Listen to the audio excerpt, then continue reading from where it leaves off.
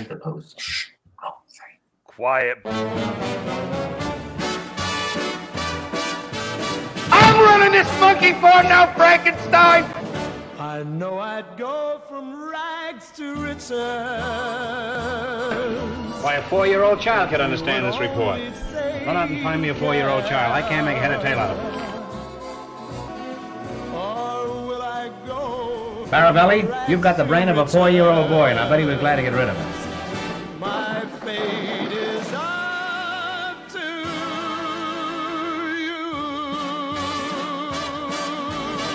Now I'd be shitting my pants if I was you. And it all comes down to this. Your list on top 100. The top 10. Top 10 greatest movies of all time. According to these four. But I'll be the judge of that. Joined first by, in unfamiliar situation, our winner from last week, Cody Newberry. Cody, how are you? I'm being held against my will. There's a person from Iowa that has kidnapped me. No, this is going to be a lot of fun. I didn't plan these very well. I planned a trip like back in December, November, and then it happened to fall on the day that I was doing YLS. Yeah, this should be a lot of fun. I'm interested to see because I've learned a lot about these people over the last couple weeks with them.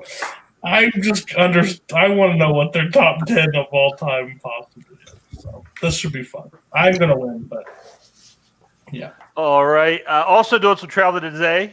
Made it in just in time under the wire. Zach Ford. Zach, I know you had a long day today. You ready to go? Yeah, I drove 14 hours in the past 2 days, and I'm hoping that just like out of like pity for my life being in chaos, being here, you're gonna let me have the win. I need a win. Pity does not exist in this dojo. Ethan, Look, this is it, man. This is your last chance to get weird. How many peens we seen today? I can't tell you that. We'll see when we get there. But, we're going to get a little weird. Not too weird, a little weird. You got to spread the weirdness out. But we certainly will get there. I'm happy to be here. It's been really fun. I am not traveling. I'm in my own apartment. So I guess that's half of the panel today. But, I'm excited to close it out and see what everyone's top 10 are. And Brian. We made it this far. We're still on speaking terms. We haven't killed each other. As far as I know, we haven't said anything too horrible about each other. I think I could say we're still friends, but we got one more episode to go. We're going to make it through. Well, we survived Moulin Rouge, which was going to be the big hurdle. But I mean, we're in the top 10, so I changed my posters accordingly. No spoilers. But we'll see how it goes tonight. All right. Cody, before we start, has he let you see the time machine? No, but I guarantee he is an 80-year-old man, 100-year, 50-year-old. He ordered lime Fanta at the movie theater today. Shut up. He honestly, if you put a gun to his head and said choose a lime Jello, he would choose lime Jello over any other flavor of Jello. I'm terrified. I'm not going to make it. But yeah, no time machine yet. But Iowa's a weird place. All right. Well, we're going to start. We'll do it like we did last week. We're going to go through round robin, one movie at a time for everybody. Everybody's going to get a chance to talk. It's the top 10 guys. You know how it works. We'll probably be here a while. Get comfortable. Get yourself a drink. Get a snack. And let's do it. Cody, what is your number 10 of all time? Oh, that's scary. You made my computer lag. This is a Boatman thing. Listen, everywhere we go, people want to know. Shut up. Don't tell them we are the Titans, the mighty, mighty Titans. It's Remember the Titans.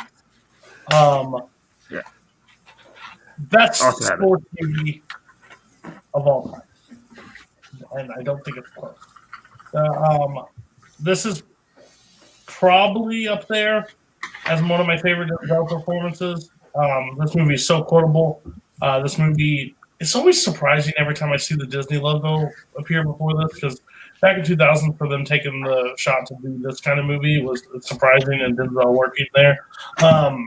it's endlessly portable for me. I think I quote football fun, zero fun, sir. All right, we'll go to work. As somebody that played football growing up, it was just ingrained. So like I had coaches like that, but not like the nice caring Denzel near the end, just the mean one that just yelled. The best speech in this movie does not come from Denzel Washington. It comes from Coach Yost. If you never were pumped up after I don't want them to gain another yard, you put all night. This movie just has it's just a true story. It's just got heartbreaking moments. It's just a all around just great film. It's always climbed up there for me. It's so rewatchable. I finally got to see it on the big screen for the first time this past year, and it's just one of those great moments to finally see. So remember the Titans, and I think Zach had. Yeah, Zach, I had it in my 20s or 30s. Everything's a blur. You didn't know this, man. I try to do like 8 things at once. Let's chill out. You're the one with the master list. Come on. All right, here we go. So, there's like generational movies that can get like related to be given a break from having to do schoolwork, which is for me the substitute movies when we knew we were gonna have a great day when we had a substitute teacher. It was either Remember the Titans or Selena. Selena unfortunately did not make my list. I've seen that movie 5,000 times in school, but Remember the Titans is one I best day of the school year was they play Remember the Titans. But it's also just like movie star power at its best. That's really what makes this movie is that Denzel being his like Denzeliest, just getting to say, very like noble things with, straight up gravitas to like bring everyone together. And that combination of like charm, but also like a sternness that only he can, carry with, so much, engagement from the audience. It's really amazing. I wish I had a football coach like him. My 1 year of playing football in middle school, I didn't have a belt, and I was like too awkward and nervous to ask for a belt, so I ran with my legs like sideways like this, which made me the slowest player on the team. If I had a Denzel coach, he would have stood up for me and went, "Hey, man, wear a fucking belt." But these coaches didn't care about me. I was just the awkward kid running like a fucking camel. I will say the soundtrack of this movie is one of my favorite soundtracks in any movie. I think it's absolutely got some of the best songs in it. And my favorite scene in this entire movie, I forgot to bring this up because I'm in a different environment. It's when he takes everybody off the bus, when they said, "We don't need your people on defense." And then he's like, "Okay, Jerry Lewis and Dean Martin, you sing the songs and you tell the jokes." And then basically tells Gary, "Who's your daddy?" And then pulls all of them and sits them and says, if you're going for defense, you're on this bus. It's just like one of those, just Denzel, just tell him exactly how it is. It's great. And I know a lot of people have movies that they just like roll with late actors forever to that movie. And this is really, to me, like there's so many people in this, they appear. I'm like, oh, that's the guy from Remember the Titans. They're only known as the guy from Remember the Titans. We know I'm shitty at movie character lines, but if I see Gary Bertier, I'm saying that's Gary Bertier, and I have no idea what his name is. Unmute. Remember the Titans is a great movie. I do think it's one of those. Denzel just has that ability to elevate a movie. So I think it's one of those ones where it's like with Denzel, it's up here. You put anybody else that role, it's probably a little more middling. But yeah, it's a great sports movie. Great, probably the best high school sports movie. I mean, for me the competition isn't close because it's not a genre that I usually love. But again, it is elevated by the performances, by the story, by the message. A lot of good stuff going on. Ethan and Brian, you didn't have this one. Tell us your thoughts on Remember the Titans. I have not seen this movie in a very long time. I definitely did get shown it to me in school at one point. I remember enjoying it. The cast is great. It's a really, really stacked cast. But I'm not super into sports movies, so like the memorable ones for me like have to be really, really memorable, and this one just didn't stand out for me. But I remember liking it. I had seen this movie when it very first came out and didn't really remember much about it. But then in the last 2 or 3 years, I've watched it like 3 times for trivia purposes, and I really love this movie. It's the kind of movie, these inspirational sports movies that can really come across as quite a little bit on the cheesy side. But like you guys already mentioned, Denzel Washington, a little bit of him goes a long way towards really giving it some weight and adding some value to it. I mean, it's still it's obviously a Disney-fied movie, but it's still a great film. All right, Ethan, what is your number 10? My number 10 is 2015's Green Room. Green Room is the second film, I believe, by Jeremy Saulnier. Followed up Blue Ruin after that one. And this movie is possibly the most intense experience I've ever had in a movie theater watching a movie for the first time. It is a masterclass in building tension and in a really effective way. It is a horror movie, and it's real horror. It's not like monsters and gore and stuff like that. I usually like. I mean, there's gore, but it's real. So the fear and the intensity is all coming from these real situations, these characters that you do grow attached to, because even in the beginning and stuff, they're not the best people, but like you like them anyway, and the situation they're in is just so terrifying. So anyone who doesn't know, it's about a punk rock band who they're playing a show for a bunch of neo-Nazis, and the neo-Nazis commit a crime, the band sees it, and then the neo-Nazis keep them inside the green room and try to figure out what to do with them. And from there, it is just legitimately just like one of the most horrifying experiences playing out on screen. The time when they are spending in the green room, and Patrick Stewart, who's in this movie, who's incredible.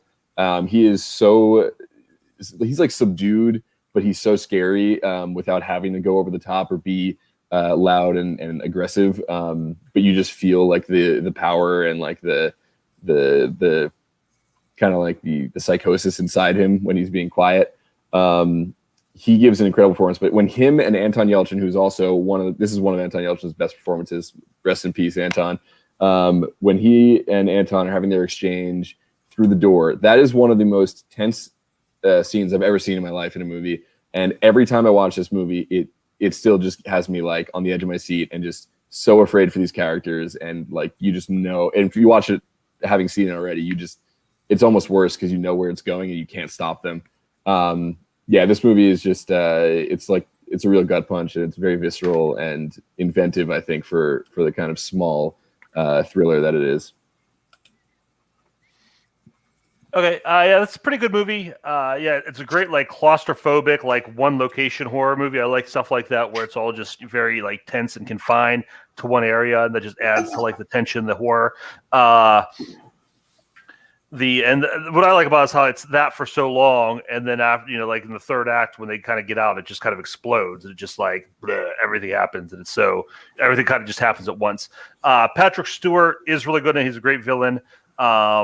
Just like that scene where the police show up and he gets rid, he figures out a way to get rid of the police, and yeah, there's a lot of good stuff. But I think 10's honestly, I'll be honest with you, Ethan, 10's super high for this.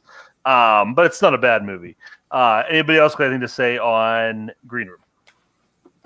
I really like Green Room. I like you. I'm surprised to see it all the way up at number 10. But I mean, I don't have a problem with it. It's a good movie. Like most people, I watched it mostly because of the cast. I mean, Anton Yelchin, I enjoy him. And Patrick Stewart in a nice villain turn, which doesn't happen too often. He's just really chews up the scenery. He's great in that role. I do want to make one correction to Ethan. This was his third film. If you have not seen the movie Murder Party, it's hilarious. You can watch it free on Vudu and Tubi and Hoopla and a bunch of other places. Yeah, I enjoy this stuff. This movie sucks. I hate this movie. I have never found the interest in why people absolutely love this movie. I remember watching it the first time. I'm like, so the ending is just it just happened. Like you can't even develop anything with these characters because I mean I don't want to spoil anything, but it happens. It's just like, why are we spending this time if you're just going to off them? Patrick Stewart's fine. I mean, good. Like, you don't get to see him in that role, so I think it was more shock value than actual good performance. But I've never understood the appeal for this movie. Number 10 of all time, sir. You clown yourself. You just have to remember the Titans. Everyone's 10th favorite sports movie. Goddamn classic. Remember? Something's Thank you're you. talking about history, okay? We're not talking about Patrick Stewart. Neo-Nazis. If- Yeah, I'd rather teach my kid about that. If Denzel played the Nazi in this, then it might be a top 10 movie. A great. That would be interesting. Anyways, I think it's crazy that Cody hates it because I always found this to be one of those movies that's like hard to imagine why someone would hate it. I think there's just like objectively, it's a like engaging, fun movie but not much, to hate about it. I think Rissonier fucked up in his future career is that he neglected naming with colors in his next one. That's why Hold the Dark as shit. If it was Hold the Dark Purple, it might be a really good movie, but he fucked it up. All right, Brian, give us your number 10. My number 10 was Yikes from somebody earlier. I don't even know at this point. That is the movie Seven. Which I refuse to spell like that, by the way. It's a V, goddamn. This is my favorite crime movie of all time. It's still my favorite David Fincher movie. It's probably my favorite film from Brad Pitt and Morgan Freeman. I just love everything about this movie. And this is a movie that I had no expectations for going in. Because at this point, David Fincher had done music videos, Alien 3, and The Game, I think. So I went into this one not knowing much of anything about it. And this is kind of where he really kind of entered the crime genre, where he spent pretty much most of the rest of his career doing a lot of his best work. But I mean, from this film, from frame one, I mean, even just the opening credits, I mean, you know what kind of movie this is going to be. He really sets the tone for it. The way he films, the way the film looks, it was a very unique thing, which, I mean, since then it's been copied many times, but nobody does it like Fincher does. I thought the story was unique at the time. Again, it's kind of been copied a lot. A lot of movies try to kind of do the same thing. Like even the Saw movies kind of tried to do Seven, where somebody's like trying to teach people a moral lesson, but through murder and things like that. But it's a film that I think that going in, you had no expectations for it. I loved it. This is kind of when Brad Pitt also decided to first kind of try and shed his, pretty boy image from like Legends of the Fall and An Interview with the Vampire, and he just chopped off his hair and decided just like do. That's when he decided I want to be a serious actor, and I think he did a phenomenal job in this movie.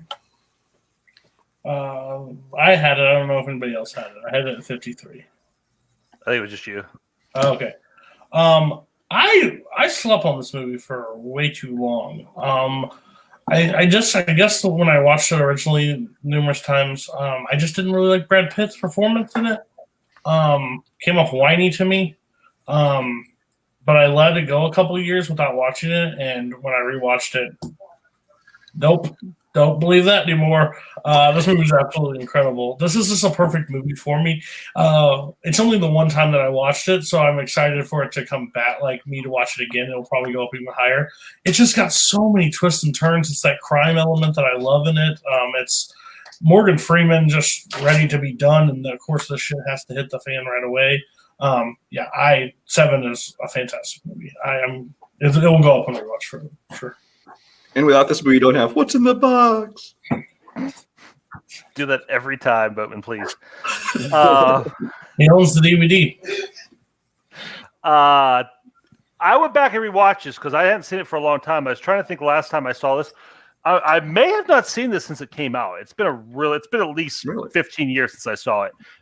So I'm back, and everything I remember all the horror stuff. I remember what's in the box. I remember all like the corpses and all like the bloodiness.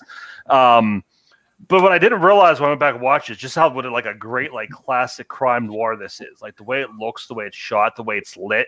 Like that scene where they're looking for Sloth and all the flashlights in the doorway, just all those things like that. The color palette, the way what they did with the film just to get that look. Just the way the movie like really slowly unfolds. That first scene where they're investigating the gluttony murder and like just like you're kind of discovering as they are, just real quiet and slow paced and just kind of checking everything out. That foot chase through the apartment building. Just I could watch this movie, I think, with the sound down and enjoy it just as much because it's just visually such a well made movie. But the score is great too. Just like a great like classic like crime score. Just all that stuff in the car. There's over the shoulder shots. Just a great looking movie. I'm definitely going to rewatch this again.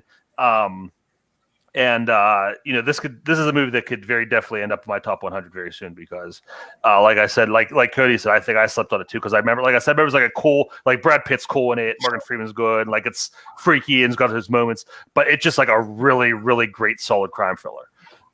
So good job, Brian, finishing strong so far. Ethan and Zach, what are your thoughts on 7? Well, I'm going to call Kirk out on something because I don't believe you that if you turned off the sound, you would enjoy watching this movie. That's a long time to just sit there watching the screen, and I don't think you would like it. But I will say, this movie is fantastic, and it probably could have made my top 100. I do love it. It's like a perfect crime movie, like you guys said. And obviously, I was kidding. What's that? Isn't there a dick in it? There is. There? Oh, There is. there you go. It's not my dick, though, for this week. I can't. Fair. But I do love this movie. David Fincher, I didn't realize this was after the game. I thought this was before the game for some reason. No, I think you're right. I made a mistake. Oh, is it? Okay, cool. But yeah, no, it is great. It has one of the best endings of all time, like to any movie. Obviously, everyone knows what it is. It's super iconic. I'm not going to say the line. Someone else did it. But yeah, I probably should have had this on my top 100, honestly. It's great. You should have reset it because Brian didn't say it with enough like passion and sincerity. He had a little too much shame I in wanted it. you to scream it. I wanted you to scream it, Bella. What am I saying? You got to scream What's in the box? Okay, thank you. That was better. You get an A-. Brian gets a C. Anyways, this movie, I think I like come off saying I hate it, which is just not true. I think there's still a lot, with the plotting and with the direction to appreciate, but it is, I think, like cynical past the point of acceptable watching for me. It's almost a little too gratuitous, and it's kind of nihilistic, view on life. And I'm not a like nihilistic asshole like you guys. I like fucking Winnie the Pooh and Beautiful Day in the Neighborhood, and to be reminded that of the beauty that exists in our planet, and not that we live on hell and everything sucks and everyone deserves to be murdered for their gluttony and pride. I want to see Disney's animated version of this with Pooh as Brad Pitt's role. I'm in. That's pretty cool. Well, Pooh would be the glutton in this movie. As long as Robin Eeyore Sloth. They literally both represent the pride. The deadly sins. Yeah. Can we just hear Piglet? Yeah. Piglet's fear? I know that's not a deadly sin. Well, Christopher Robin's in the box, that's for sure, though. Yeah, for sure. All right, Zach, that takes us to your number 10. Speaking of, I like movies that remind me of the loveliness of our earth. This is Toy Story. Right from 7 to Toy Story. I will say this. I'm not putting this at number 10 as like a representation of the whole franchise being there, but I did exclude the other Toy Stories from my list because I had this. They might be like in the later half. Could have made it, but Toy Story does belong by itself as my number 10. It is like amazing that I was 6 when I've seen this. I felt like I saw it for the first time as an adult. Just that this has existed for 26 years at this point is just like mind blowing to me every time I think about it. Even though some of the animation can come a little rough, the humans especially said just are like pure nightmare fuel. But I still think it like works. I can like appreciate it for what it brought at the time. But I think just as a story and what it the world it created, it is just so imaginative and so fun. They took honestly two of the biggest actors at that time, and it's hard to say Tim Allen, biggest actor of 1995, but Home Improvement was the biggest show on TV, and then taking Tom Hanks just before he really exploded and giving just top tier voice performance, so connected to their characters. It's honestly there's no more vocal performance and character that will come to my head first than both of them. I think they're the most connected to that as part of their legacy. Like if you hear Tom Hanks, you're going to think of Woody in Toy Story, and that means he really had something to give that movie. It wasn't just him doing a job. He brought a lot of charm to that, but also all the anxiety, because Woody is an asshole. That is the point. Toy Story is about the arc of growing up from birth to, I think 4 is about retirement and like empty nesting, and this one is about being a 5 or 6 year old and realizing that you are not the only person on this planet, and having empathy for other beings and sharing this planet with other people. Life's not all about you, and that's Woody going through that. And that Tom Hanks has that kind of big quality that could be a dark adult kid. They can have kid-like anxieties with his adult voice. Really helped, make that seem. And I think they really play that smartly with how they can make Woody pretty much an asshole, but still us root for him because we can see ourselves in, his negative choices. Because a lot of ways he's kind of the antagonist of the movie, but so are we in our own lives. It's so funny, amazing voice cast of character actors. It's like 80 minutes. Let's make every movie 80 minutes. That's why I probably watch this one more than the other ones, because it is so brisk and fast, and it like has momentum the whole time through. There's no wasted second. And Sid, I said he looks like Nightmare Fuel, but he also is just as a character, and it's great because he's like doing nothing wrong. He's just being like a normal creative kid. He's probably the best of all of us, and is gonna like be a great artist at some point in his future. But we have so much empathy for these toys that we can still be caught up in the chaos of it and the fear of it all. And it is, those toys are terrifying. I love Toy Story. I can't wait to, go through the whole series with my son once he is like actually aware of what he's watching. He does carry a Woody toy. I'm like slowly brainwashing him before he even sees it. Toy Story, this is the probably the best or second best Toy Story for me. I go back and forth. It's still great. The animation, you go back and watch his early Pixar now, you see how much the animation's improved. But it's still a great story. The characters are great. I personally like Buzz's just character arc of him, discovering what he is and becoming okay with that. I really thought, like, the scenes of him actually coming to terms with, the fact that he doesn't really exist is kind of like horrifying, especially for a kid. And I think it's handled really well. 10 maybe high for me. It just, but it's still a great Pixar movie. Everybody else on Toy Story. This is one of the worst movies to ever get a 4K thing that I've ever seen in my life. This movie, Pixar does one thing. One thing they didn't do well in '95 is make humans. It flipping shows. Like, Sid is supposed to be terrifying. Not look terrifying. Like, they make him. Those toys that come underneath the bed. Oh, straight out of horror. My 5-year-old could not take it. No way. No. But Toy Story is always one of those things that it will always be special to me. It's the age, like, when I was realizing when I went to college, giving away the stuff like that. This franchise grew with me. I love the second one more. I will always stand by. I think the second one's the best Toy Story. The first one's just special because it brings back all the feels of that. But I do like the second one more. But top 10 for. I'm glad it's just not Winnie the Pooh. So I'll take Toy Story. Let's go.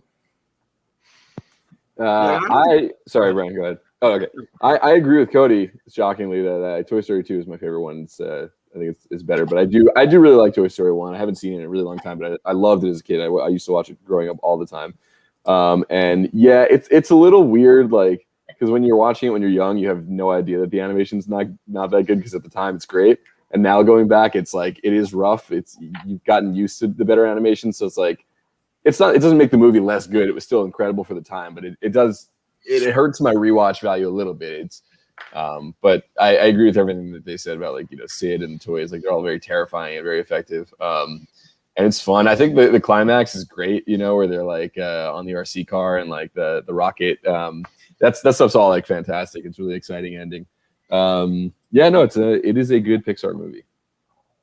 Yeah, if you go back and look at it today, yeah, the animation in some areas is kind of rough. But if you look at computer animation before Toy Story to Toy Story is such a huge leap. There's a reason they made their first movie to be, toys with mostly smooth, shiny surfaces, because they weren't able to do hair convincingly until Monsters Inc. several years later. They couldn't do people convincingly until Incredibles or whatever.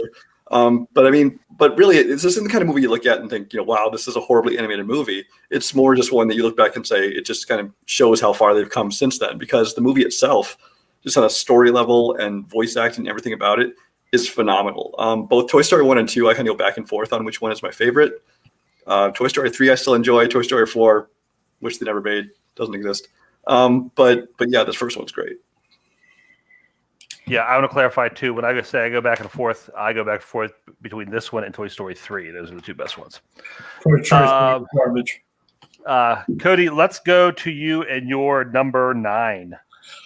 Oh, I'm just so predictable. I'm so boring on the show. It's not going to change here. It's not. I'm sorry. I like what I like. It's 12 Angry Men. Pretty bored. Not the movie, just the pick. That's right. Sorry, everyone is hoping for Fever Pitch. We're just dying for Fever Pitch here. Hey, we got 8 more. 12 Angry Men has been this movie has just been a huge part of my life since like high school. Watched the film the first time in high school. I directed the play, and I love the film. I think the film is absolutely a perfect film. I love courtroom like procedurals. I especially love like you're just waiting for Boatman to pop in. I know. Everybody's like giving smarts. He'll show some point. My thing is just like Lee J. Cobb in this movie. The fact that this movie didn't get any nominations, like any like acting nominations, is one of the most bizarre thing I've ever seen in my life. From Lee J. Cobb to Jack Warren to Henry Fonda not getting anything. I just love the honest, like, this movie I don't think works in this day and age if it comes out now. I just don't think it does. I think they over dramatize something. They actually like cut to the scenes of him like running out of the house and doing like dramatic run bys and stuff like that. This is just simple conversation happening of doubt being had and how somebody how there's doubt and you're in charge of sentencing a kid in this situation. You can feel like I love how it's shot. You can feel the like heat inside this. Here it comes. You can feel the heat in the room. You can feel the heat in the room, how just hot it is, and even when it pours rain, just them wanting to get out of the room because they just don't care. Just let's convict this guy. And like I think juror number 3 just has an internal battle of like his son. Reason why like you work your life off. You're the dad. You provide everything for this kid, and he's ungrateful and he doesn't want anything to do with you. And it's a back and forth between Lee J. Cobb and Henry Fonda that is just one of the best like duos. And 12 people just on screen just acting their ass off in this. Like I think it's an incredible film. Still holds up. It's still my pick that would have won in 57. I'm surprised that it didn't, but yeah. Yeah, this is a great movie. I had on my top 100. It's not my favorite Lumet, obviously, but I understand why it would be for a lot of people. It's probably the greatest like debut film ever. I just love how they make how they take 12 anonymous people that you don't know anything about, and they like perfectly characterize them. You know everything you need to know about these 12 guys without even knowing their names, where they come from, anything. They just through this conversation, these become like fully fleshed out people. I love the fact that Henry Fonda's character, like he's not an activist, he's not a crusader, and I think that's one thing that would change now if they made this now. It'd be very political. It'd be all about that. Like just the fact he's like, let's be sure. We owe this guy at least the time it takes to figure out one way or the other if he's guilty or not. And I just love that aspect of his character. They're like, how do you know? He's like, I don't know, but let's figure it out. Let's get to the bottom of it. And yeah, just so many great performances.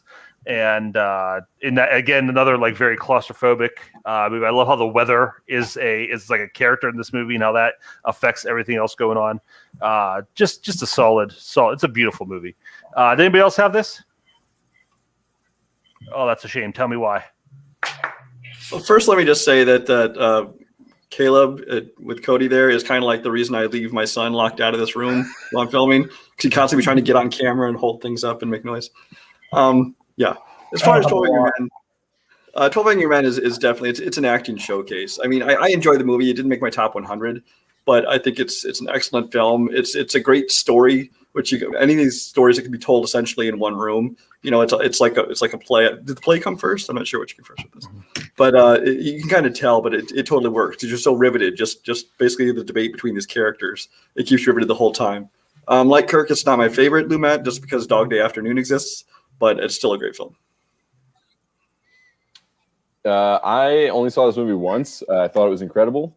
I've only seen it once, though, and it was a few years ago, so that's probably why I didn't make my top 100. I just haven't seen it enough for it to be like one of those movies that I consider like a favorite or something. But I did love it. Yeah, I mean, I agree with everything Cody was saying. You know, like you really do, you feel like you're in that room with them and you're sweating, and it's like it's just brutal, and you just want it to be over, but like in a good way because it's just like it's doing what it's trying to do. Yeah, all the performances are incredible. There's a couple of really interesting twists and turns that are like hard to pull off for a movie set in one room with 12 guys. So it's a really impressive movie. I don't know about greatest debut ever. I mean, Michael Bay made Bad Boys. I'm kidding. Bad Boys sucks. This is a great movie. I think Sidney Lumet really shines at this time because this is around the time of a lot of these other, moralistic dramas, comparing them to directors. Not this film being compared to if a different director like Stanley Kramer or like Norman Jewison, may have done. I think it can come off a little more, sappy in a way. But I think because Lumet has such a grit to his direction, such an idea of how to capture the sweat of the location, it makes it a little more grounded in a way, a little more real, a little more raw. I think that's very important. I like 12 Angry Men a lot. I think it's a hard one to say any complaints about it. I had this up and I got it because Cody mentioned that this day when Best Picture did lose to Bridge on the River Cry, that's fine. It's not like it's lost to Sayonara, which is on the list. That would have been a bigger shame. But here's the best director nominations of this year. We got David Lean, Sidney Lumet, Billy Wilder, and then poor Mark Robson and Joshua Logan. They have like a picture of this nomination list hanging up on their wall just so they can like be compared to those three directors. All right, Ethan, give us your number 9. Yeah, so number 10 was Green Room, but we're going to stay somewhere that's green because we're doing Little Shop of Horrors, 1986, of course. This is my favorite musical. I'm not a big musical guy, as I've said, but there are a couple that really stand out for me. The music in this movie is incredible. There is legitimately, and I cannot say this about many songs, I love Cody's face right now, not a single song in this soundtrack that I don't enjoy or would not listen to, which is very rare for me with musicals. The movie is perfectly cast. I mean, Rick Moranis, Ellen Greene, who is like, I've seen this live. I've seen the show live. I've seen other recordings. No one can touch Ellen Greene. This is one of those like all-time great performances of the character where you could not replace her. And Levi Stubbs, who does the voice of Audrey too, is incredible as well. And of Steve Martin as the dentist. Come on. Like this cast is phenomenal. Frank Oz directed it, and it does the perfect thing when you take a musical or play and move it to a screen where I think the sets and the big staging of everything, it feels like you're watching a musical or a play, but they take advantage of the film environment. They do a lot of things you couldn't do on stage. And the practical effects of Audrey 2 are incredible. I think I read somewhere that like they had to film a lot of the scenes at like half speed and then speed it up or something to make it look more realistic or something like that, which makes Rick Moranis' performance with the plan even better. I mean, I also like to take a shitty Roger Corman movie and then there's a musical based on that, kind of parodying it, and then to make a movie based on that and make it as good as it is just, it's so impressive to me. And this is one of those where they translated it to the screen really well, even from the show, because there's a couple songs they changed a little bit. Like You Never Know in the musical is Some Fun Now in the movie, and they're both great songs for different reasons.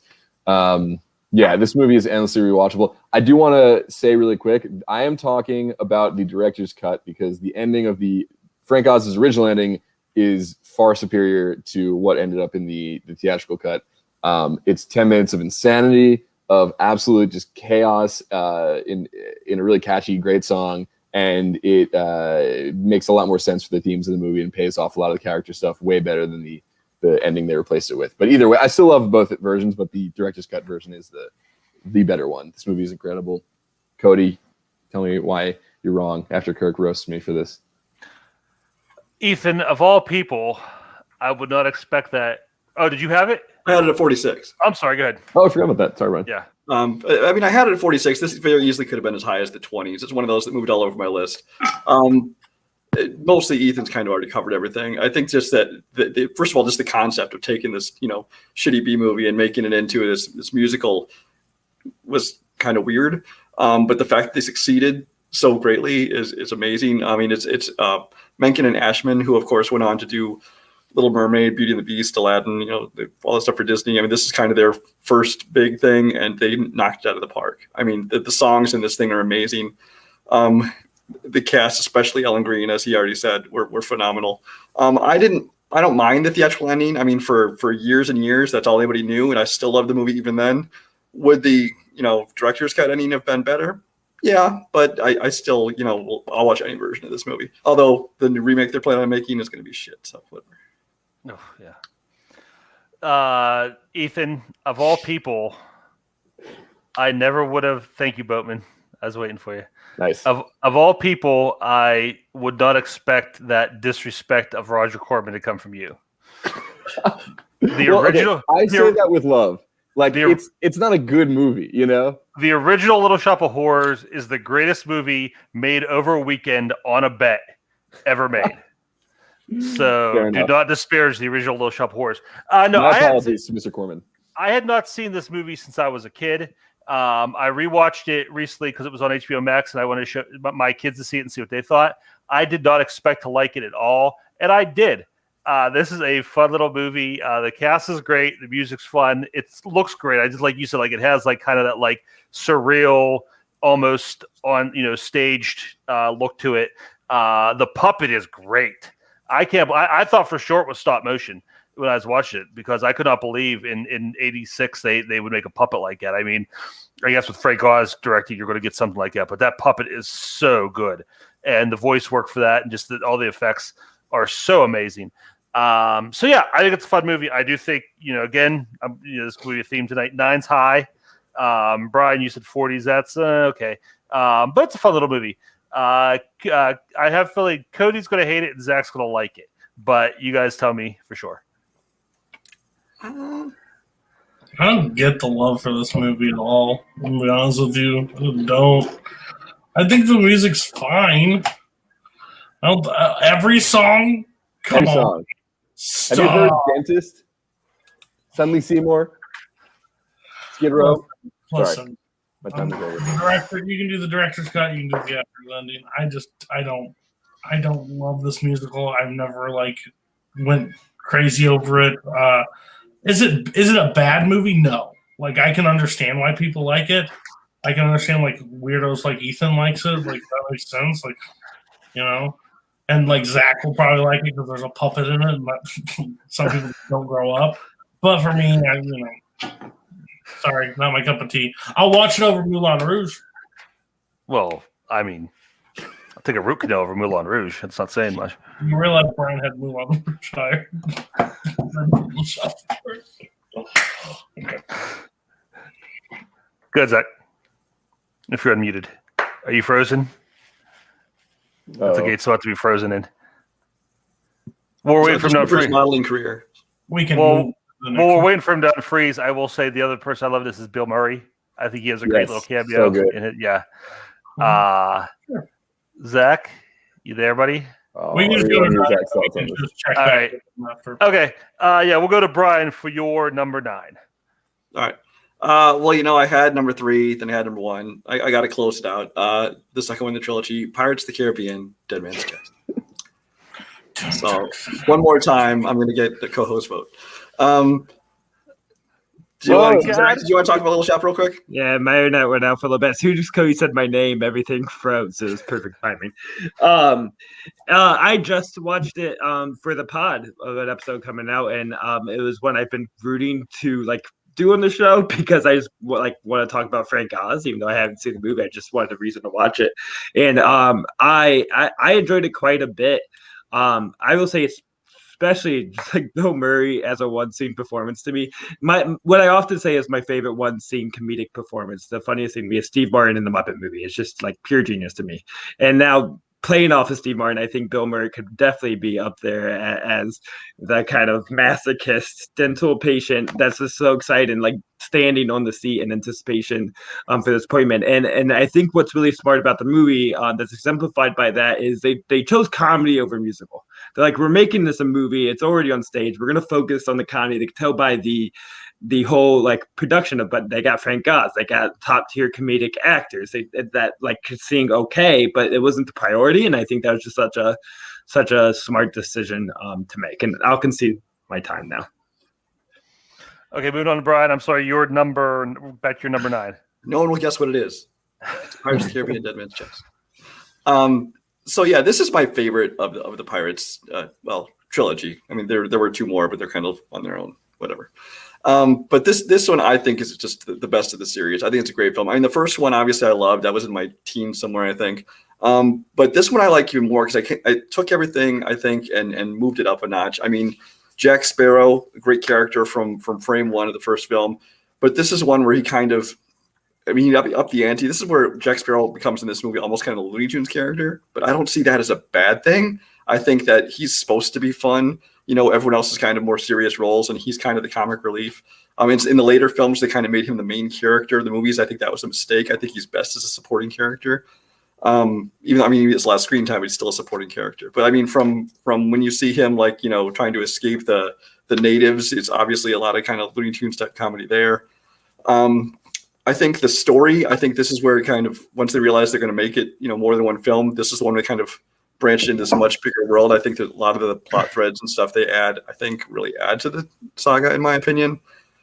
The rest of the cast, I think they do a great job. I think the most underrated person in this cast is Jack Davenport as Commodore Norrington. I think he goes from being this stuffy, you know, kind of boring character in the first one to this one. He gets to have a lot of fun. I mean, and he's actually a funny guy. If you've ever seen that, there's a British TV show he was on called Coupling, which it's basically a Friends ripoff from England, but it's actually a very funny show. But he's on that one. And he's actually a very funny guy. And this one, he kind of gets to kind of show that a lot more. And so I really enjoyed it with his character. And especially in the third act, there's my favorite scene in the entire Pirates franchise is the 3-way sword fight with Orlando Bloom, Johnny Depp, and Jack Davenport. Everything from the very beginning on the beach to, you know, when they get up on the wheel that's turning around. I think the stunt work and fight choreography is phenomenal in that. I think I love how they're basically telling an entire story through a fight because it's all about, you know, changing allegiances and everyone's kind of after the same thing. And I really enjoy the way it's done. The score, I think, is phenomenal. Hans Zimmer continued to score the movies, except this time he actually put his name in the credits as the person who wrote the scores. But it's the Pirates movies are kind of some of the last really memorable scores I've heard. There's a lot of great scores, but a lot of them these days are more understated. This kind of goes back to the days of Star Wars and Indiana Jones and things like that, where you had these themes that you hear and you're like, that's this franchise. And so I really love the music to this movie. The third one gets a little bit bloated, obviously, trying to bring everything together in the end. I still enjoy that movie a lot, but I think this is where Pirates peaked. When you don't read comments before you put them on. We need Koho back. Yeah, I love both of the first two. The other ones kind of all fall flat for me, but the first two are great. The first one we talked about before, I like how it's just like a smaller scale, fun little like magic adventure story, and this one kind of gets bigger. But this one is my favorite too.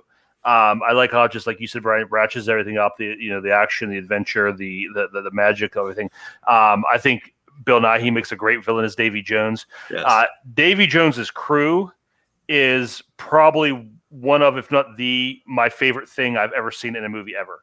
Just as far as like effects and creature design, This movie, whenever I watch this movie, it takes me so long to watch because I always see something new, like a new character, a new thing they're doing, and I like pause. I just will look at it because there's so much going on. Just those sea life human hybrids and all the different ways they did that. That's fantastic. That's one of my favorite things about this movie. The music, like I think this is the first one where they use the what we know as the Pirates of the Caribbean score, like that big dun dun dun dun dun dun. I think this was the first movie they had it in, right? It wasn't in the first one. No, they had that in the first one. Did they? Okay, I thought it came from this one. But yeah, the score is still great. Yeah, that fight at the end is awesome. The Kraken scenes are really good. I think they hit that pirate theme and tone they were going for with, like you said, like that fight, like everybody's changing allegiances and everybody trying to get ahead. That went way too far in the third one. It just became like a big sloppy mess. This one is just right. This one's like is the perfect Goldilocks movie. Just right, everything's perfect. So yeah, I mean, I think it's not my top 10. It's not even my top 100. But I have no problem with this being your top 10. It's a great fun movie. Everybody else on Dead Man's Chest.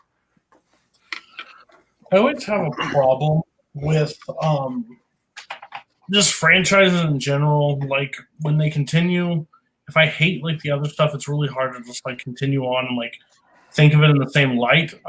It's something I don't discredit it, but that's like why it doesn't make my list overall, or like that's why I don't like Jack Sparrow as a character because of this. But the second one is the best Pirates movie. The first one's really good. Like there's no problem there. I think they're both hand in hand, two of the best like adventure movies we've had in a long time. Like I have zero issues. Davy Jones is probably like top 20 character for me. Like I love that character. I love how he is. I love the score when they introduce him and all those they're standing before him and he's like, do you fear death? Like basically like join me or you'll be spending time underneath it or stuff. So I'm with you on the character design of the characters. This one just makes more sense. Like, where are you going to go after the first one, after the Aztec gold, like all that, the treasure? And then we're going to introduce Davy Jones and the Dead Man's Chest and the Kraken. Like, those are interesting stuff. Then they decided to go political and everything else, and now there's this giant hole that they're all spinning around fighting on. That's when you lose me as a character. But again, I'll always go back to 2006, just watching this movie in the theater and losing my mind, thinking how cool this movie really is. It's just probably never going to make my top 100, but the score, and I love like the introduction of Barbossa. I wish they didn't ruin it. Like when he came back, like figured he's going to be back, but how they did it, I like that and stuff. So. And Norrington, I will give you Norrington. Like I wish they would have been able to capture the humor and stuff from this one into the later films. So great choice. I mean, 9's probably high, but you had the other two, so this was lower than the other two. I would have lost my mind, so I'm okay with it being 9 since the other ones were here. I don't really have the energy to talk about a third Pirates movie on this show. And I actually had to Google which one this was because they all just blur together. The dead swirled on edges of shadows. I don't know. I hate it when I saw it, and that's when I started to go off. I watched him run on a wheel for like 30 minutes, and I'm like, I'm out. I just found a lot of the action scenes very monotonous and overdrawn. So I have nothing else to say. We've talked about this forever. I wish they continued the great ones. Yeah. Zach, you need to stop talking about Brian's movies last because it's your turn now. You got to talk again. Wait, did Ethan talk? No, I didn't talk yet. Oh, he didn't? Oh, okay. I'm sorry. Yeah, that's right. I'll bring a little bit of light back into this one because Zach just had to fucking ruin all of our fun. No, I talked once upon a time earlier in this show about how I cried as a child because of how bad the ending of Outworld's End was. Real tears of disappointment as a child. Because of that movie, and it's because this movie and the first one, but mostly this one, was one of my favorite movies growing up because it's awesome. I mean, everything you guys said is true. It is a really fun action movie. I mean, that wheel scene, that sword fight throughout the beach and everything, and all the stuff they do with that is like one of the best action scenes in recent, in the past like 20 years or whatever. I think I agree. Bill Nighy as Davy Jones is like incredible performance. One of the best motion capture things we've ever seen. The effects hold up so well; it still looks incredible. Kirk, he took the words out of my mouth with his crew. It's like, I mean, I love I'm a big fan of like practical effects and like gore and stuff.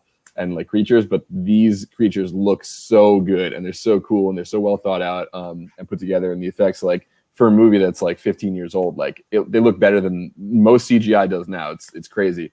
The scene where Davy Jones is playing the organ with his tentacles, it's like it's so good. I love this movie. The Kraken, all that stuff. It's such a fun, crazy pirates movie, and it has the ending of this movie is great. It has such a great tease for what's coming. That character, this movie's old.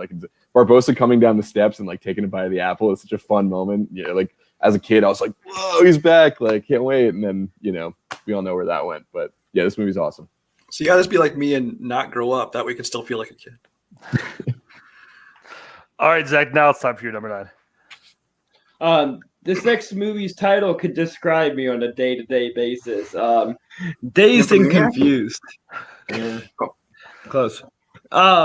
Anyways, Dazed and Confused is what's so special about this movie is the timelessness of how universal of an experience this is, because even though it is made in the 90s, takes place in the 70s, does kind of the purpose of it is to kind of for him to live nostalgic in this specific place and time that he experienced in Texas in the 70s and his high school experience.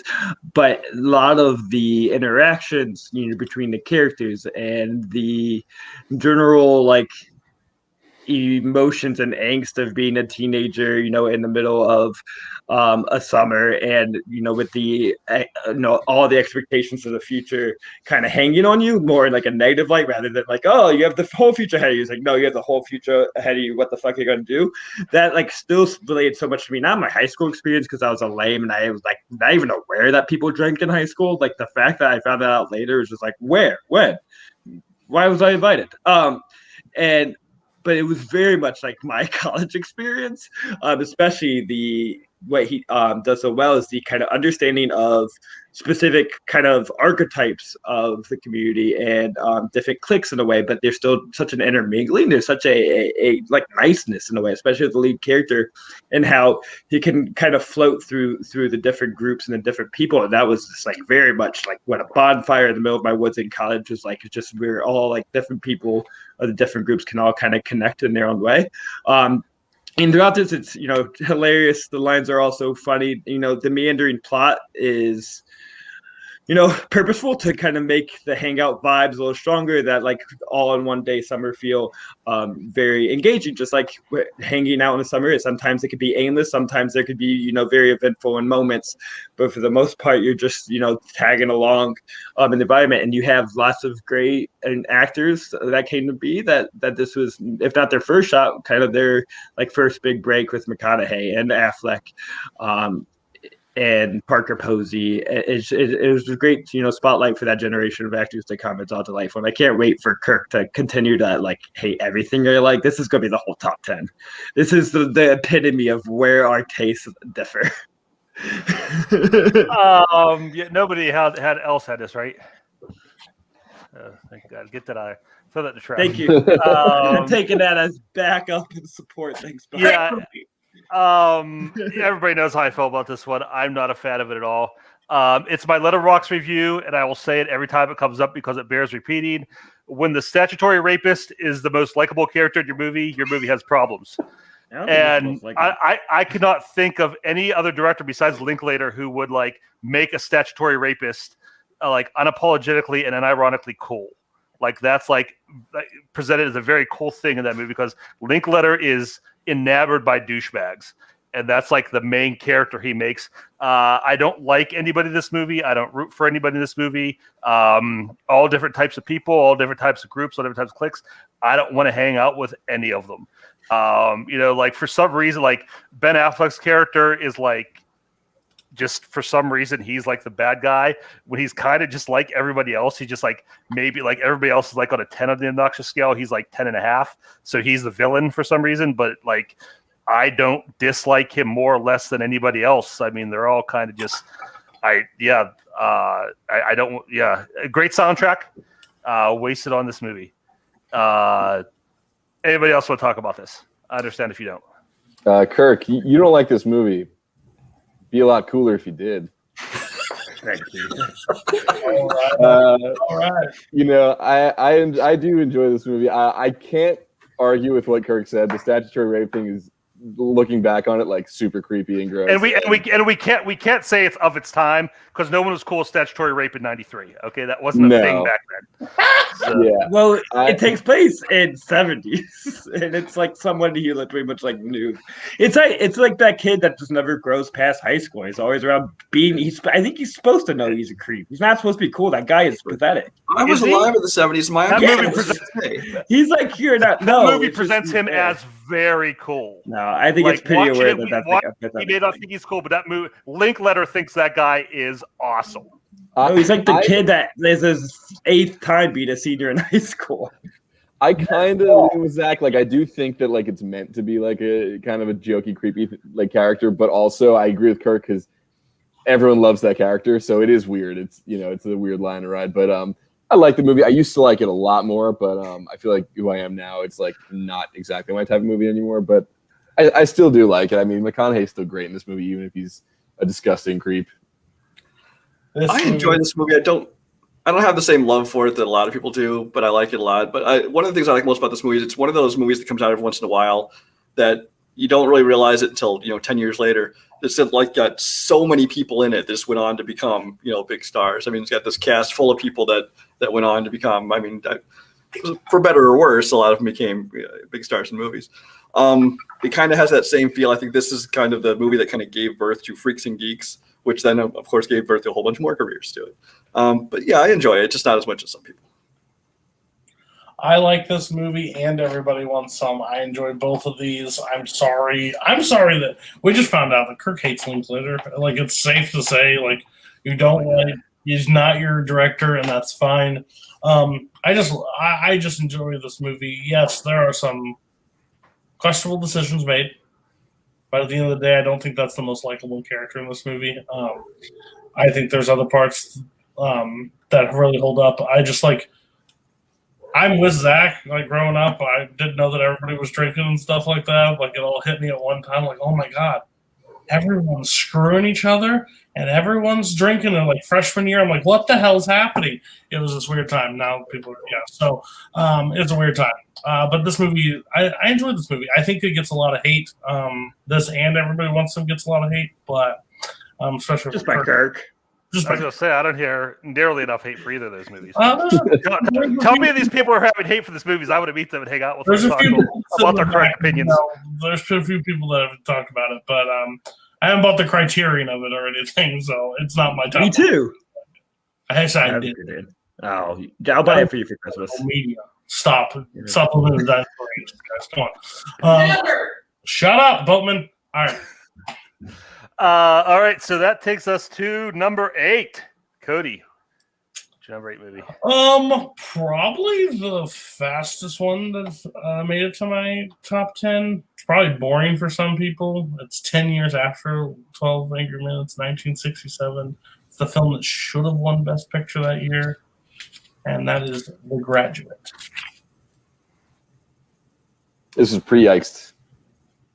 Correct. I love this film. I love everything about this film. I don't like Nazario's take on this film. Like, she wants to have sex with you, go ahead. But it's just, I think this tells like an important story of like the person that leaves like college and like doesn't know where to go with life. Like, are they ready to make those commitments, have that career job, stuff like that? Anne Bancroft's there's Bowman, who's getting Bancroft's Oscar? Katharine Hepburn. Katharine Hepburn for Guess Who's Coming to Dinner. It's close, but I still think Anne Bancroft like acts the hell out of this movie. I think this is her year. Hepburn only has them like numerous ones before that. Like, stop it. That was her second. Shut your mouth. I just think there are shots in this film. Mike Nichols is a great director. After watching this and Who's Afraid of Virginia Woolf, just the way he shoots films. There's that scene where Anne Bancroft's in the corner of the thing and it like pans out to like this like area just showing her in the corner weeping because she knows like she can't say the ending. The soundtrack of this movie is so good. Mr. Feeney is in this movie. from Boy Meets World. Great time to see him, other than teaching Corey Matthews.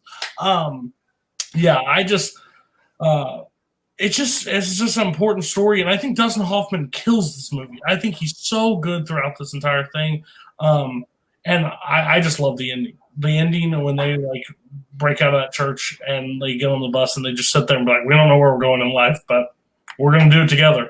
That's basically how we're feeling, and it's just I absolutely love this one. I'm sorry. Yeah, I had this at 82. Yeah, this is a great movie. I watched it at a really perfect time in my life, I think, to see this kind of movie. And I think it's a movie that like I've seen it a couple times now, and like at every stage of life that you watch it, it's a different movie because you're just a different person. And it's always effective. It's always great. Dustin Hoffman's incredible in this movie. The soundtrack is incredible, like Cody said, and Bancroft, like all of it's so good. This is a movie that like I struggled with because the first time I watched it, I loved it. Then I like hated the second half where Benjamin's kind of like a creep and he's like following her to like college and like being really pushy. And then I realized later on, like that's the weirdness of that relationship, and like that's why at the end, like it's not meant to be, and it's weird, and it's like very intentional. So I do think it is earned and it makes sense. I mean, there's not too much more I would add to what Cody was saying. I just think it's like it's a very relatable movie, even though there's some like kind of unrelatable situations. What were you gonna say? You can add, Cody. Go ahead. Who plays Anne Bancroft's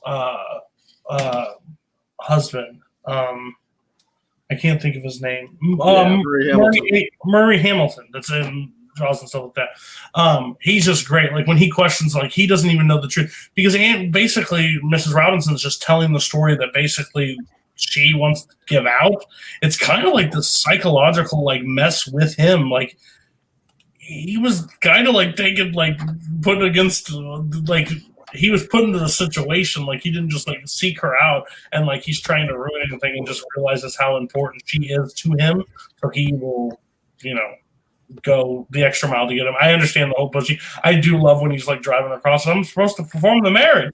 Where's this marriage? He's driving. He just looks like a hobo by the end of it. He's so So I'll let you talk about it. No, I don't have really anything else to add. I agree with everything Cody was saying. I think it really holds up. It's like an important movie to watch as you're growing up, I think.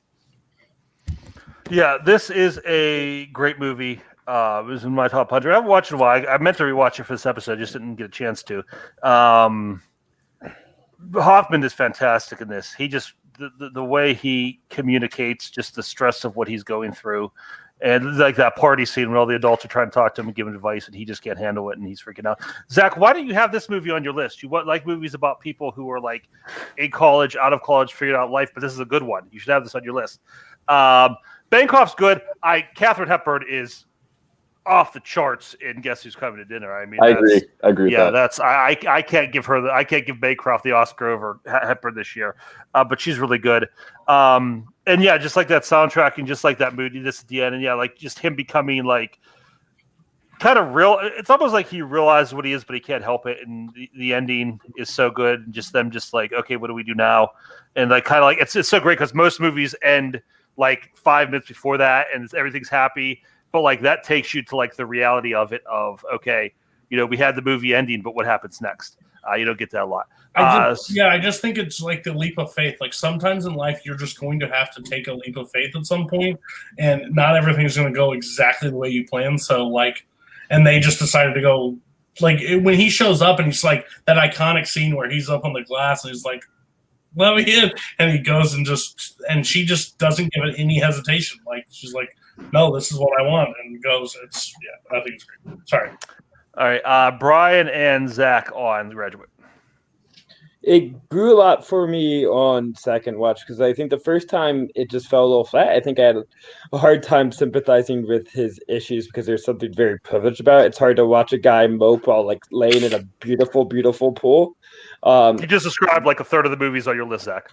but the issues they're going through are more universal, and his is just like, oh, my life is like I don't know what to do. It's sad, there's nothing very connective because he has lots of options ahead of him. But I think the second time I was able to really see what the movie was going for, just making him a pathetic character. His issues of being, troubled with where he's going is supposed to be,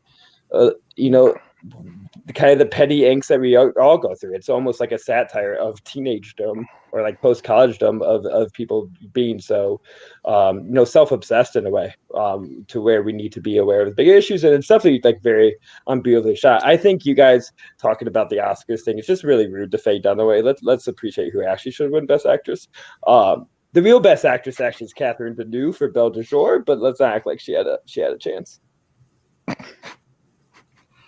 Yeah, I saw this movie long time ago. Back before I really appreciated films more, is kind of when I was just watching films as pure entertainment. Which I mean, obviously, that's the kind of film I enjoy more. But before I looked at things like acting and filmmaking and things like that.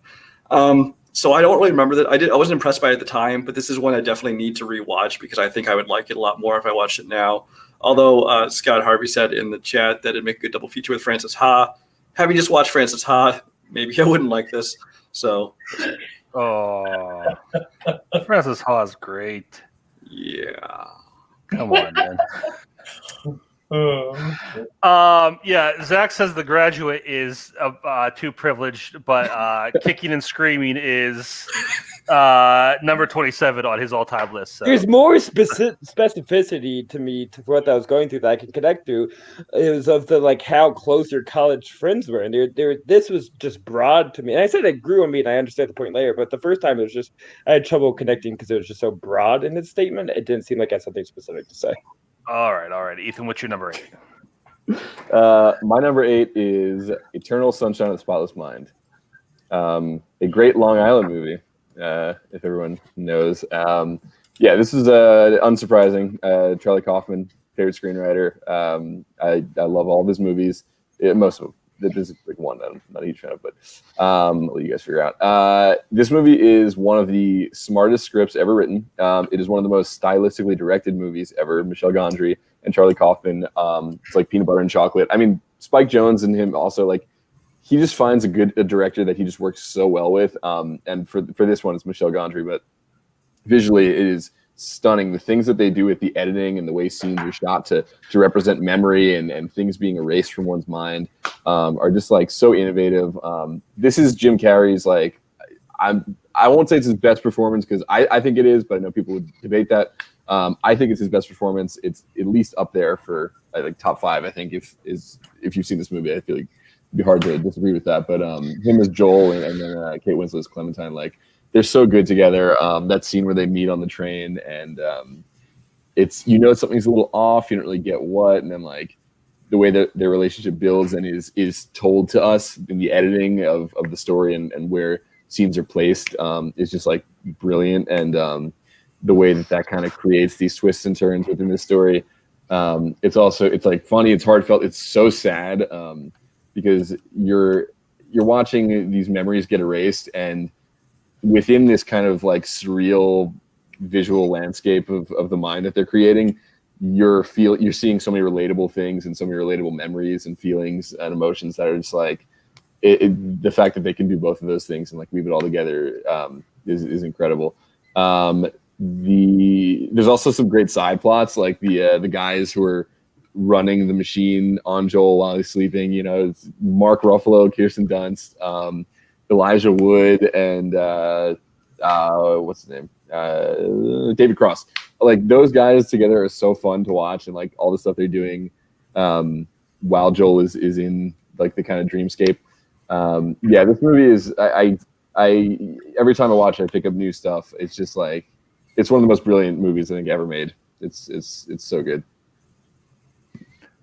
This is another one I haven't seen in a long time, almost since it came out. Another one I wanted to try and get to rewatch for this, but I didn't get a chance to. But yeah, it's great. It's just a great fantasy, that whole Charlie Kaufman thing where he takes a high concept and just turns it into a real life relationship thing, real life romance. Thing I remember about this, most thing I love about it is just how they so realistically portray dreams and memory on film. They get that so right, to see where he's trying to spin the guy around and it just keeps getting the back of him. that's just so realistic for a dream. That kind of frustration of like feeling like you're in a real place but not being in a real place is just so well done. Yeah, the side characters, the supporting cast are really good. Definitely what I want to give a rewatch to just because I haven't seen it so long. But I remember really liking it. Everybody else did anybody else have this? I hope not, because you should interrupt me before I start talking. Speaking of interrupting, thank you, Boatman, and everybody else on Eternal Sunshine. I'll go fast. I was told not to watch this movie. By me. I'm not sure. I'll have negative reactions and offend people, so they tell me no. So I think I don't know. Your like film taste and like ability to perceive films has changed over time. That maybe you'll have an interesting take. I'm not sure.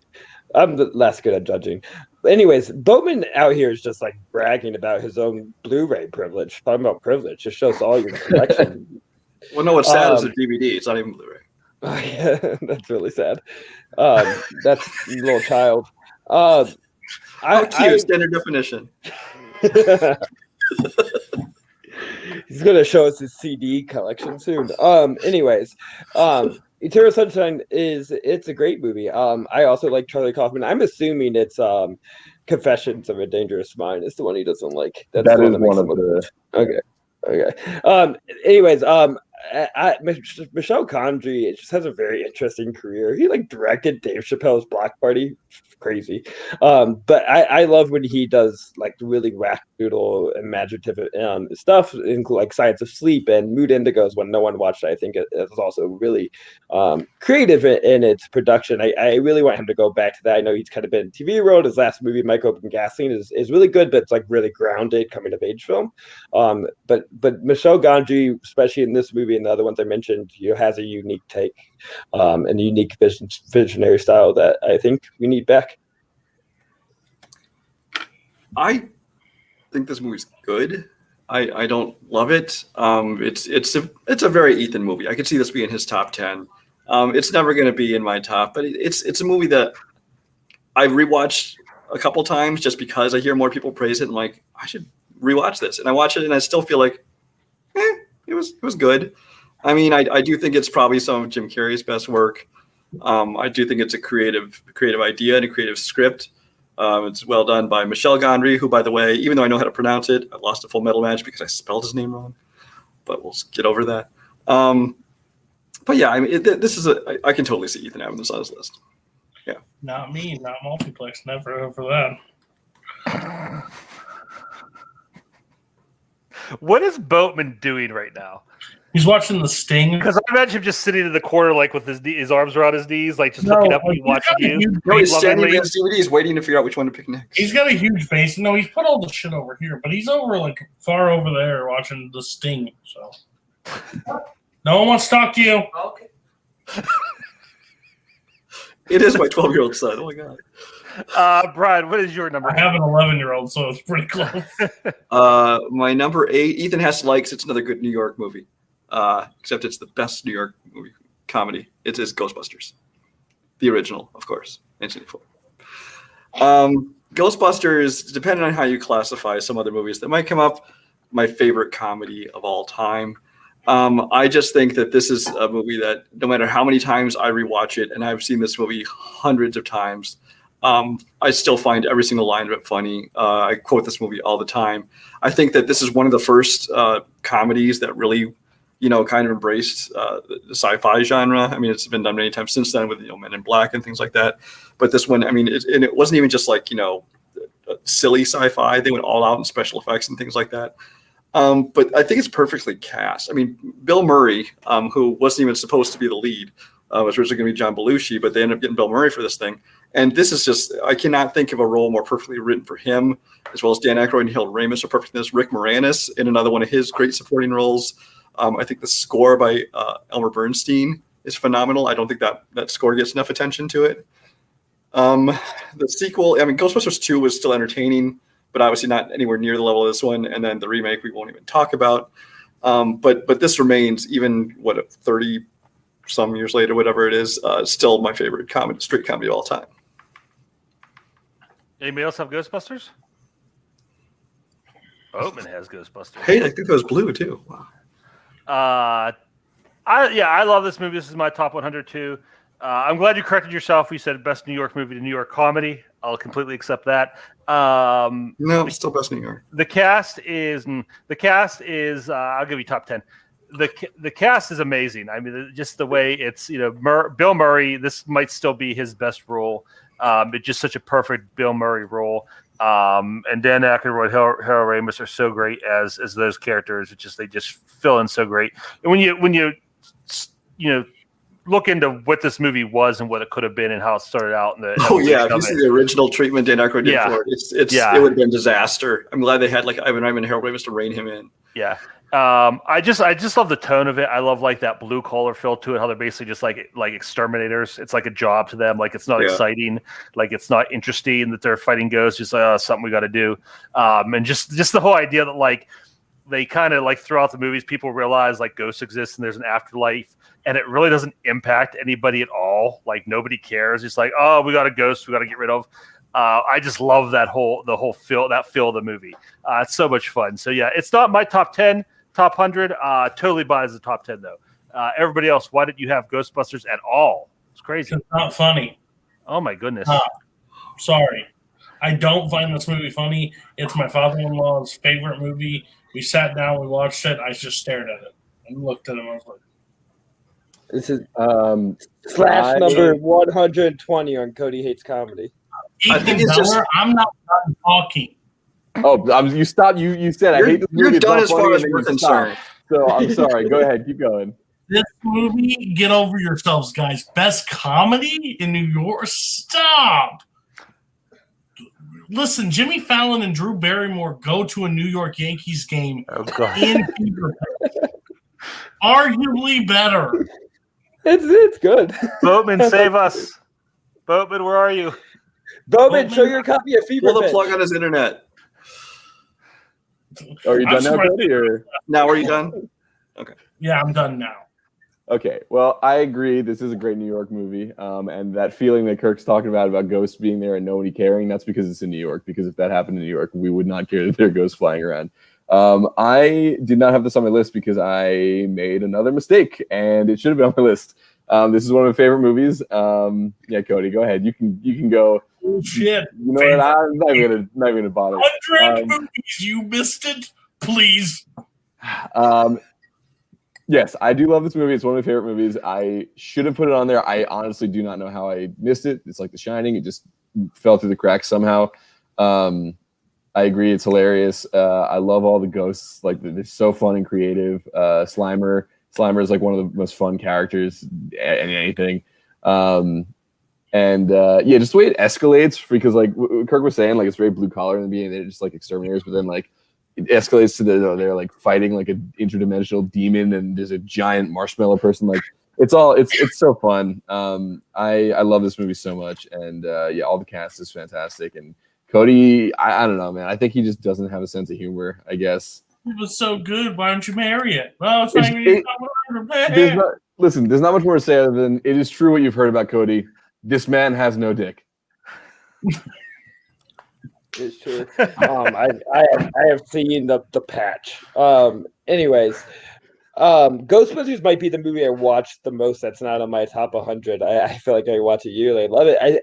I think this is it. Was a victim of me, especially in my bottom 10, trying to put a little more quotations, interesting movies that are less predictable and people don't talk about as much. When this easily could have been in my 80 through 100. It won't be in my top, but I do. You really love it. Bill Murray's one of my guys. This is not the last time we're going to talk about him tonight, but I find him endlessly funny, and he does an asshole better than anyone can. When I'm with a kid, and it's probably true for a lot of people based on the way they market it, you think Slimer and the puffed Marshmallow Man are throughout this whole movie. And I watch this as an adult. I'm Slimer doesn't come in for 45 minutes. He's barely part of anything. But I think that's smart. They know how to save their creative, fun characters and give them the right amount of time. Slimer, is annoying when he's overused in the cartoons or anything, but it's really enjoyable, throughout this. Zach hasn't seen the Slimer cut. All right, Zach. Just let everybody know. Secret better than Ghostbusters. Ethan Beller. I do like Top Secret better than Ghost. That's a bad take. That's rough. All right, Zach, you did it this time because it's your turn for your number 8. Oh, I know. It's because I always want to go last because I'm the most important. And speaking of most important, this might be the most important movie of the past 10 years. It's not the most important movie ever made, which is 2011's The Muppets. Man, this is a movie purely about joy, about what it means to find happiness within what you're doing. I just love taking silly ass movies and trying to do my best to make it sound as deep as possible. The joy that we can find finding our passion, doing what we love with the people we love and care about, that joy of community, of finding a common bond, and their bond and passion is to entertain people, to find an audience, to share their talents, their passion, to make people laugh. And this one compared to the other ones using Walter, which you take it. I'm fucking frozen. Damn it. No, you're good. Am I frozen? Everybody is frozen on my screen. Cody's just still okay. No, Cody's just still a shit, and everybody else screened off. Cody, you need to keep shaking your head until I'm done speaking because my internet keeps going out. Thank you. So, anyways, Walter, on face front is kind of a dull character. Like he doesn't have the gimmicks of the other characters, but he is the avatar first in the way because he is about him finding his town, his place, his sense of community, whether he's a man or a Muppet. The same thing with Jason Segel as well.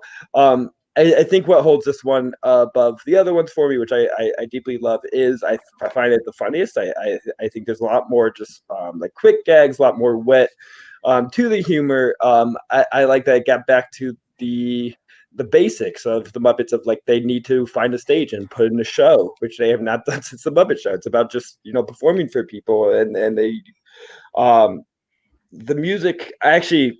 My hot take is I think the best music in a Muppet movie is The Muppets Most Wanted. But The Muppets, it competes with that because I think Brett McKenzie, who's, from Flight of the Conchords, the less famous one to Jermaine Clement, is the best at making really, really funny songs that also are just highly listenable.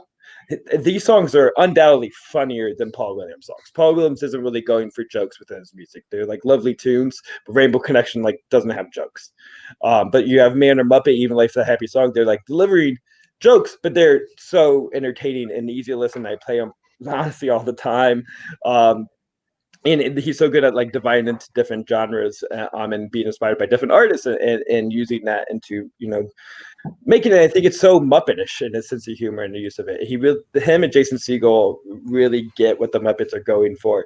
And this is a very sincere take, as I think Amy Adams should have been Best Supporting Actress nominated. It's the best performance she has given because she is literally a human Muppet and fits so perfectly in there. Jason Segel had to beg for her to be part of this movie. I think they sent her a tape asking her because she is, especially at that time, her persona was just so perfect what's going for it. It's just utter joy, and she has a song to herself that is completely funny with Me Party as well.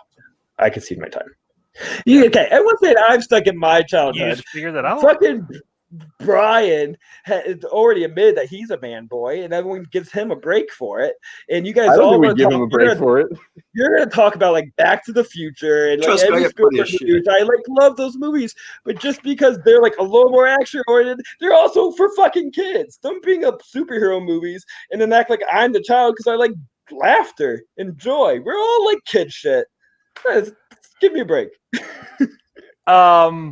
This isn't a bad movie. It's not a swing and a miss. I mean, they stretched a single out into a double. It's a good movie. I can't complain about it. But you had this at 8, and you had the Muppet movie at 38 in the high 30s. It's not. You said they got back to basics. They tried to get back to the Muppet movie. That's what they're trying to recreate because the Muppet movie is so much better. Like I said, I don't hate this, but 8 over the Muppet movie is insane. It's insane. It's very much like a. It doesn't have it's good and it gets close. It gets as closer to the Henson Muppets movies than any other post Henson Muppet movie ever did, by a lot. but it's still not quite there. It doesn't have that heart and that purity of those characters that the original does. You could tell it's somebody else doing the Muppets. And if you had this at like 97, I would completely give you a free pass. But the fact that you have it at 8 is insane, especially that since you had the Muppet movie so much lower. Everybody else on the Muppets. This is better than the Muppets movie. This is the better version. This is better. This is a lot better. This is charming. This is mixed the comedy and the charm of the Muppets, and I hate the Muppets. I think the Muppets, so say something from last week. If they disappeared off the earth, don't think I would pay attention. I don't care. But I denied this movie for so long. This is by far the best Muppets movie, and it's not close. So it's the best Muppet movie for people who don't like Muppets. I was about to say the same thing. It's like The Last Jedi of the Muppets. No, I don't think that is. I just believe you are a bunch of old people that are like, well, Muppets back in my day was great, and they had Steve Martin come in, and they had celebrities, and they were that. But shut up. This is better. Comedy works. Jason Segel is hilarious. The cameos are meant in this movie. It's a 4-star movie, and it's a Muppets movie, so I'm clearly right, and you're wrong. No. First of all, I just want to say that Kirk's Last Jedi quote is the quote of the entire YLS because perfectly phrased. I almost agree entirely with Kirk because I mean this is a fun movie. It's a cute movie, but it's the closest they've ever come to getting like up to that level of the Muppet movies. The first one is so good and it captures the Muppets so perfectly. This one I had super high hopes for. I mean, you had Jason Segel doing it, who I know has a huge love of the Muppets, so I knew his guy who's come from the right place to it. There's something about it it disappointed me a little bit. I still enjoyed the movie, but it wasn't quite everything I wanted it to be. So good movie, but not better than the first one. I still have a huge blind spot with the Muppets, and I have not seen this movie, so I cannot talk about it, but I do like puppets a lot. Oh, boy, you're stuck in the 50s, so shut up. You're old. What? What are you talking about? He's so old. Boatman, tag in. Cody's losing it. He only likes old films. Listen to me. Your lady, he likes it. Okay, we're going to move on to the number 7s, but before we do, since there's a lot of people in the chat right now, next week we are doing the wrap-up show. We're not completely done yet. We're going to do the wrap-up. We're going to declare a winner. We're starting at regular time, right, Cody? We're starting back at 9 next week? Yes. Okay. Following that episode, YLS is officially moving to 8 EST. It was overwhelming. Enough support of it. I want to get done earlier. I think a lot of the hosts would like to. I have a lot of panelists that are East Coast players that would just benefit from that time. I know it can hurt some other people, but it just works. We get more views at that point, more people watch, more communication in the chat. So we're going to be moving after that. And while we're taking a little bit of pause, I'm just going to bring up what we have. I need mystery thrillers next week, over the following week after that. Again, I'll be taking back over the hosting chair, so I need to watch it. And then I'm going to give it right back up to Tim Brzakala. He's going to do worst fandom film. Believe me, there are plenty. Go for it. Could that be a top 20 episode? Right. June 30th is blank right now. If you have an idea or something, I'm bouncing. Wait, Cody, didn't you say that was Top 10 Penises movie hosted by me? And crime comedies with Kaleb Boatman. Hi. Shut up. Movie should be remade by Andrew Barr. And then everybody needs to put this on their calendar right now. It's the top 40 animated with Kaleb Boatman also. In September 1st. Movies that should be remade with Andrew Barr. Like with Andrew Barr in them? Yeah. And then somewhere in September, Zach Ford is going to do classic actors represented by one film. So, bring it up. And we'll bring back Penis Boy. So. All right. So, but next week we are 9 o'clock, just to get that right. Next week will be our last episode at 9 o'clock. We are doing the wrap up. We'll announce a winner. We'll do anybody got questions? You want to talk to anybody about their opinions? Yeah, we'll go through everything. So show up for that. That's always a lot of fun. Getting back to our regularly scheduled program, we're into the 7s. And Cody, what is your number 7? So we've talked about a few films from 95. I'm going to bring up the best film from 95. Bait. Oh. Heat is fantastic. There are some sons of bitches walking around here with 4 stars on Heat. Rude, disrespectful. One might not make it on Iowa. Listen, I love Heat. The opening of Heat, if you're a crime fan, and I will say I like the director's cut.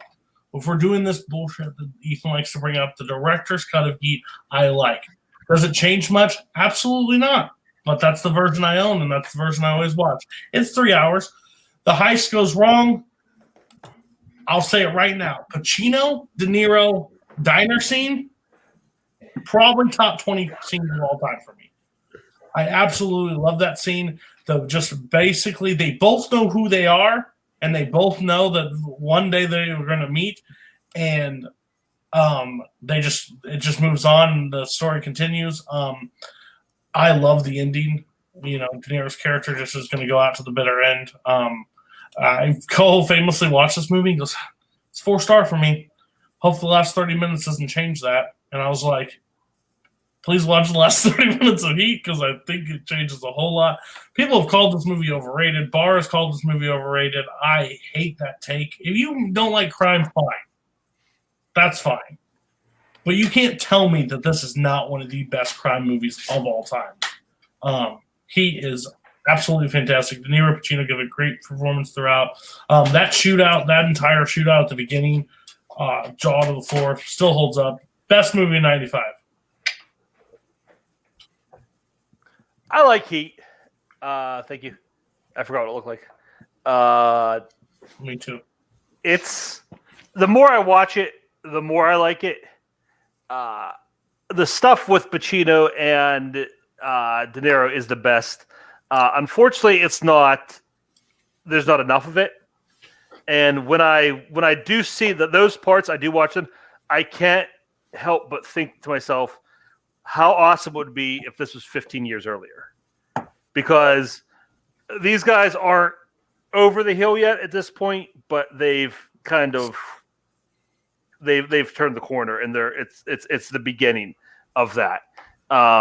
Again, they're both great in it. I'm not saying they're not bad, but I'm just saying, like, if this would have been done with both these guys in their prime, late 70s, early 80s, it would have been. I don't think you have, Kath. It would have been amazing, and that's all I can think of when I watch this. But it's still good. And on more rewatches, it probably will go up more. It's long, and some of the subplots are less interesting than others. But again, it's like one of those things when you get those two together and they're gone. It's like, I don't want to see. I'm not that interested in Val Kilmer.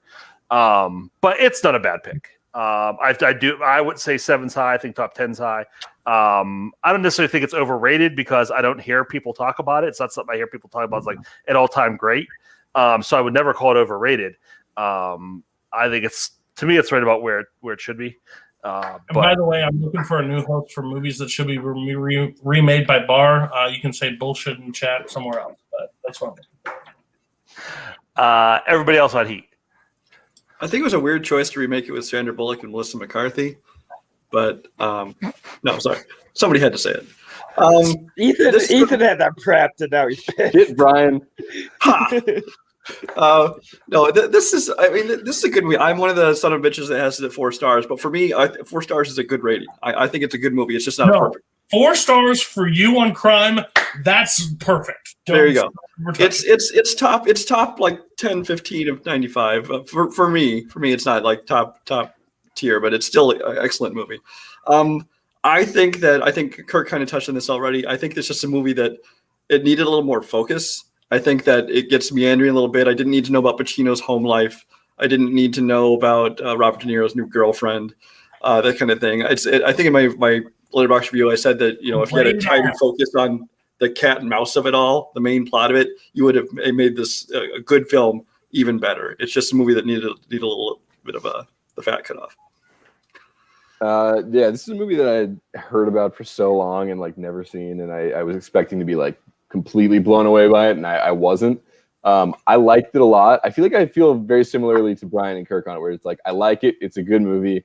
I think that it's got some things that could be improved upon. I actually disagree. I do think De Niro's girlfriend's an important subplot because that like really shows his character, and like I think it's been a little while since I've seen it, but like they spent a little bit too much time on it, though, for my opinion. They spent a lot of time on it, but he does like basically make that decision to like leave her at the end and just like cut and run or whatever, which is interesting. But I do, I like it. I think that I could be wrong. I haven't seen it in a while, so please, Cody, correct me if I'm wrong. But there's a scene right where they're like listening in on a heist and they're in like a truck, and someone makes like the quietest noise ever in a truck, and then someone like outside the truck, like way away from them, hears them and knows that they're made and like stops her.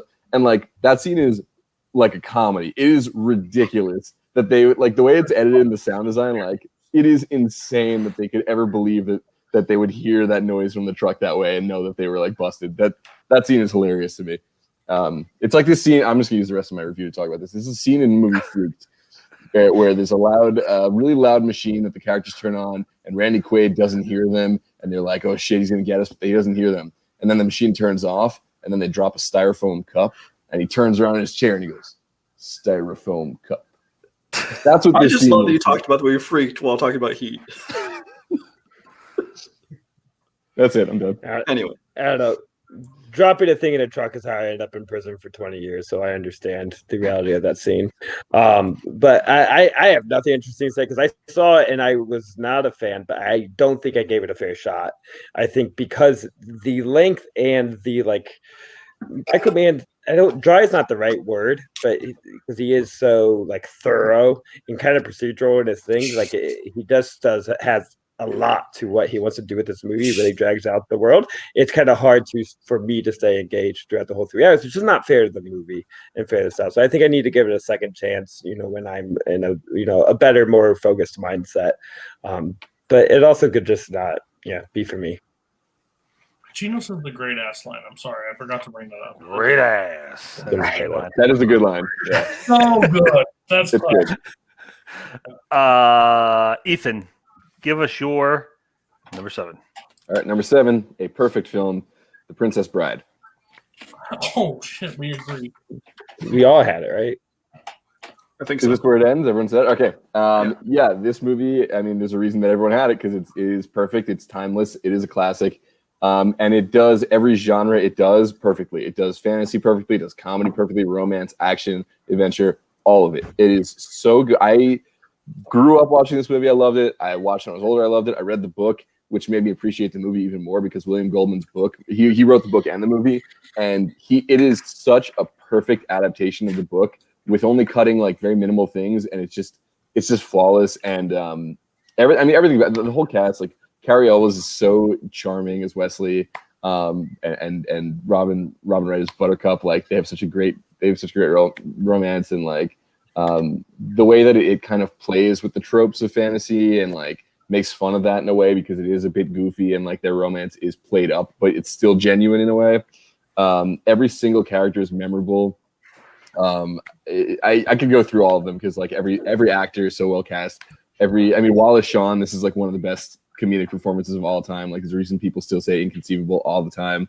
That scene between him and Wesley where they're doing the iocane powder.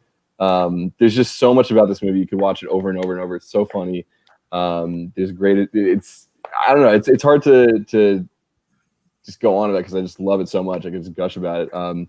And the framing device is great too. The kid and his grandpa. It works so perfectly, and the way they intercut that with his little asides are really funny. And I actually, fun fact, I'm going to say something really quick that I worked at a movie theater and Fred Savage came to a movie and I was in the box office and I was like freaking out internally and I just had to sit there while Fred Savage, I just like gave him a movie ticket and I just like, he signed his receipt and I stole the receipt and I have a signed receipt from Fred Savage because I'm a creep because of how much I love this movie. Yeah, everyone else, let's hear it. Let's talk about this incredible, perfect movie. Who had it the next lowest? I had 20. I think I was lowest. I think I had at 50. I had it at 20 as well. All right. All right. How gracious. First of all, I just picture Ethan like on the Chris Farley show talking to Pro Damage. Remember when you did Princess Bride? No. Yeah, this is a perfect film. It very easily could have been my top 10, but I had to stick it somewhere, and it settled in at 20. Yeah, this is a movie. When this movie first came out, it pretty much flopped because they didn't market this way. I mean, it looked. We were all like Fred Savage because we were like, "What is this? A kissing book? You know, it's just a storybook romance movie." And like, who gave a shit about this movie? But it's one of those movies that anybody you try to get to watch it, once you actually watch it, you fall in love with this movie because it does. It's a movie that's got romance, but it's got action, it's got comedy, it's got everything to it, and it does it all perfectly. I think Rob Reiner does a phenomenal job. The cast, top to bottom, every single small role is perfectly cast. I love the fact that William Goldman wrote this, presents this book as like an adaptation of this old book he found, which he just made up. It doesn't exist. So this is a pretty faithful adaptation of his book, although the book is a little bit darker, but I think he did a perfect job of adapting it to this. But yeah, I mean, there's not much more you can say about this that Ethan hasn't already covered. It's just a perfect film that pretty much everybody can love. Yeah, this movie probably was normally in my top 10. I think it's dropped a little bit, not because it's bad, like it didn't lose anything. It's just where it falls in my life now. Like this used to be just my movie that I would always go to, but it still just works perfectly, and everything it tries to. Andre the Giant in this movie is one of my favorite parts of anything. Is like I did it on purpose. Like when he throws the rock and he misses, it could have killed you. We'll fight hand to hand, or anybody want a peanut. The Wall of Sean stuff is one of the most like iconic. I think Billy Crystal in this movie. There's a reason Warzone like ends it with the whole like Sean. I don't think so. Just that stuff just works. And yeah, again, I remember my dad wanting to show me Princess Bride. And I was just like, no, I'm not watching Princess Bride. Right. And he's like, you need to watch Princess Bride. And I was like, no. I bought it, and then one day it was like, movie night, Princess Bride. Oh. And I watched it, and at the end of it, he's like, like it? I was like, yeah, that's not what I thought exactly. It just has that appeal. I love the whole like climbing up the rock. I love the Amigo Montoya. It's one of the most quotable films, but honestly, it's just a happy film for me. Like it just brings like that child joy that I always look for in films. The one that Zach just lives with constantly, just radiating inside of him. We all just need movies to do it to us. He has a flipping puppet living inside him. So yeah, great choice. 20. It could easily be, but I had to drop it somewhere. 20 seemed fair. I should also mention it's very understated, but I love the score to this movie. Mark Knopfler from Dire Straits, great job in this. Yeah. I actually am a puppet all along. Turns out there's a hand up my ass. Anyways, and just another quick, not related to Princess Bride. This is why I'm in this position. It makes it worse. So,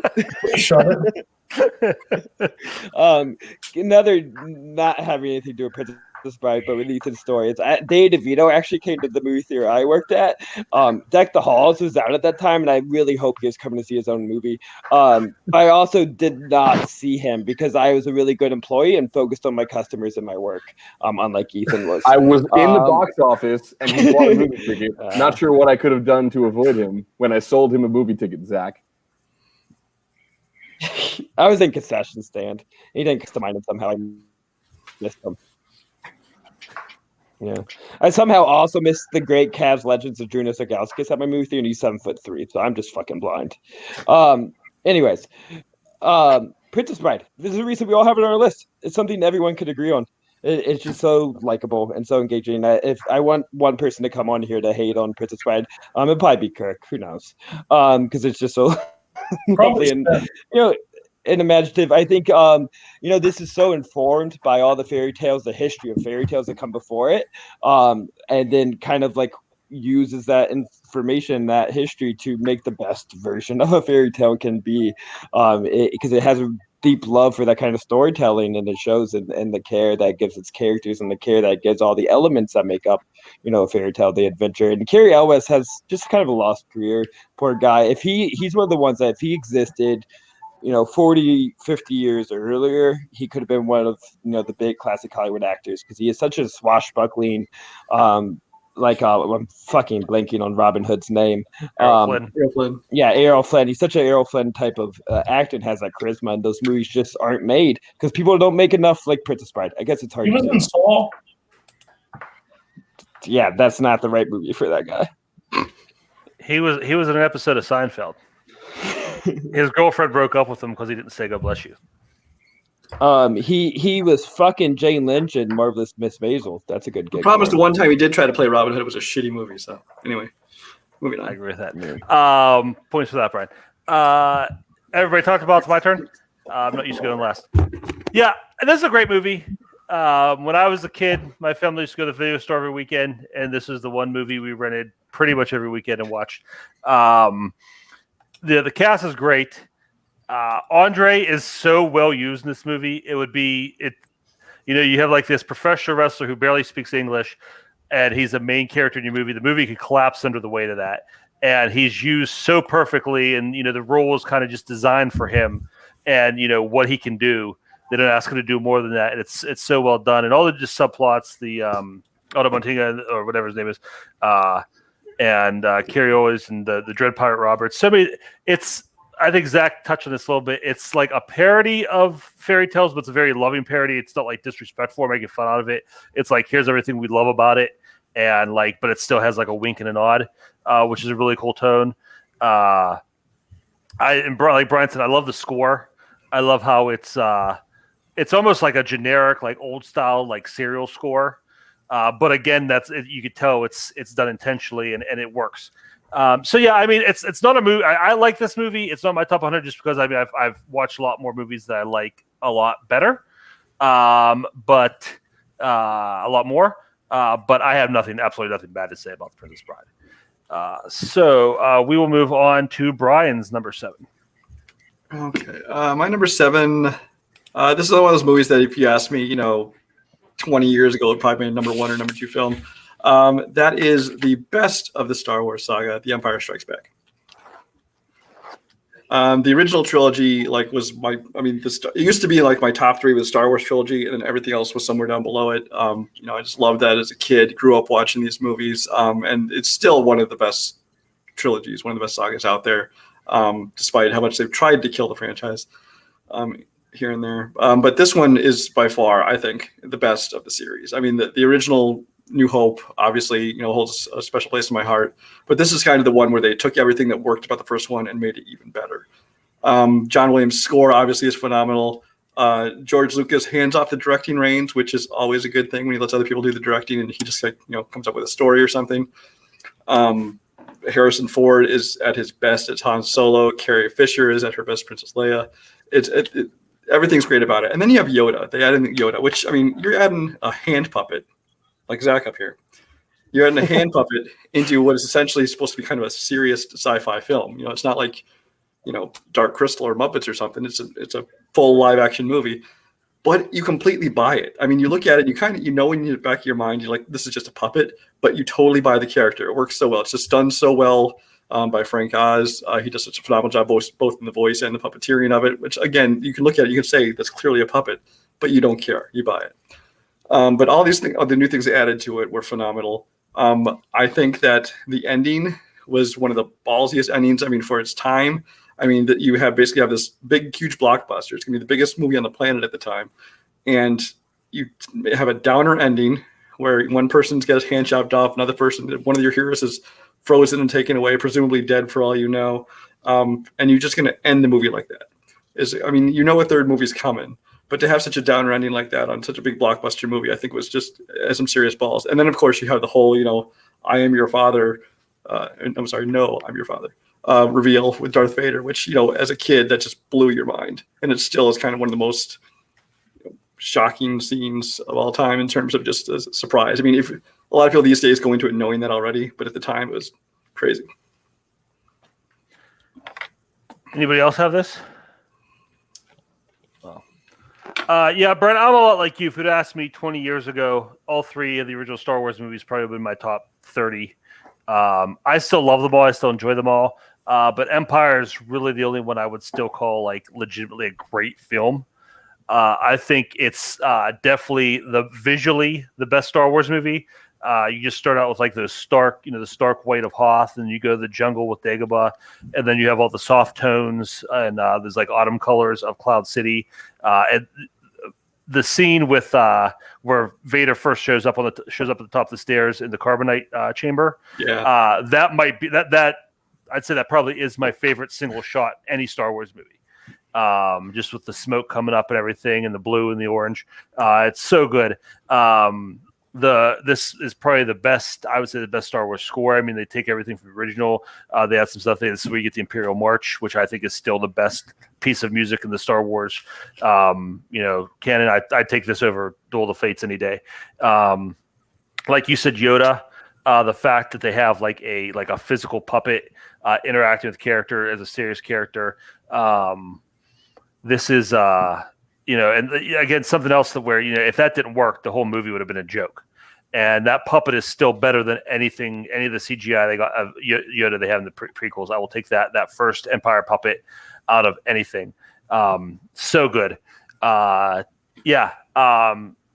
It has the way it develops the characters, the Han and Leia relationship, obviously the reveal with Vader, and how the development of Luke as a Jedi. It's great. Yeah, this is definitely the best Star Wars movie. So I didn't have it this high, but I think I had it in my top probably 30. So everybody else, why didn't you have Empire? This is great.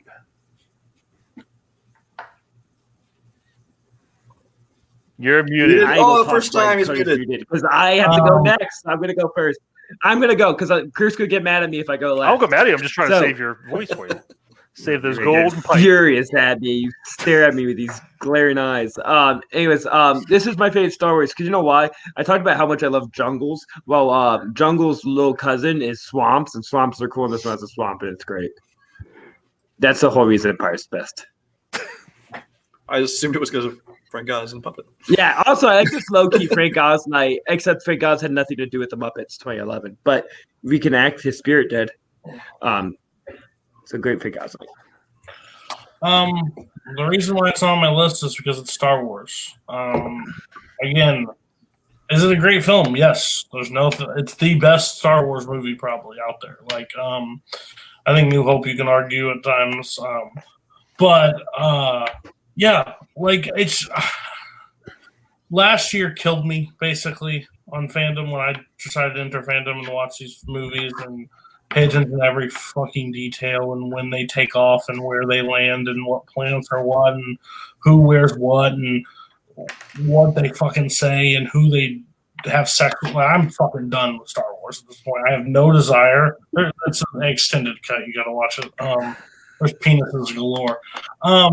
But yeah, it's a great film. It's so hard for me to put that trilogy. It's so hard to put trilogies and stuff like that on my list, just because that takes up spots. And then if you just use one, then I'm like, oh, this counts for all of them, and I don't No, I put one on there. It was at the very bottom. It was two movies, and the director considers it one. But yes, is it a great movie? Yes. Did it freak me the fuck out when I heard Vader say that the first time when my dad was just watching me across the room, say it. Watch his face. Yeah, I can't wait for my son to show it to him for the first time and see his reaction. This is a movie that has that same effect on everybody that watches it, and I just love Kirk sitting back there. The puppets back in the day were the best puppets. CGI can kiss my ass. So, yes, Grandpa Kirk, I agree with you. That's puppets for life. 2011 Muppets. Okay. I also agree with Kirk that at an earlier point in my life, this probably would have been my number one favorite movie or something. But I also like Cody, not because of Fandom, which I find it funny whenever people complain about having to watch movies for Fandom.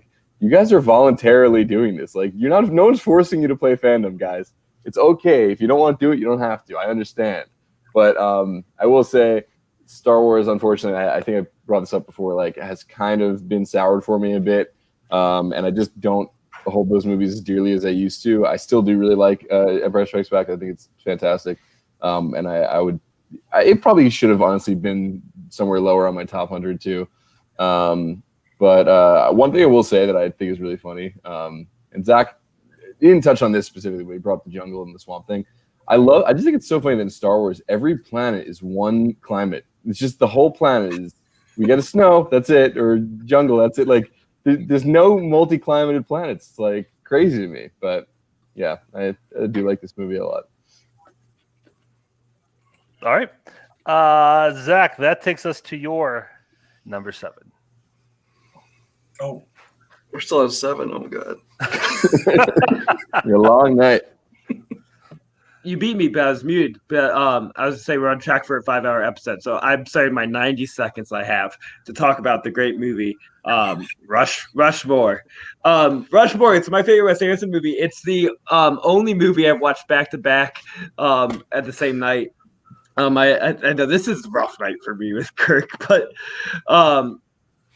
anyways, I feel like you're gonna hate this. As a coming of age film, this is about a kid who really wants privilege, and yet he doesn't have it. He's the son of a barber, but he wants to be part of this, private school and to be seen as these rich kids in all these clubs and have high esteem, rather than really embracing where he come from and that his true capability has nothing to do with your environment. You're not a result of your environment, but you're a result of your true self and your true personality and your true skills.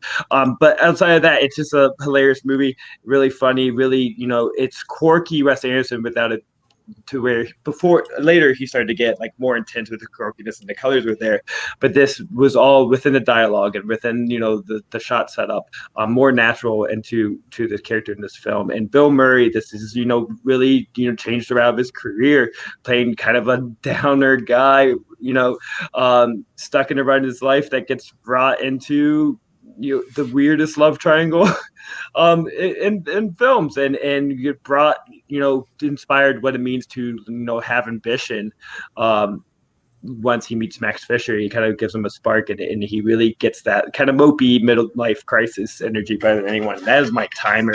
One last thought though is that Wes Anderson does classic rock. Time's up. He does classic rock better than Scorsese, because Scorsese renews a lot of the same musicians, and Wes Anderson's palette's a little broader.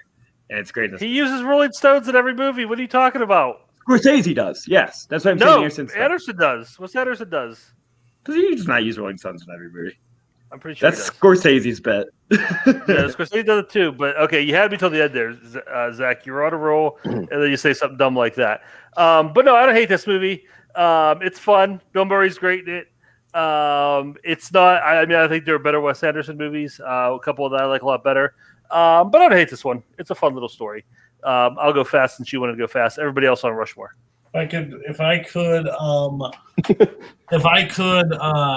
Hey, hold on 1 second. Bowman, what was the name of the dodgeball team? What? What was the name of the dodgeball team?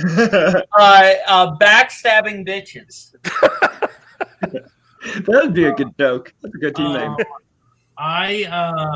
If I could get a wish, like if I got 4 wishes from a genie, not 3, I don't want to waste 3, but my 4th one would be that Wes Anderson stop making movies. Oh, unfortunately, your timer's up, Cody, so we're going to go on to you. It's my show. I do what I want. It's trash. I love Wes Anderson. I love his movies. I should have had more on my list. I love this movie, too. Not as much as I like some of his other movies, though, and I haven't seen it in a really long time, so I can't get super specific about it. Really funny. Bill Murray's incredible. I also really like Jason Schwartzman, who has a great band called Coconut Records. You should all check out Coconut Records. Agreed. Yeah, it's Wes Anderson, so you kind of mostly know how I feel. I mean, I remember I think I've only watched this movie once. And the one time I watched, I remember it was myself, my wife, fiance at the time, and my brother and his wife, I think. And we watched this whole movie. We decided to watch because we heard how hilarious it was. We got to the end and realized that if any one of us had spoken up and said, "Can we turn this shit off?" all of us would have agreed, because none of us really enjoyed this movie. To say it's the best Wes Anderson movie, that's not saying a whole lot, and we'll just leave it at that. So, I'm glad you didn't hate it, Kirk. Everyone laughed, and it made me really nervous that something bad was about to come. No, just me and Brian have been very vocal that we hate this director. All right, could you give us your number 6? Okay. Somebody once said, I have an ace up my sleeve. I don't know what famously said about a movie. Well, somebody decided to put it like in the 80s or something, some shit like that. Somebody decided to put it in the top 10. It's the I'm at Boatman. It's not Steve Jobs. Why the hell Steve Jobs? It's The Godfather. Yes, boring as shit apparently to put The Godfather in top 10, but it's the honest truth. I love this movie from beginning to end. I hate 15-year-old me. I hate 15-year-old me. When I watched this the first time, I was so bored at the beginning. I was like, this movie's so boring. You tell me this is one of the best mob movies of all time. Are you kidding me? Man, don't watch movies until you can appreciate movies. I'm telling you. Godfather is one of those. That beginning scene is probably one of my favorite moments in this thing. Just how like life and how happiness is happening in The Godfather. Like when just the old Italian like grandparents are up there singing the songs with everybody, and like Michael is sitting there with his girl, and he's just sitting there talking about like the family business, just like, oh, that's nice, like not understanding like what the entire thing is. Then you get the iconic scene with Brando and the whole "you make me an offer," but just where it goes from there. So it's like this happy, uplifting moment of how the family's working in the thing, and he's held in such high regard, and basically the piece is there because of him. Basically, and once Brando, once he's taken out, it's where it like falls down basically, and then there's a little bit of peace, and then that famous scene at a toll booth, and that's when Michael just it's over with. I love that scene in that restaurant. It is probably top 5 scene for me ever. When he walks to the bathroom, he doesn't say a word. All he does is speak with his eyes the entire time and just looks at everybody and just like, uh-huh.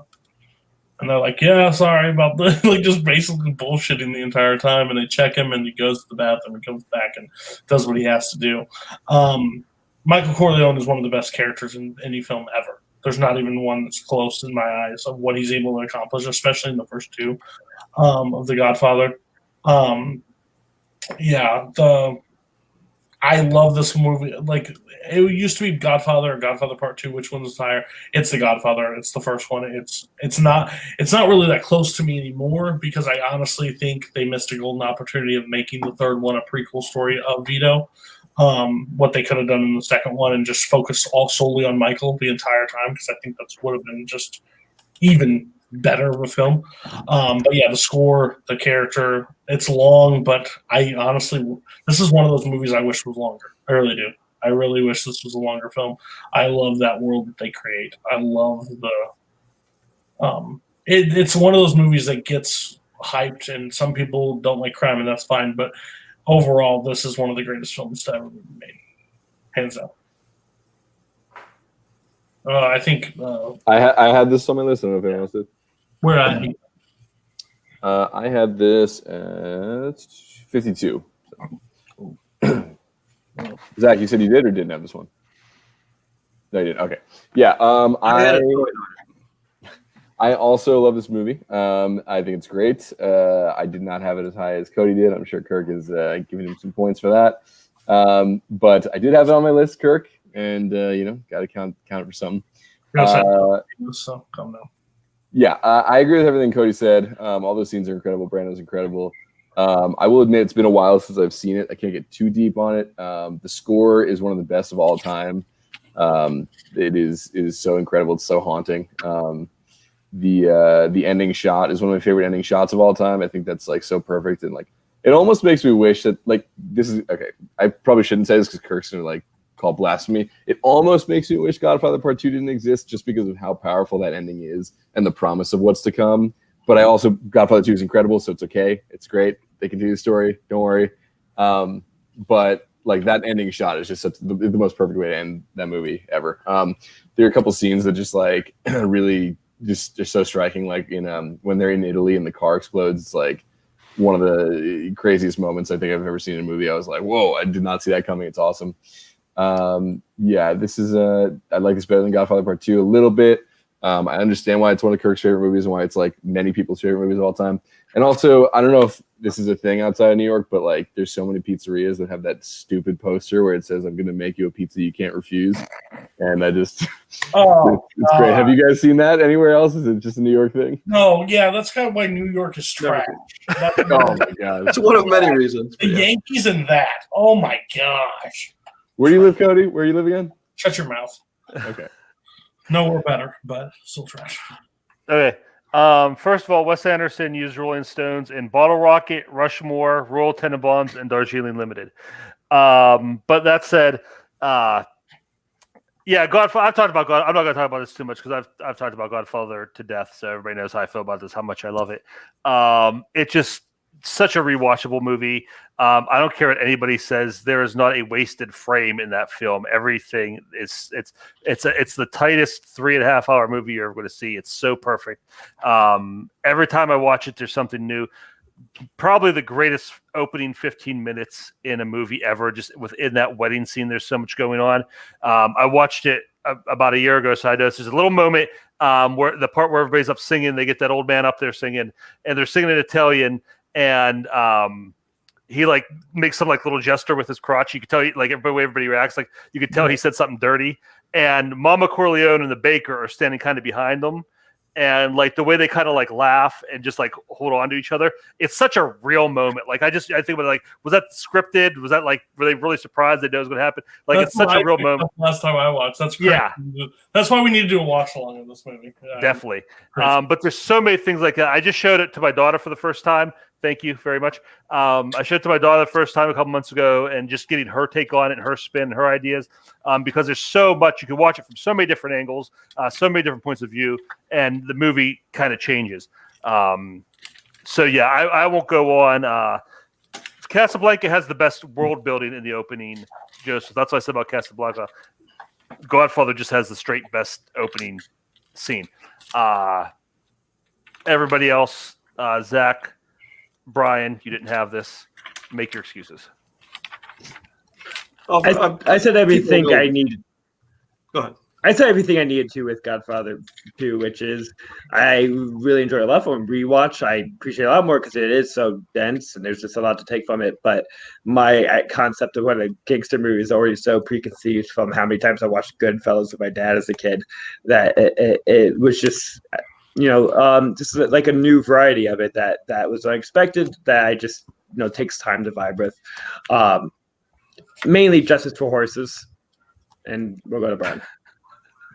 Yeah, there's no point in me wasting a lot of time on this. I've already Godfather 2, I kind of said the same thing, which is this is one of those movies I respect as a film, as a well-made film, not my kind of thing. So that's all. Also, Fantastic Mr. Fox, according to Cameron Redshaw. Thank you, Cameron Redshaw. You're right. That's 5 movies. Here's the thing. Wes Anderson uses the Kinks, and Scorsese does it, and the Kinks are better than the Rolling Stones and the Beatles. Oh, this is like, how could you have like 3 of the worst takes I've ever heard in my life in one sentence? That is mind-blowing. Waterloo Sunset. That's the best song of the 60s. What is your number 6? My number 6 is The Kinks Are Better Than Rolling Stones, but not the Beatles. No, my number 6 is Blade Runner. And guess what, Cody? It's the final cut. We're talking about the final cut of Blade Runner, not the theatrical cut. Okay, that's the correct cut. So I agree. Oh, now it's okay that I specify which cut. I don't know what you were arguing earlier, but it was bullshit. So okay. Well, anyway, I think everyone can agree on this one being the best one, the one you should watch anyway. Yeah, this movie is. There's a reason that it's basically emulated in almost every futuristic sci-fi movie in the years after it, because it's just the world building is so incredible. The cityscape that Ridley Scott creates is so like lived in. I love like lived in sci-fi where it's like it is futuristic and high tech, but it feels like it's been around for a while. It's dirty, it's grungy. There's like seedy like underbellies of it. And watching Deckard just like go through it all is just like it's just a feast for the eyes. But it also has like a great story, and it's so philosophical and like what it means to be human. And these replicants are like they're villains to an extent, but really they're only villains because they've been enslaved by humans and had like horrible lives, and they just want to like come to Earth and try to become human, and they're not given that opportunity. So then they have to become villains because of that. And it's something that Deckard kind of like learns a little bit about as he goes on. And also questions himself because then like he falls in love with Rachel, who is a replicant. So there's just so much going on there with like what is like morality and all that, which is great. Of course, with the great twist or thought of is Deckard a replicant too, which is just such a perfect capstone to the movie. Also, cannot talk about this movie without talking about one of the best scores of all time by Vangelis.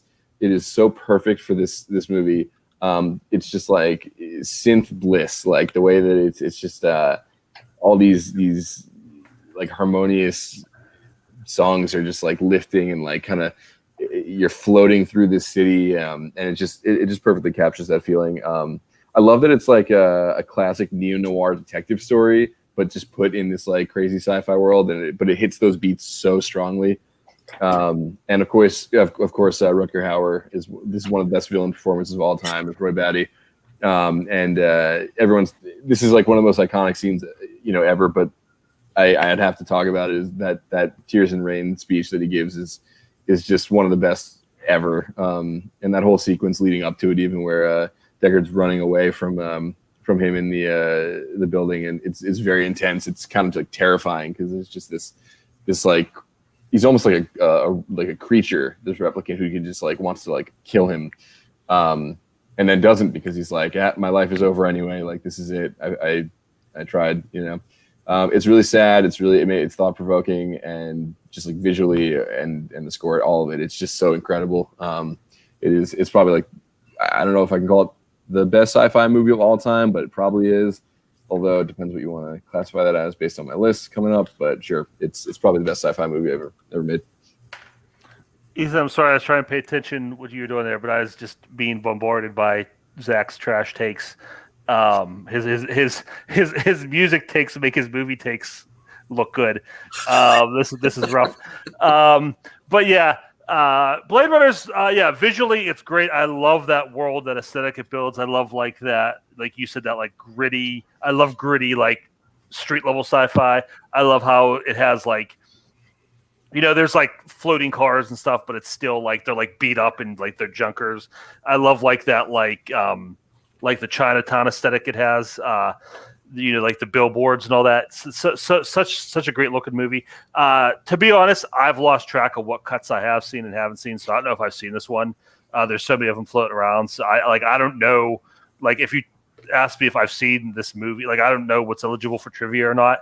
I think that's why it usually doesn't get asked about a lot because I'm a writer and I don't know what I can and can't ask or what I've seen. It really counts. But it's fun. And it's just a great like sci-fi noir, and I know people have tried to do that since, and it's not great. This is the best one. Blade Runner, final cut, or any other one you want to talk about? Everybody else? I am under, so I still need to rewatch it. But last time I watched it, I had Blade Runner 2049 higher than this one. I like both of them. I think they're both great films. Like I agree, the final cut is the way to watch them. But I just loved what Blade Runner 2049 was supposed to do, and they would both probably have to make my list if I was going to include either one.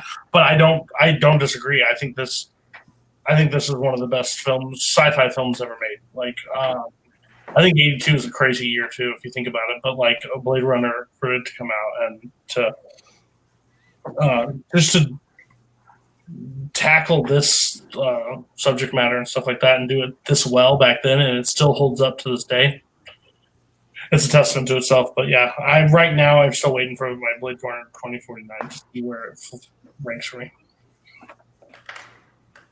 This was the first R-rated movie I ever saw because a little 10-year-old me saw this coming on like, it's got Han Solo and Indiana Jones in it. I have to see this movie. So I bugged my parents forever, and I couldn't go see it in the theater, but they let me rent it at the video store, and I was bored by it because I mean, as a kid, I'm like, this isn't fun. This is kind of boring.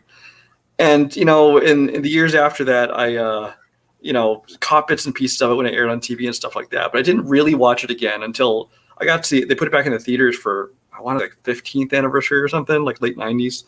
And I saw it back in the big screen, and by that point, I was able to really appreciate the movie for what it was.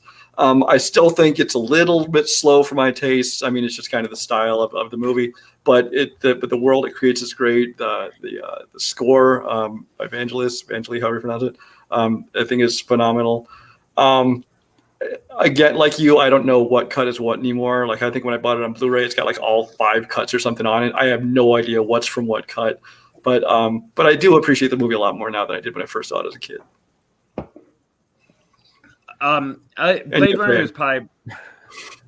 Blade Runner is probably, unless I'm mistaken, by far my favorite Ridley Scott movie, the ones that people have mentioned on the show.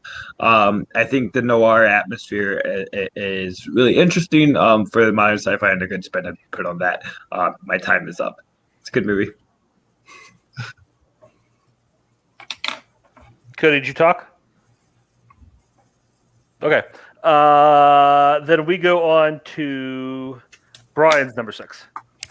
My number 6. Well, I apparently like downer onions. My number 6 is in Avengers: Infinity War, with a bit of an asterisk. I rewatched both this and Endgame this week.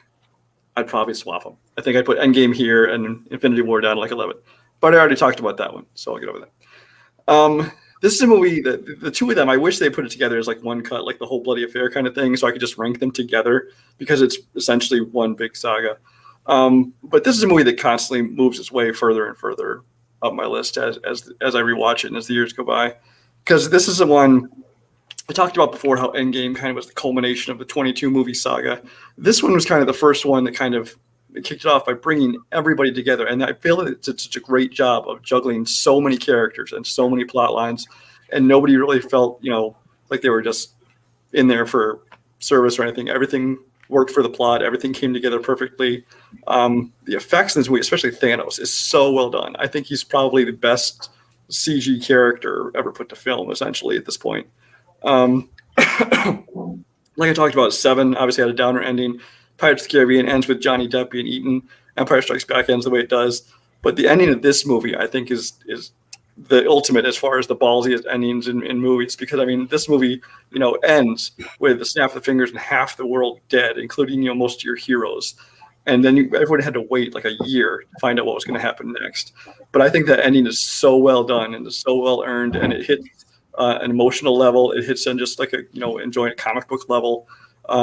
Everything about it, but the casting, obviously, of it, you have more credit to the previous films before it. But the direction of it and the music of it and everything about this movie is great. Well, I think, like I said, now if I re-rated them, I'd probably put Endgame higher than Infinity War. But just the two of them together, I think, is one of the best sagas of all time. Well, according to Cody and Ethan, you can just put them together because it's chaos. You can just put any 2 movies you want together and call them one movie, even though that's not the case. So you might as well have done that, Brian, because the precedent is set for that nonsense. I think you're right. I think they should be switched. First time I watched Infinity War, I was kind of like let down by on a rewatch. I liked it a lot more. I ended up seeing the theaters like 3 times. Liked it more every time I saw it. I think just because Endgame was what Endgame was, it didn't necessarily knock Infinity War down for me. I just liked Endgame so much better. I just think, like I said, like to me, the ballsy move wasn't killing everybody, because it's like I said when we talked about Endgame, you sit in your theater, it's like everybody's upset. It's like all these people are under contract for their own movies. Obviously, they're coming back. It's just a matter of how. I think the ballsy move was in Endgame to make that a permanent, a semi-permanent thing, and make all the heroes live with that.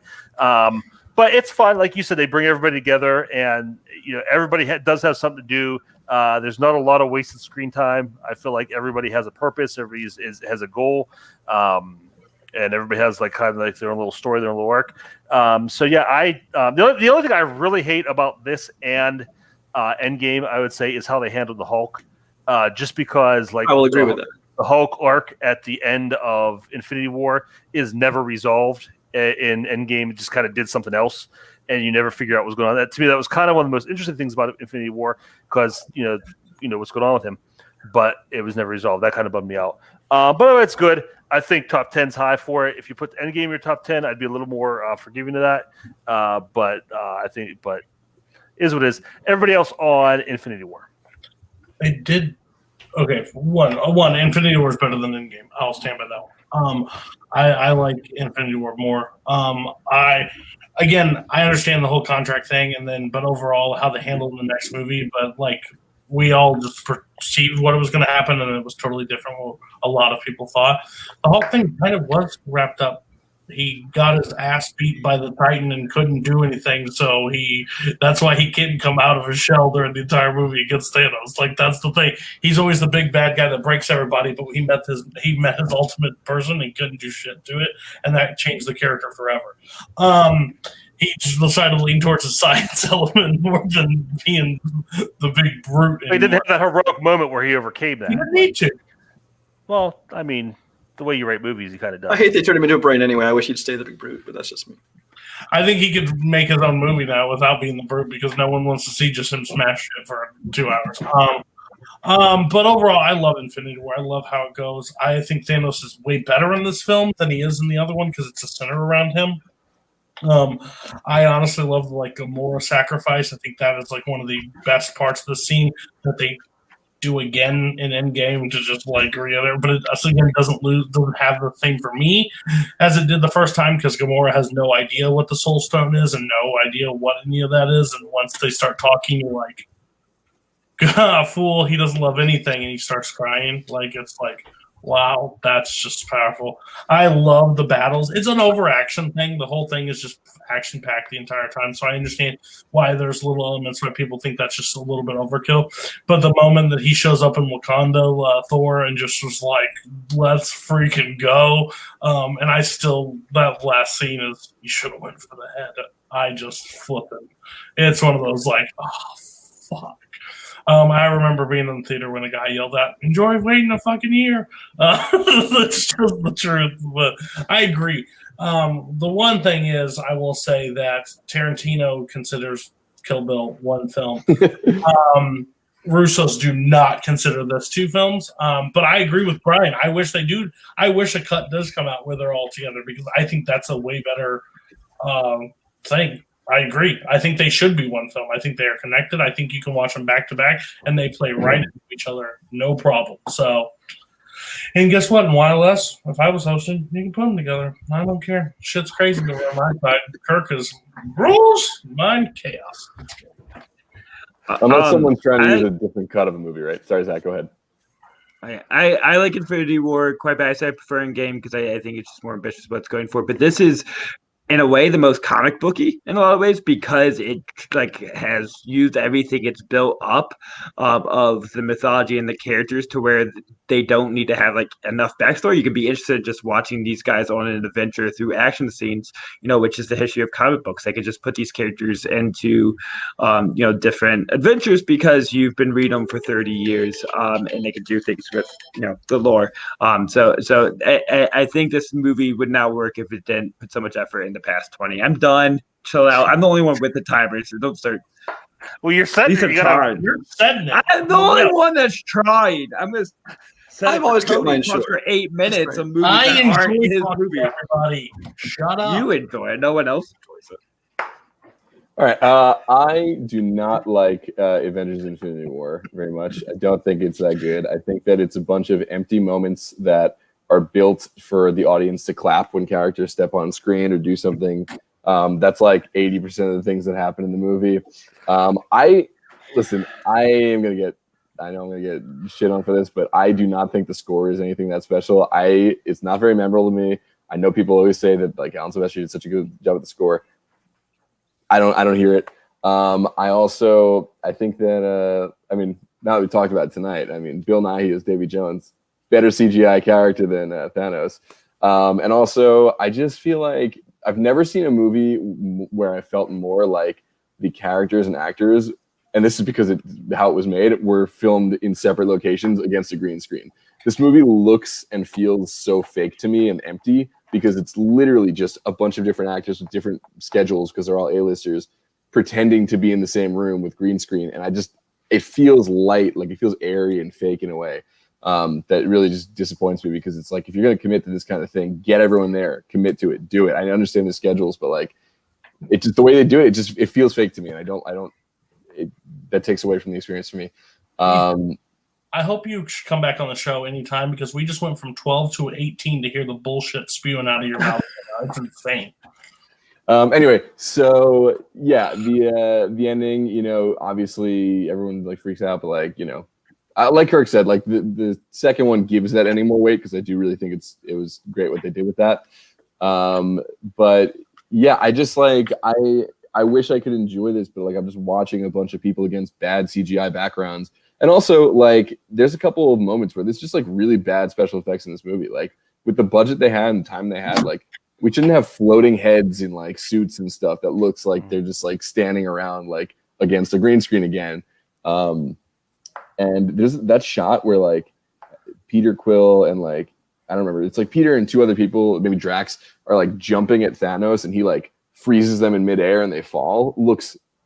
It looks so bad. They jump and freeze, and it looks like they're against like a matte painting almost. It's like, I'm sorry. I know that everyone loves this movie, and I'm gonna get a lot of hate for it. I don't know. The second one's, I like Endgame a lot. I just really don't like this movie that much. All right. So that takes us to Zach. What is your number 6? Yeah. I'm muting my timer, so only I know. Haha. Okay, here we go. My number 6. Oh shit, I forgot. Can you put it up? Thank you. Oh shit, it ruined my whole setup. I was gonna this one's for Cody. There's no movie that I related to more heavily than when they can show a child really struggling with, you know, the loss of his family and feel a need to put his cum all over library books. This is my life story. In a sentence, in a scene. In general, I think of Noah Baumbach's obsession with, you know, divorce in a way. This is one about divorce through the perspective of, you know, the kids, as Marriage Stories through the perspective of the adults going through it. And so that is, you know, how I kind of went through it. And I do relate so heavily because I think they do a lot with the kind of power dynamics between the parents and their relationships with the kids, the relationships with each other. You know, Lauren, Lenny, and Jeff Daniels are perceived by the kids as, you know, specific light, especially, you know, Jesse Eisenberg kind of glorifies his father and starts to villainize the mom for being the one to have the affair and leave it. But it's really how that dynamic can change through how you witness how they deal with each other, and you know, not necessarily seeing that there has to be a hero and a villain within the marriage and the divorce, but also the lot of like the guilt that the parents can place upon the kids within a situation to where the battle becomes, you know, put into them is a super, you know, cynical take. I thought I knew this shit. I had you with another 10 seconds too. I spent 10 seconds being mad that I forgot what I was going to say. But in general, this is his, like, one of his most, you know, cynical movies. But I think, you know, it comes from a dark place that I relate to as well. The timer is more to tell me start to wrap it up. It's playing him off. The Squid the Whale. I'm looking it up now because I had to kind of hit all of Baumbach earlier this year, and all his like family dealing with self-absorbed parents divorced movies are like mixed up in my head. Yeah, this was a good one. I'm usually not an Eisenberg fan, but this is a good role for him. Kind of just like that swarmy, like punk kid. Perfect. And Jeff Daniels, Laura Linney, kind of playing those just completely unself-aware parents. Good. I liked what Dustin Hoffman did with basically the same character in the Meyerowitz stories. I feel like these are like almost the same movie, and I think Hoffman did better. But it's good. Honestly, I'm sitting here trying to rack my brain, remember which one this was, details about it. But I liked them all. They were all pretty good. This one, like I said, I think of like that whole set. I think Meyerowitz stories I liked a little bit better. This one's good too. Everybody else said all the details you needed. There is cum on library books. It's the only thing that happens in this movie. My Mine on this is like parents, like custody and all that battle stuff. It goes Kramer versus Kramer, Squid and the Whale, Marriage Story. I think I made my review and it ticked people off was, oh, he made Marriage Story before Marriage Story. Interesting.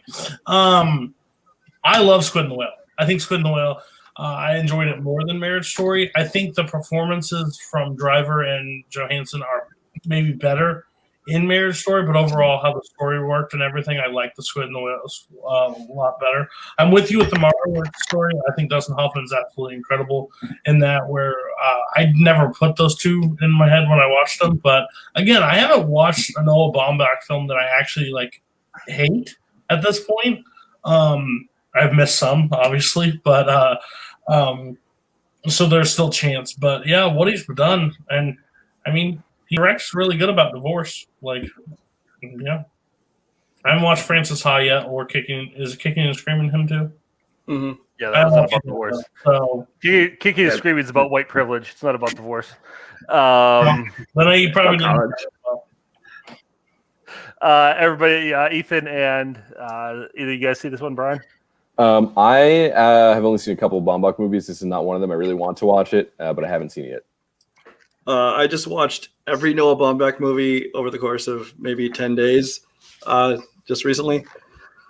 This is one of the better ones, I guess. I mean, I didn't love any of them. I didn't completely hate any of them. They're all kind of various stages of This one, I don't know, it's kind of average, because it's one of the things I like most of the acting performances, although Jesse Eisenberg is basically playing the same role he played in Social Network. But that's just Jesse Eisenberg. My problem with this and most Baumbach movies is that every character in this movie is so pretentious and obnoxious and unlikable. I didn't like anyone in the movie, so I'm not sure who I'm supposed to care about, because I'm like, I kind of want them all to be miserable, and I kind of wish somebody come and kill them all. I guess I don't know. But at least they weren't. William Baldwin is in this too, and he's bad even by William Baldwin standards. What I put in my review. So. Yeah, there's that. But it's fine. I didn't hate it. Didn't love it. I never quote movies, but I call people Philistines all the time in spirit of this movie. All right, guys, guess what? We're halfway through. We've reached the halfway point. Cody, hit us with your number 5. Number 5. This is going to maybe get some hate. I don't know how this is going to go. I don't give a fuck. My best acting performance of all time in my eyes. One of the best character introductions of any character of all time. It's from 1991. It is Silence of the Lambs. I love this movie. Again, true crime, it's been a theme of mine. I enjoy that kind of stuff. But I think Hannibal Lecter is one of those characters, especially the introduction of that character in this movie, where he goes from the dark to the light, and like just that voice that you hear for the first time. Just how he talks to her and how Jodie Foster interacts with him is just those simplistic scenes.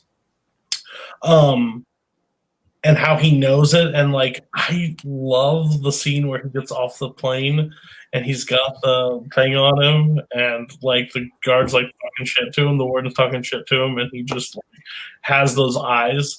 One of the most frightening eyes in film history. Just the way he's able to show how insane he is as a character, but how he never loses his cool throughout the entire performance of Lecter, that he's just able to even when somebody pushes him and when he knows that he's about to, he still just keeps it so calm and so paced. I think Jodie Foster gives an outstanding performance in this. I can't think of who plays the warden or the the head psychiatric guy, but that dude just deserves Anthony Heald. Anthony Heald. He's the one that's I'm having a friend for dinner at the end of the movie. The famous line, of course, I ate his liver. But I just love where he just sits down and has a conversation. I want a place with a view, and it's one that won the Big Five. It's one of those things that is always talked about and always revered. I think it lives up to it. It's one that I when I watched it again previously, I was like, it flies by. It's just his performance. He honestly, with after watching The Father, he is given two of the most insane performances I've seen ever. So yeah, it's Silence of the Lambs for me. Oh my god, that was. I would see Boatman come in with like the mask on and the straight jacket. If he would be cosplaying everyone of these instead of bringing up the DVDs, that would be great. He can get tired of the bit, but no, he's hanging in strong. I mean, the longer it goes, it's like one of those things. Where it's like a Andy Samberg bit where it's like it's funny, then it's not funny, and then it gets funny again.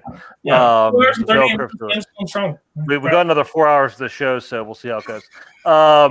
Silence of the Lambs is a movie that I like and I appreciate, and I see everything it does, and it's good. I just never really connected with it. I think Anthony Hopkins is great in it. Jodie Foster is good, but I'm not that big of a Jodie Foster fan. My biggest issue with it, and this is a very personal take for me, like this isn't like, I know this isn't like everybody, that's fine. For a movie like this, I feel like this movie is just too. The character of Lecter isn't, but I think the movie in general is a little too soft around the edges. If you watch Manhunter, I mean, Silence of the Lambs is a better movie than Manhunter, but Manhunter has like a grit and an edge to it that Silence of the Lambs just doesn't. I wish they would have taken like the craft of this movie and just given it that edge. So I think that's what's missing. That's like the missing ingredient that makes this less than perfect for me. Yeah, if you put Anthony Hopkins in Manhunter, that movie goes from good to Oh, good. absolutely, yeah. But I mean, like I said, that's just my personal take on it. It is. I know it's objectively a great movie. I'm not going to say anything bad about it. There's just something about it keeps me from connecting to it 100%. Everybody else on Silence of the Lambs. This is one that could be in my like next 25 again. I really do love this movie. I watched my way through all of Jonathan Demme's movies, and such an interesting movie for him too, because it's so uncharacteristic based on what the rest of his career is. It's amazing how he directs it pretty perfectly, and especially I've talked with Philadelphia about his use of close-ups and that, and he uses those like, kind of extreme close-ups of the faces, almost like portraitures in a way. It's so different than Philadelphia here too. This one, a lot more frightening, going up on Anthony Hopkins' really odd face, or with Jodie Foster trying to like maintain her cool and calm. Very smart use, and like all great monsters and villains, best used in smaller doses. And it's really smart that he's not the the main crutch of the plot, that he's used as a like extra dose of fear and excitement within that, but also thematically very purposeful as well. But it's nice to keep him along for further tales of this story, even though they don't ever reach the heights of Silence of the Lambs. Yeah, Silence of the Lambs is a great film. It's one of those movies that I have super highly rated, but for some reason it doesn't make my list of like 100 favorite films of all time, because I think it's real. I think it's really well done. The acting performances are obviously all top notch, although Jodie Foster overdoes the accent a little bit. I think I almost wonder if it's kind of a thing like kind of what people talk about with Star Wars, where as much as I love Anthony Hopkins as Hannibal Lecter, I almost feel like when he tried to continue the film with Hannibal and Red Dragon, that it kind of took away from this performance. It was a great one-shot performance that I wish he wouldn't try to expand on, but it's still a great film. Definitely think it's very well made, excellent film, just not my 100 favorites. Yeah, I do love this movie. I haven't seen it in a really long time, so I can't get too specific, but it is directed like fantastically. The script is super tight. It's really creepy. Anthony Hopkins is incredible. My favorite scene is the goodbye horses scene. I think that scene is brilliant. And I don't know. I mean, is there full frontal nudity in that scene? Do we see the peen, or is it just tucked? I don't remember. It's tucked. You don't see it. Just tucked, right. Okay, so we get close, guys. We got close. Not there yet. I was so close to having peen. I know. Oh, that movie. That's why it wasn't my top 100. Actually, I was like, I had it on my list, and then I rewatched it. I was like, oh, no full peen, and I took it off. No, I'm just kidding. It could have made my top 100. I just haven't seen it in so long that like I forgot. But I feel like if I rewatched it, it would be like top 100 material for me. Okay, Ethan, you can keep talking. You're number 5. Oh, yeah. All right. About to lose some goodwill here with Kirk, if I ever had any. Number 5, Bill and Ted's Bogus Journey. Oh dear heavens, get them. Listen, guys, these lists are not the top 100 best movies ever made lists. That's not what we're here to do. We're talking about our personal top 100 lists, right? And these movies get their placements for different reasons. Bill and Ted's Bogus Journey gets its placement because not only do I think it's a great movie, but it is one of my favorite movies and one that I've seen maybe more than any other movie ever. This movie does what every great sequel should do, but most don't. It doesn't rehash the first movie. It goes completely bonkers out there, does something completely different, and it's really fun. It really works for me. A lot of people will forget about this, but the style of this movie, the directing, is actually really interesting. The way he shoots Pete Hewitt. It's like there's a lot of really interesting shots, and like the editing is really cool and smooth, and there's got a real energy to it. This movie, you get Bill and Ted, you get all the good Bill and Ted stuff, but you also get like evil Bill and Ted, which is so fun. Keanu and Alex Winters having a blast being evil Bill and Ted. They go, Bill and Ted get killed. They go to heaven. They go to hell. They meet the Grim Reaper, who, by the way, William Sadler. That's great, all-time great comedic performance. The scene where they play death in board games. I mean, come on. These are people like to make fun of this movie for being really dumb, but it's really clever and dumb, and it's just so fun. And you get the two aliens. You get Station. I know that like I'm gonna get ripped apart for this, and yeah, maybe this is a little too high, but it's for the like. I used to sit in my mom's office when she was working and I was a kid, and it's one of the few movies I had on DVD at the time, or the few movies I would bring with me. And I had a little mini portable DVD player, and I would just watch this movie over and over and over again. Okay, so you know what? Some movies earn their merits on your list for being, works of art, and some earn their place in the list because they're Bill and Ted's Bogus Journey. And you know what? This is Bill and Ted's Bogus Journey, and it's in my top 10. And fuck everyone who doesn't belong there. The Station cut. Oh. Ethan, you're half right. This movie is very dumb, but it is not clever at all. The first movie was kind of clever. I liked the first movie. Bill and Ted somewhat resembled actual like people, or at least actual movie characters, and the story was fun. This movie is catchphrase, air guitar, catchphrase, air guitar, catchphrase. Hey, here comes Death shows up. Death, what do you have to say? Air guitar, catchphrase, air guitar. That's the entire movie. And it's awful. This is like the worst. I mean, I do, in one sense, I do respect it because they do the thing. They don't rehash the old plot. They come up with something completely. I respect that. On the other hand, they do the worst possible thing where it's like, hey, what did everybody like about that movie? They like the clever story. No, they like the catchphrases. They like some Vegas and not non-heinous and playing air guitar. And that's all they do. It's an hour and a half of them literally just repeating catchphrases over. It's catchphrase the movie. It's awful. This is bad. Like, I don't mind the first Bill and Ted. I don't love it. I don't mind it. I respect if you guys like it. I have no respect for this movie. I have no respect for you liking this movie. It is awful. It's a terrible movie. Number 5 on your top 100 is too high. Number 100 would be too high. Number 1,000 in your top 1,000 would be too high. This movie is absolute garbage. No redeeming qualities whatsoever.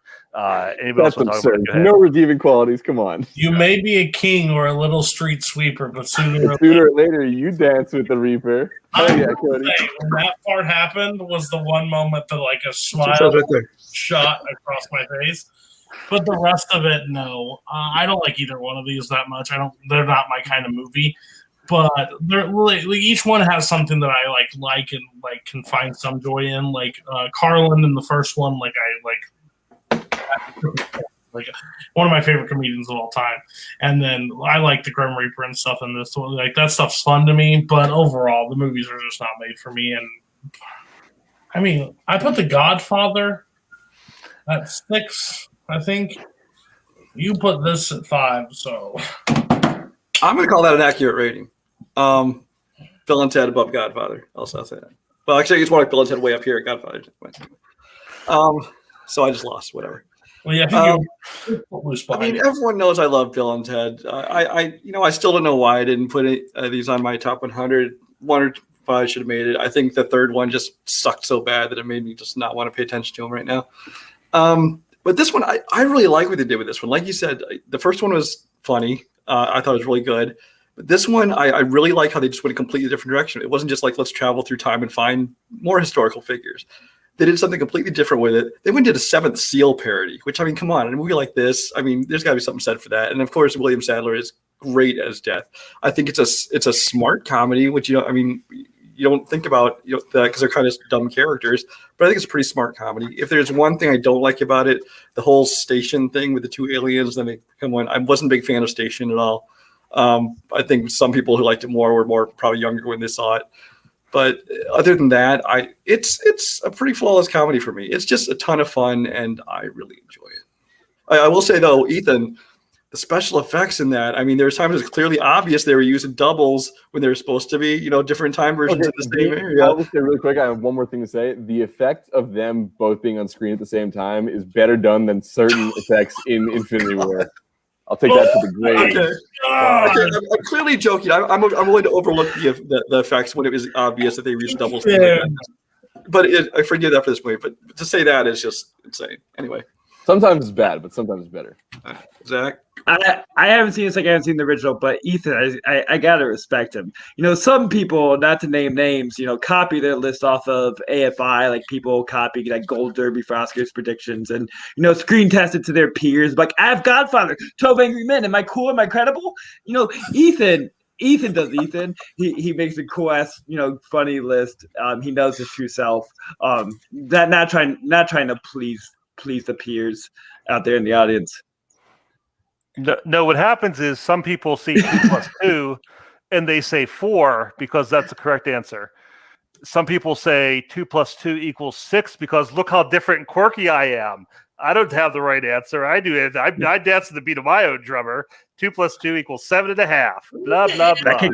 That kid sounds real cool. When did AFI put Remember the Titans in the top 10? I don't remember that. Hey, I left that out for my example. Right answers can be boring, but they're still right answers. Brian, what is your number 5? I don't know if this is where this ends or not. My number 5 is a little film called Pulp Fiction. Yeah. Am I the last one?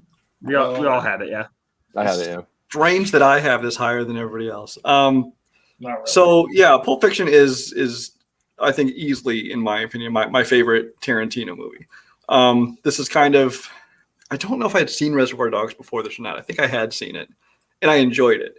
But this is kind of the one where Tarantino kind of became the director that he is, and he became a big deal, and rightfully so. Because, I mean, this is, at the time, telling these kind of stories out of chronological order kind of thing, all these intertwining stories. It was a fairly original idea. I mean, at least it wasn't as widespread as all the people that kind of copied it afterwards. But this is a movie that, I mean, they filled this movie with just tons of great actors, many of them who, like, careers had been kind of going nowhere, like John Travolta. His career was kind of over. And they brought him back into probably one of the best, if not his best performance of all time. Samuel L. Jackson is the most Samuel L. Jackson's ever been, and he's phenomenal in this movie. But even just all the supporting characters are great. Tarantino's use of music, which I don't enjoy a lot of times, especially when he gets anachronistic, like he throws modern songs into like Django or something like that, or Inglourious Bastards. I don't really appreciate that as much, but his use of music in this movie, I think, is phenomenal. And the script, I mean, the writing and the quotability of every line in this entire movie. For me, this is just my favorite Tarantino movie. Not even close. Who had it next? I had it at 18. We both had it at 18. I remember that. Oh, yeah. That's true. Flip a coin, boys. You can go first, Paul. Wait, Zach, where did you have it? Lower than that, but I will take a second. Oh, okay, yeah. So I agree with everything Brian just said, except I do like Tarantino's anachronistic music choices. I think that's fun usually when he does it. But yeah, this movie, I mean, it's a typical like film fan movie pick, but because it is as good as it's given credit for.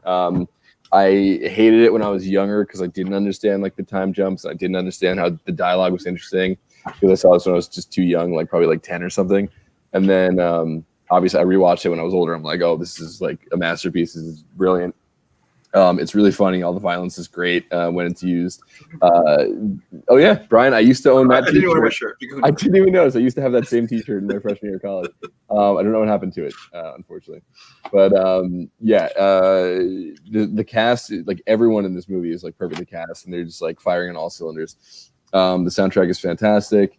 The GIMP scene and like that is one of the craziest, best scenes I've ever in any movie, where it kind of comes out of nowhere, but it works so well. And then you have when Bruce Willis is like picking up the different weapons, and he picks up a bigger, better weapon each time or whatever, and he finally ends on the samurai sword. It's like such a cool moment.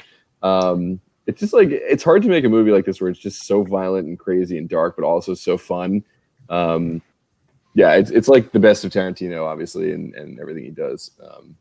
Endlessly rewatchable. It's a great movie.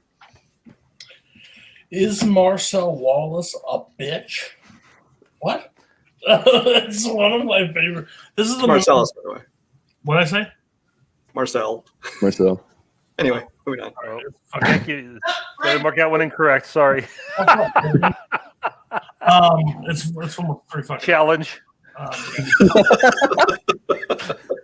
We'll be right back. Well, here that would happen. Okay. With this, this movie is one of those Tarantino movies that I watched for the first time, and I played it. I've said it before, I'll say it again, but I played it back to back. As soon as it was over, I watched it again. I think this movie is absolutely incredible from start to finish. It's my favorite one. I understand Inglourious Basterds can be a lot of people's favorites. Like, that makes sense, just because of like how technically and stuff. But this one just fits my kind of like movie. I love like Harvey Keitel in this movie, where just the cleanup of how he has to handle it all. I love Samuel L. Jackson. I think he deserved the Oscar for this. I think like when he comes in that apartment and just basically just starts quoting and then the I Shot Marvin thing. It's just like when the blood just splatters over the entire thing. I think this movie is the best one. It's mine. It was easy to put up there, and it's just so rewatchable for me. Like, Tarantino's got so many rewatchable films. This one's just so easy for me to watch. And like Travolta, I think, is even like fantastic in this movie. And I don't like Travolta in a lot of things, but this one is a huge standout for me. Is it my turn? Yes. Yeah. So I had at 40. I know my rankings and my list. I'm a very smart and responsible person of the show.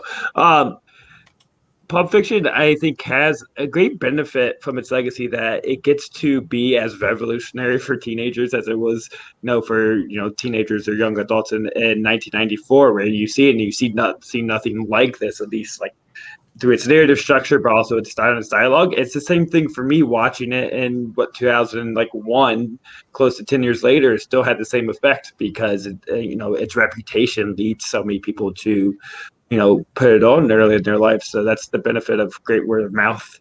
And it is just, I think, very important for developing, film tastes.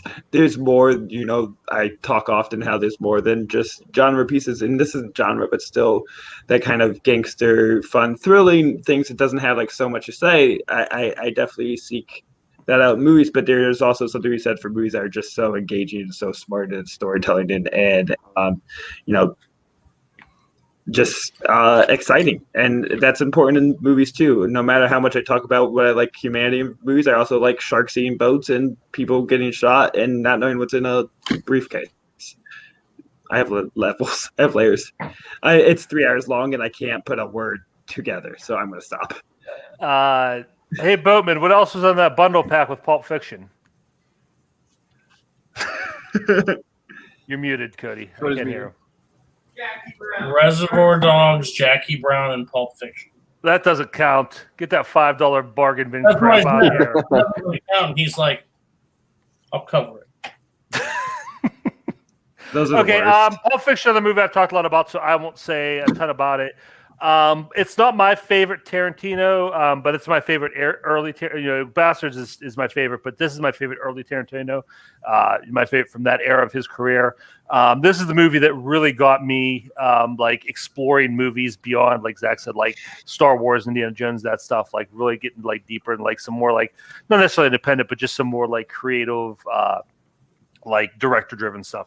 I love this. I love the soundtrack. Was it Brian said he like? I love the soundtrack. I love the music. I like a lot of the stuff. Is taken from it's homage to older films or stuff that Tarantino loves, and that's his whole career. Really, is he's really just recreating the stuff he loves and with his vision. And I don't think there's anything wrong with that. But yeah, I love this movie. It's great. This is my number 2 Tarantino, definitely. So great pick, everybody. And we will move on to Zach's number 5. Yeah, this might be my most out of nowhere, except for people who have talked to me a lot. Because I could give you a million guesses. No one would guess this to be my number 5 unless you are a good friend of me in the community. And none of you are. You're all assholes. My number 5 is Knocked Up. We have talked up. That is very disrespectful for you. You're the only good friend there. I'll give you that credit. Anyways, Knocked Up. I watched in theaters in 2007. It was the summer before I went to college, and I worked at a theater, so I got them for free. But me and my friend, I think, went and saw it at least 8 times. It was just a real like our common bond before we kind of separated to different colleges. But even as an adult, finding new layers to love about it, other than just being funny guys hanging out. I realized how much of my top 10 is just like white guys hanging out, and I think I need to check my bias a lot because that's a large portion of this movie. But I watched this before my child was born and after with my wife. And before he was born, while she was pregnant with him, I just like bawled during the birth thing. I think there is a real sincerity. There's going for laughter, screams. It's slightly a little heightened, but it still just like captures the beauty of childbirth and the wonderful thing of bringing in this kid. And I think that's the magic of this film is it has the Judd Apatow humor, but it's so grounded in reality and grounded in the reality of these characters with a true heart. He's the best at blending sincerity with humor. And I'm a huge Apatow fan for that reason. I know a lot of people give him a lot of hits for how long his movies are, and they let people like hang out and do their own little bits a little too long, and I'm just like, eat that shit up. Like I could watch a 5-hour cut of this movie of people doing bits because it's just like hanging out with their friends, and it's just perfect. It didn't discover a lot of great people, but it really brought the Judd Apatow verse of cast into the full frontal of attention, letting us know that Jason Segel is more than How I Met Your Mother. Seth Rogen, became a superstar. And look at that guy. How did he become a superstar in this? It's because he does have that perfect blend, like Judd Apatow, of the heart and the humor that is kind of uncharacteristic of many of the comedic actors that came before. Watch Knocked Up. Watch the crowning scene. Cry as you see the baby's head approach. It's lovely. Oh, and Harold Ramis as a dad. I have an obsession with dad scenes. I forgot to talk about that once. Like dads being proud of their sons, and this is one of the best. He's in it for 2 minutes. He gives a lovely little speech about being proud of Seth Rogen, and it's perfect. I like this movie a lot. I think it's funny. It's one of my favorite, probably my second favorite Apatow, whatever. I'm losing it too, Zach. But it's you're right. It's got a lot of heart. It's really funny. Number 5 all time. I didn't know it either, and you never came to me and said, "Hey, let's talk about Knocked Up." So don't call me names because you never approached me to have a conversation. But number 5, that's crazy. Like you said, this is like the most out of nowhere pick. I'm not gonna say it's a bad movie. I'm just shocked at I'm not even gonna say it's like a bad pick, but I'm surprised somebody put it there. Everybody else Knocked Up. Yeah, I think this movie's hilarious. I've always enjoyed Knocked Up. Boatman saw this on your list and said, I'm glad I got a different team partner. So apparently he's not a fan of it. I like this movie. I don't like where it goes after this movie. Like, I don't like Rogan and other stuff past this point. Like, I don't find like Pineapple Express and stuff like that super funny for me. But like, this is like one that I like. I think I like 40-Year-Old Virgin more, but that's because I think Steve Carell is one of the funniest human beings to ever walk this earth. Yeah, the Jonah Hill, like, if I go in there, and I'm going to go shave my pubes. If I go in there, shit, with little pubes, I'm going to lose my shit. And just the banter between like friends and like where they would be like, oh, I got the Canadian maple leaf. Oh, is that a target for people to come up? Like, it's just those little things that you would say in a group of that situation. So yeah, and I love the like in the bar scene where it's like they're talking about his beard at the beginning of the he's just like, does he look like a member like Osama bin Laden, like all this stuff. So yeah, this movie still is hilarious to me. I remember us having a conversation about it, and I went, really? I love Knocked Up, but that doesn't surprise me at all. You know, now hearing your top 100, this makes sense 100%. I'm super surprised to see it in his top 100, much less number 4. I think number 4 is super high. That being said, I do think it's a funny movie. I like a lot of people. I think I enjoy the stuff with him and his friends, you know, the most, with Jason Segel and Martin Starr and Jay Baruchel and all of them. I think that's kind of the funniest stuff in the movie, because Katherine Heigl is Katherine Heigl, but at least here she's supposed to be playing an uppity bitch, which she can do well, I guess. So it is what it is. But it's a funny movie. Number 4, I don't know about that, but hey, to each his own. I think Kirk and Zach both threw up a 5. I haven't seen this movie in a long time, but I remember thinking it was kind of funny. It's just not really like my style of comedy. But I think it's probably like a solid movie. I'd have to rewatch it to really form a good opinion on it, but I haven't seen it in a really long time. But I do really hate Katherine Heigl, so I'm in no rush to rewatch it. This isn't your type of humor. Like, what the Ethan? Stop trying to draw the moral line. Like, I'm not saying it's the entire. Like, this seems like right up your alley. I'm not saying this is not like. I'm not saying this humor is not good humor. I'm just saying like, it's not like my type of humor. You know, I'm not disparaging it. I'm not saying my humor is better than this humor. Oh, if Seth Rogen before he like got her pregnant, there was a puppet penis explaining what's about to happen. I mean, Gotcha. yes, I'm in on that. None of us mentioned Paul Rudd or Leslie Mann, who are just perfect in this. I also said I like this movie for the perfect spinoff too. They did a great sequel to it. I love it. I like the sequel a lot. Okay, Zach, that was your number 5, so we're going to move on to Cody for your number 4. Back to the Future. Yikes! First yikes of the night. Don't take money. Don't take fame. Don't need no credit card to ride this train. Okay. Going to move on to Ethan's number 4. All right, number 4 is Mad Max Fury Road. This movie is the best action movie to come out in the past. I don't even know how many years you want to say. I'll just say it's the best action movie ever made. Maybe. I feel comfortable saying that. We're 6 years out. I have passed the point of worrying about recency bias. This movie holds up 100%. It is one of the most insane, it's hard to even put into words without seeing it. It's just like a feast for the eyes and ears and everything of just like complete post-apocalyptic insanity. George Miller was 70 years old when he made this movie. That is mind-blowing. This guy is incredible. Filming in the desert, torturing his actors because they're doing crazy stunts. A lot of the actors were doing certain stunts, obviously not all of them, because there's a lot of really dangerous stuff going on here. I think Tom Hardy, I don't know about Charlize Theron, but Tom Hardy was on record saying he thought this was going to be terrible. He hated it. And then when he saw the movie, he was he finally got what was going on in George Miller's crazy mind. This movie is the number one complaint you hear about this movie is that there's no plot. It's just one giant car chase through the desert.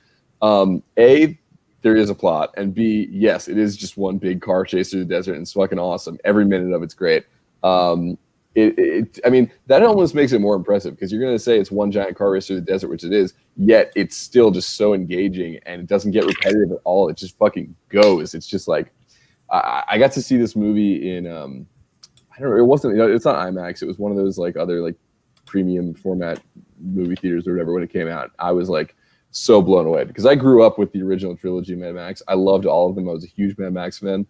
And when they announced this movie, I was like, this is not going to be good. Tom Hardy, like we're replacing Mel Gibson, who, you know, Mel Gibson sucks, but like he is Mad Max. And then I saw the trailer and I was like, whoa, this looks pretty cool. And then I saw the movie and I was like, man, this is the best Mad Max movie ever made. This is, you know, Tom Hardy plays the character perfectly. Immortan Joe is such a fantastic villain. Everything about this world is so realized and like wonderfully constructed.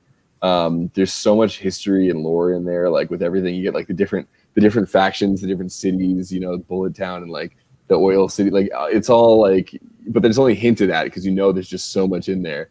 Sorry, Cody, I'll make it a little longer and then we can wrap it up. The score by Junkie XL, incredible. There's a character called the Doof Warrior that plays a guitar that shoots flames. That's his whole purpose. He just, come on, guys, this movie it's incredible. Anyone who complains about this movie, you're wrong. I'm sorry. It's best action movie ever made. Okay, if you take... I had it in the 20s. Oh, I'm sorry, go ahead. Stop talking. Yeah, so I had this somewhere in my 20s. This movie, I mean, I could easily have it higher. I have no problem with him at number 4 because as far as just like a pure action movie, it's definitely up there. I can't call it number 1, but it's right up there just as far as the best pure action movies of all time. And he's right. There isn't much of a plot to it. I mean, it has a basic story, but it's basically just travel there, turn around, and come back. But the fact that they can make that so exciting, so engaging the whole time is great. I think the first paragraph of my review for this basically said, Fury Road is a movie that doesn't pretend to be anything it's not. It's a movie that knows exactly what it wants to be, and what it wants to be is batshit crazy. And batshit crazy is what it is in all the right ways. Because this is a movie, you go see this, first of all, visually, it's one of the most beautifully filmed. I mean, just the colors and everything about it, and with the cinematography, I think is phenomenal in this. People forget, this movie got like, I want to say like 10 Oscar nominations and won like 6 of them. I mean, granted, I mean, they were all for technical things like editing and cinematography, production design, whatever it was, costumes, I think. But it deserved everything it got. I mean, this is a movie that looks great. And I went in with low expectations. I mean, I'm not a huge Mad Max fan of the old ones, but I went and saw this one with kind of low expectations, and I loved every minute of it. The action beginning to end, the music in this is phenomenal, and it just kind of drives the whole story so well. Stunts are done so well, especially when you get the guys on the poles doing like Cirque du Soleil shit, going back and forth in it. And yeah, Mad Max himself, he's like basically a supporting character in this movie because Charlize Theron, she does such a great job as Furiosa. I'm bummed that we're not getting her in the Furiosa movie instead of getting Anya Taylor-Joy, which whatever. But yeah, this movie deserves all the credit it gets. All right, I won't take too much time because I know Cody's going to have a lot to say about this. But if you took like Ethan on one end of the spectrum for this movie and Cody on the other, I'm probably somewhere right in the middle. I think it's fun. I think it's a good movie. I think it's an enjoyable watch. It's a fun action movie. On the other hand, I don't think it's as great as the praise. I mean, I hear a lot of hate, a lot of praise for it. It's not as bad as the hate. It's not as great as the praise. Like I think it's the greatest action movie ever made. I don't even know if it's the greatest action movie of the decade. Name one better. It's a lot of fun. I don't have to answer to you. I like the world building, like the culture, like that culture made around like driving and just being on the road. I think is really interesting and unique. And I have fun with the movie, but like I said, I don't think number 4 I think is super high. But like I said, I'll let Cody and Zach give their opinions on it. Mostly Cody. I was a huge Wacky Racers fan as a kid, and it is just really wonderful to finally see Penelope Pitstop get pissed off and become the badass controlling the world that she deserves to be. That's my take. Brian said something earlier about sitting through a movie and wanting to fucking leave the whole time, but no one spoke up. This was this movie to a fucking T. Me and my brother sat there. I looked over at him. He looked like he was having fun. I said, fuck it. Whatever, we'll sit through it. We both walk out. Why the fuck did we stay in there this long? This movie's ass. This movie is ass. You guys stop praising this movie. You're the part of the problem. You can say what you want about this being like this long, drawn-out action film that doesn't have a plot. Well, I'm sorry I wanted a fucking plot. I want a story. What's a movie for a story? If I wanted something visual or something painting or something cool, I'd go to a fucking museum and watch shit. And then I get to leave faster than 2 fucking hours. Cool. They do practical effects. Guess what? I don't fucking care. They swing back and forth while shooting flames and spraying silver paint in their face. Fucking awesome. No, they don't. But they're just hoping you're fucking okay with it the entire time. And then the whole story that they at least tell you in the film, that it is about gasoline. I drive a Chevy Cruze. I get a certain gas mileage in my Chevy Cruze. I have friends that drive 18-wheelers that, let alone don't shoot fire out of them, they get shit gas mileage. But they travel all the way fucking through the desert, which is terrible on traction, just to let you know. Stop for the fucking night while everybody in the fucking place, they get rest, and so do the audience because we're fucking asleep. And then, for some magical reason, they grow for a reason, said, fuck it, we're going back. Why don't you just fucking stay? 30-minute movie. It could have been a short film. You fuckers get in here and praise this movie for being something. It tries to, and they want to do a sequel to Furiosa? Oh my God. Rather shoot myself in the dick than sit through this. I watched it in color. Prove it. Black and white. And I'm telling you. Black and white's stupid. Don't worry about that. It doesn't fucking matter. Nothing changes. It's not even good either way. You don't need color. You just need to turn off the fucking screen. This is the most confusing movie. People are going to want Best Picture, all that shit. Calm the fuck down. No. If people want to know why this show in 5 hours, it's because we talk about things like gas mileage. Just saying. Hold on. We're going to sit here and talk about high. Kirk, mute him. Let's go. He's going to sit there and talk about this film being all these things, and this fucker had Bogus Journey 1 slot lower. No. You just sit on a moral high ground and sit here and scoff at us and tell us we're horrible people for not having shit, and you're telling me I'm boring. He put Mad Max Fury Road, one of the most overrated films of the 21st century, and he gets out here and say Bogus Journey before it. Stop it. You had Godfather at 52. You had Godfather at 52 and Bogus Journey at 5. This is bullshit. Cody, are you saying you thought Bogus He's Journey gonna would be win higher? too. I don't care that it's a box set. Yes. I threw him to the. I have been waiting for Cody to get physical with Boatman all night. I won't lie. I wanted to see that physical altercation. When Cody started talking about gasoline, I thought he was going to be upset that there wasn't enough Daddy Yankee in the soundtrack. Gasoline, I guess. Reminds me of the old Will Ferrell skit. I drive a Dodge Stratus. We're going to go on now to Brian's number 4. All right. I felt left out not having props, so I went and grabbed this off my shelf. This little guy, E.T. Nazario. E.T. might be Mike Hanley. Go ahead. Sorry, I'm done.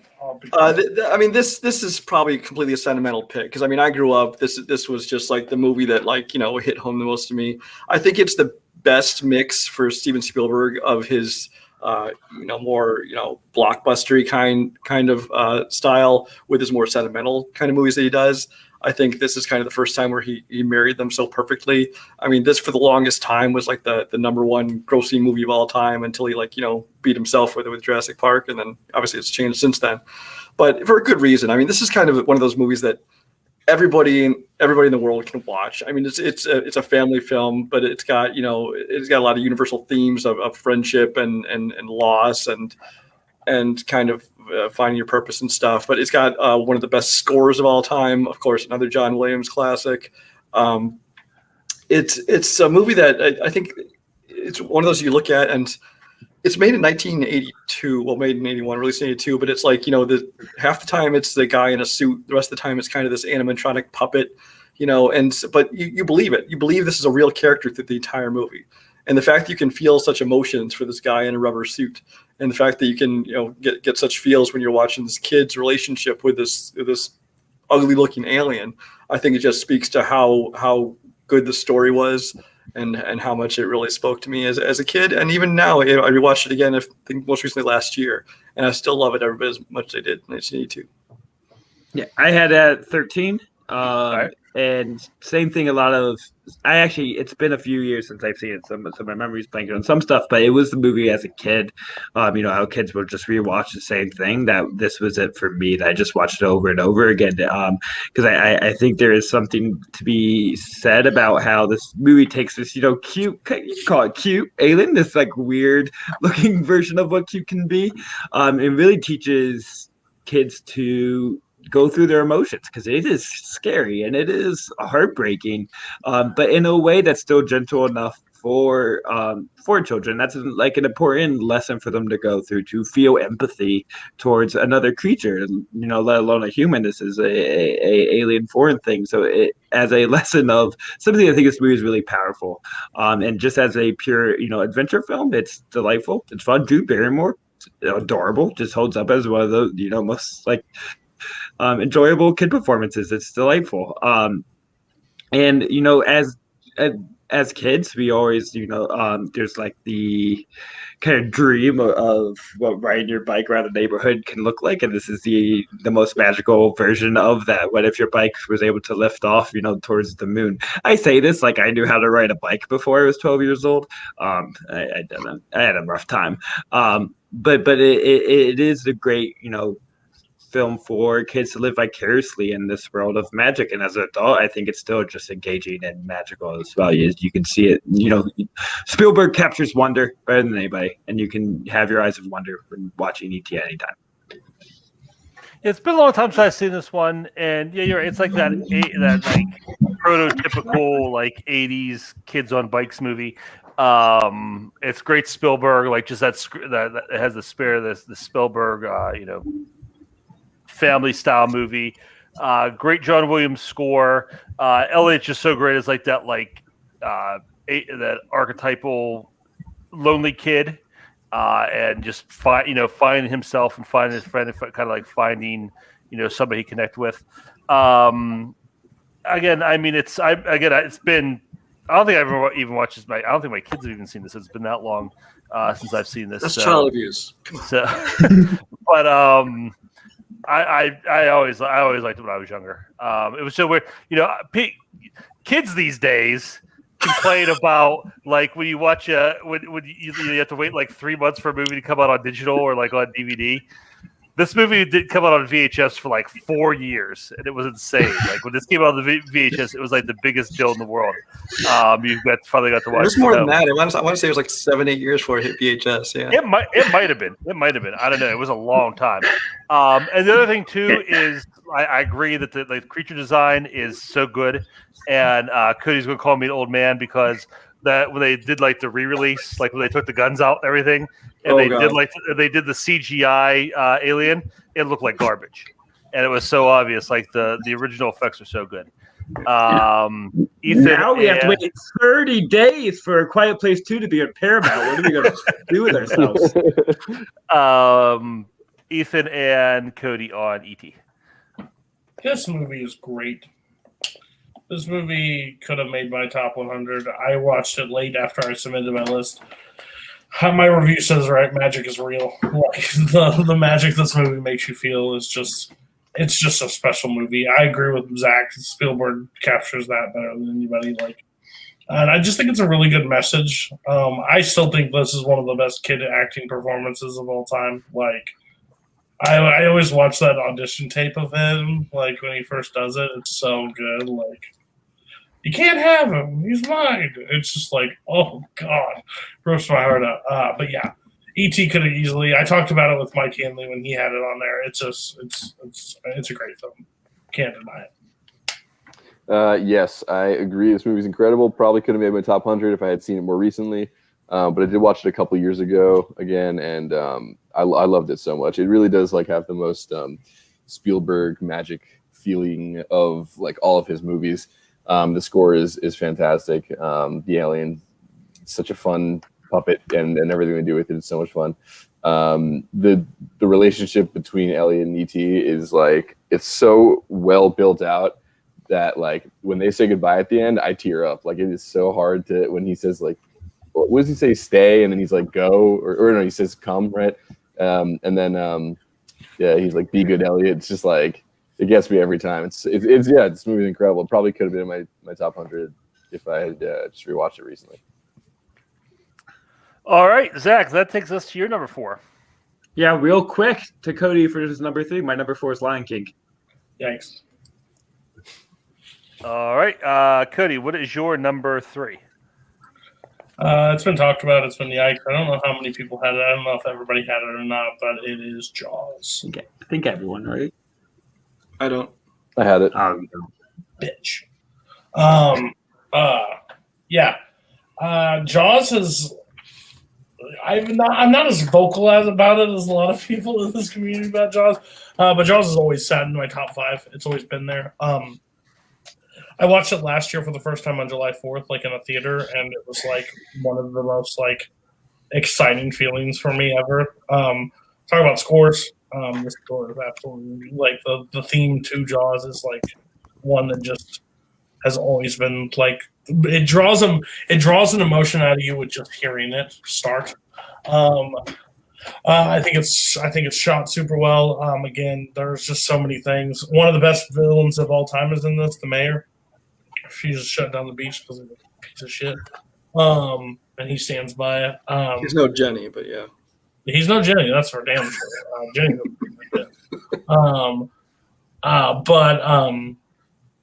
I just love it kind of helps with like the backstory of knowing how much problems he had with this film and how many problems he had with the shark, and to make as good of a movie as he did with it is just still insane to me. Robert Shaw is one of those actors that we lost way too soon in life.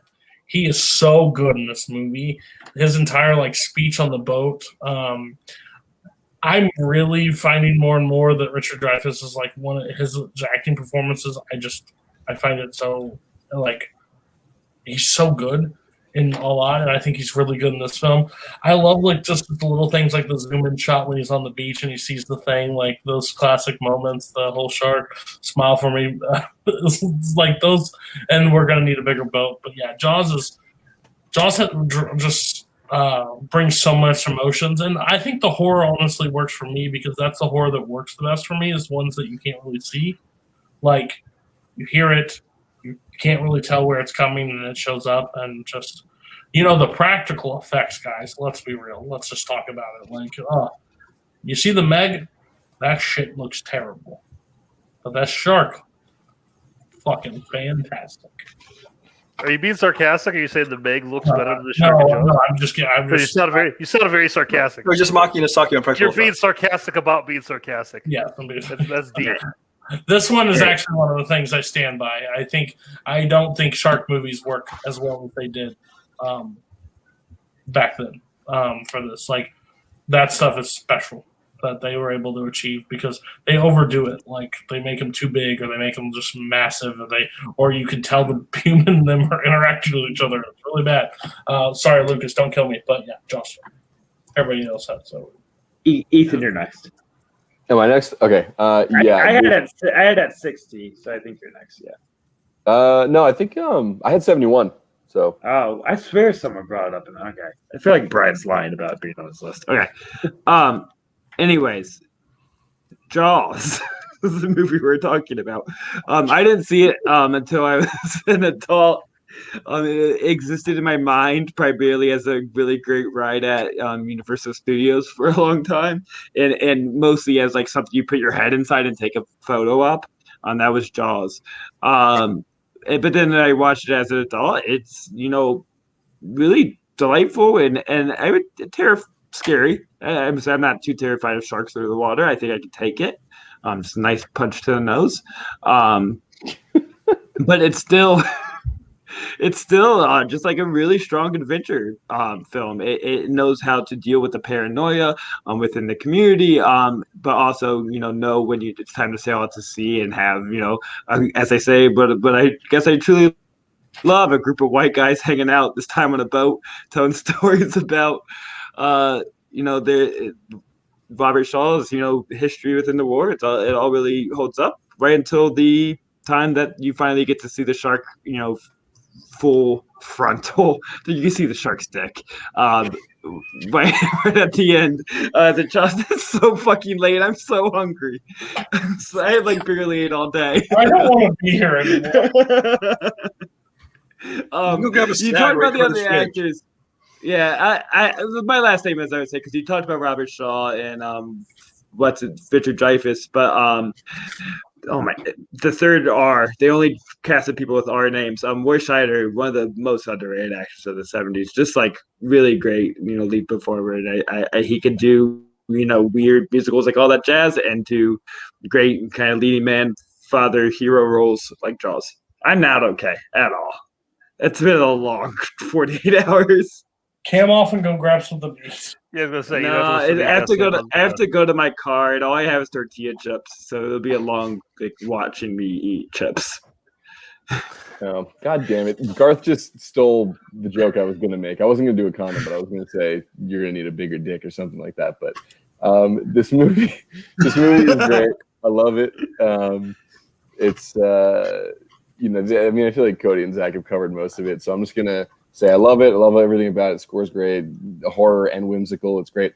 Everyone, if anyone here likes Whitest Kids You Know, there's a great Whitest Kids You Know skit about where they parody Jaws, and it's really funny. Just watch it. It's short.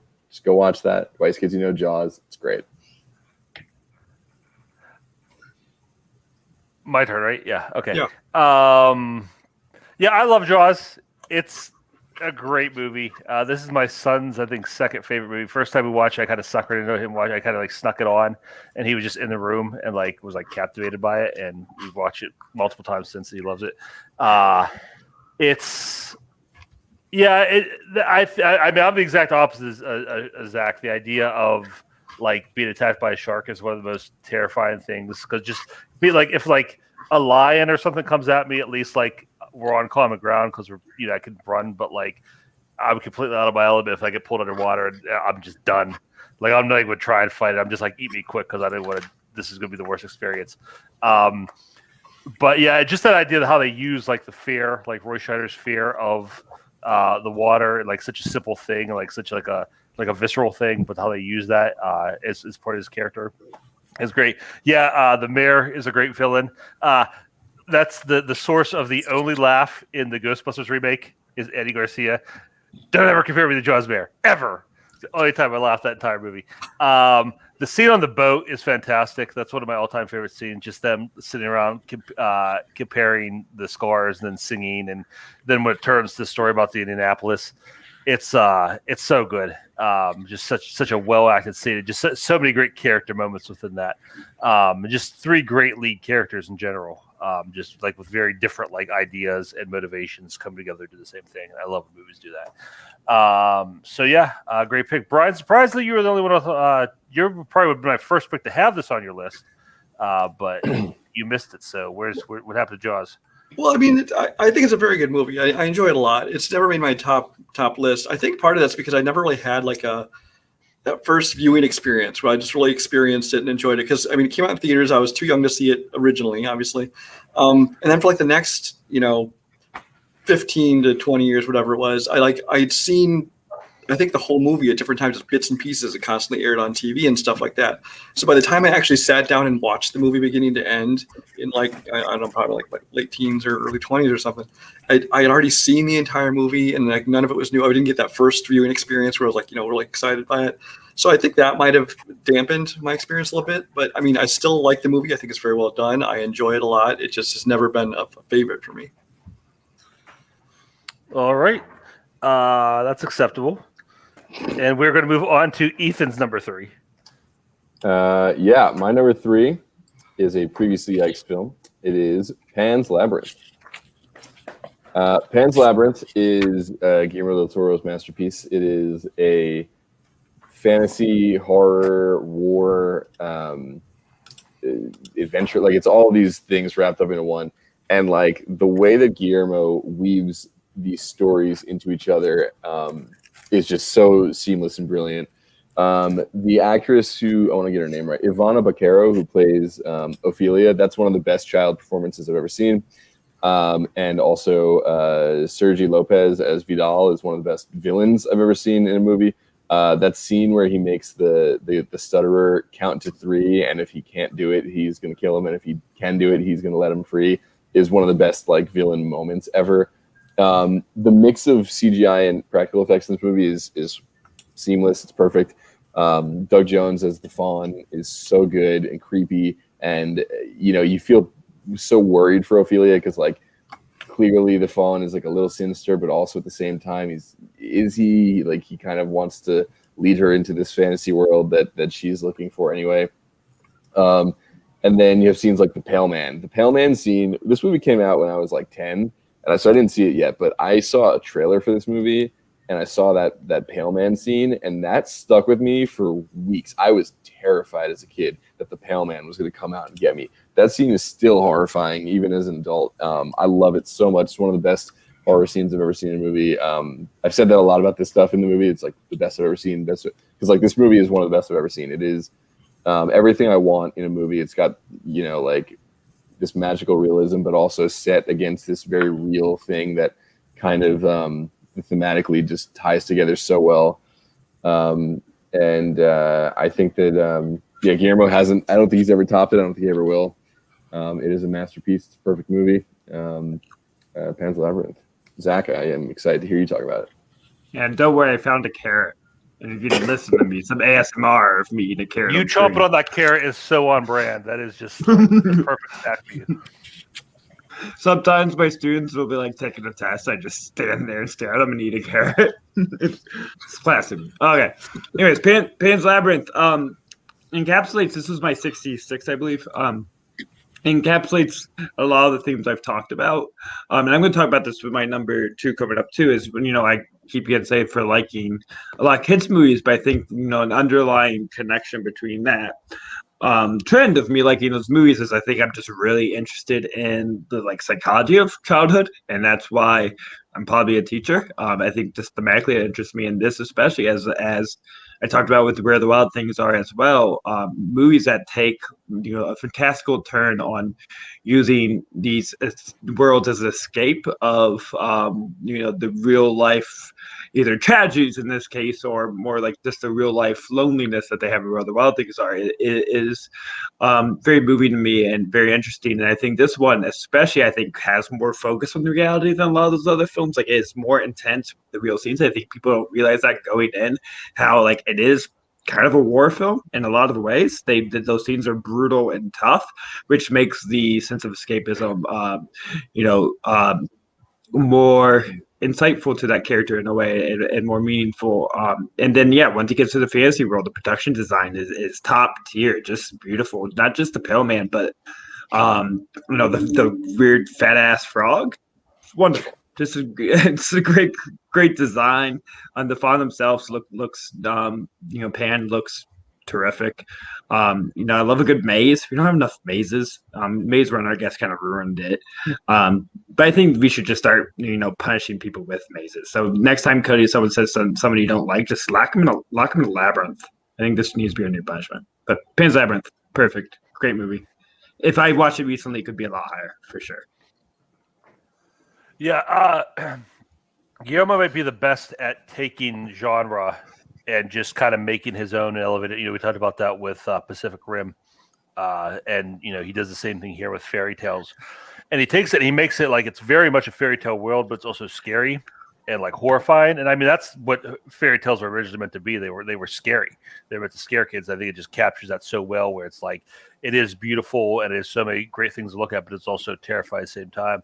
Yeah, the character design with Pan and with the Pale Man is just really solid, especially for that era. I mean, that was 15, 20 years ago, and it still holds up perfectly. And just how it's just juxtaposed that world with, like Zach was saying, with the war, just the hopelessness, that horrible situation she's living in, using that as an escape, and just the ambiguity of the ending.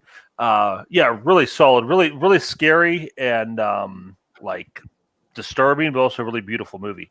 So that's a solid pick. Everybody else, Cody and Brian, on Pan's Labyrinth. I've never seen it.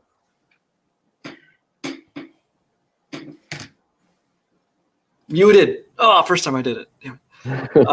Yeah, I'll keep mine quick. I only ever saw this movie one time, and that was back when it first opened in theaters.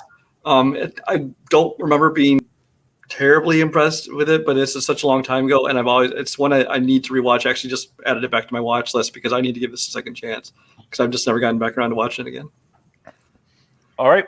Burning through the threes here. Brian, you're number 3. My number 3, yikes a few times, Back to the Future. I think it ends here. Back to the Future is pretty much another perfect film. This is a film that, I mean, it's a great sci-fi film. It's a great comedy film, however you want to classify it. It's just perfect. And that goes everything from, I mean, it's definitely got that Spielberg feel to it, even though he just produced it. Robert Zemeckis did a great job directing it. The cast in it, especially Michael J. Fox. I mean, everyone knows the story about he wasn't originally cast for it, but if he hadn't been put in this movie would not have been what it is. Michael J. Fox makes this movie. He's just so perfect for this role. But then everybody around him. I mean, Crispin Glover is a weird motherfucker, but he does a great job as the dad. But I mean, the comedy works in this. The action works in this. The sci-fi. It's got great special effects. Again, for a comedy in the mid '80s, they weren't pouring money into special effects for comedies.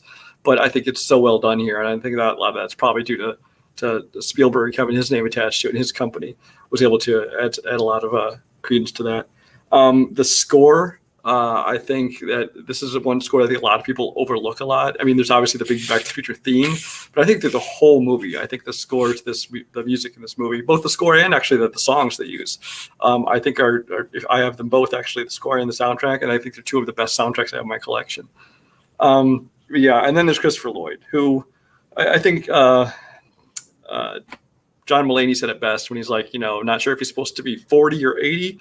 I don't know how this guy's supposed to be, but he just plays such a great character, such a unique character, who you don't even know what he's necessarily all about, but it just works so perfectly, and you don't even question the fact that he's friends with this teenage kid, and his whole thing there. But yeah, this is a movie that from the first time you saw it, you loved it. I've watched it hundreds of times in the 35, 36 years since then, whatever it's been, and I still enjoy it as much every time I watch it as I did the first time. Everybody else have this? I guess I had it second. I had 16. Yeah, I think Cody, you're definitely I had second. it 4. Yeah, Back to the Future. It's close. It can be close with Jaws. It flips back and forth all the time. Back to the Future is one of the best sci-fi movies ever made. One of the funniest movies ever made too. I love just the back and forth. Shut your mouth, Zach. Eat your carrot and be quiet. Where you have this back and forth, like I love like the time like jokes basically, like, oh, that's right past JFK Boulevard. Who the hell is JFK? Or I still got in trouble the first time I called somebody a mutated son of a bitch because of this movie, because it was PG, and my grandma was like, sure, go ahead and watch it. And I was like, called it. I just love the back and forth. I think Biff's really great in it. Especially how they did the switch and everything. Doc Brown, I think this movie does not work without Michael J. Fox and Christopher Lloyd. I just think they work so well paired off each other. Especially when he goes back to 55 and he's like, well, fine, give me who's the actor? Ronald Reagan. Oh, the actor? Oh, President Jerry Lewis. It's just those parts that just make me die still to this day.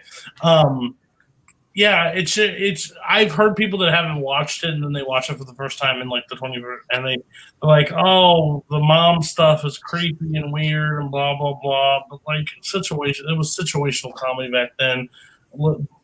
If he had sex with his mom, then maybe I understand. But the whole point is he didn't. Yeah, exactly. Yeah, she was attracted to him, and that's it. Like, let's move on. But yeah, I honestly love all of them. I love all 3. This one is the best one in my opinion. It's the tightest. It's the best one overall. Yeah, Back to the Future. Yeah, I agree with Cody. It is. He's used the word tight. Like the script is like it is airtight. It's one of those scripts that's like when I see a movie that's like does a really good job of doing a nice tight story with like setups and payoffs. Like my first thought is like, they have a Back to the Future script here. Like it's that well established. Like you watch the opening shot alone, it sets up like everything in the movie with that slow pan and like all the jokes and bits that are set up and paid off later. It's so much fun to catch them. And you know, everyone who loves this movie has seen this movie like 100 times, and you just like you can still pick up new things and new references to the beginning or things that come back. Yeah, like everyone else said, like the score is fantastic.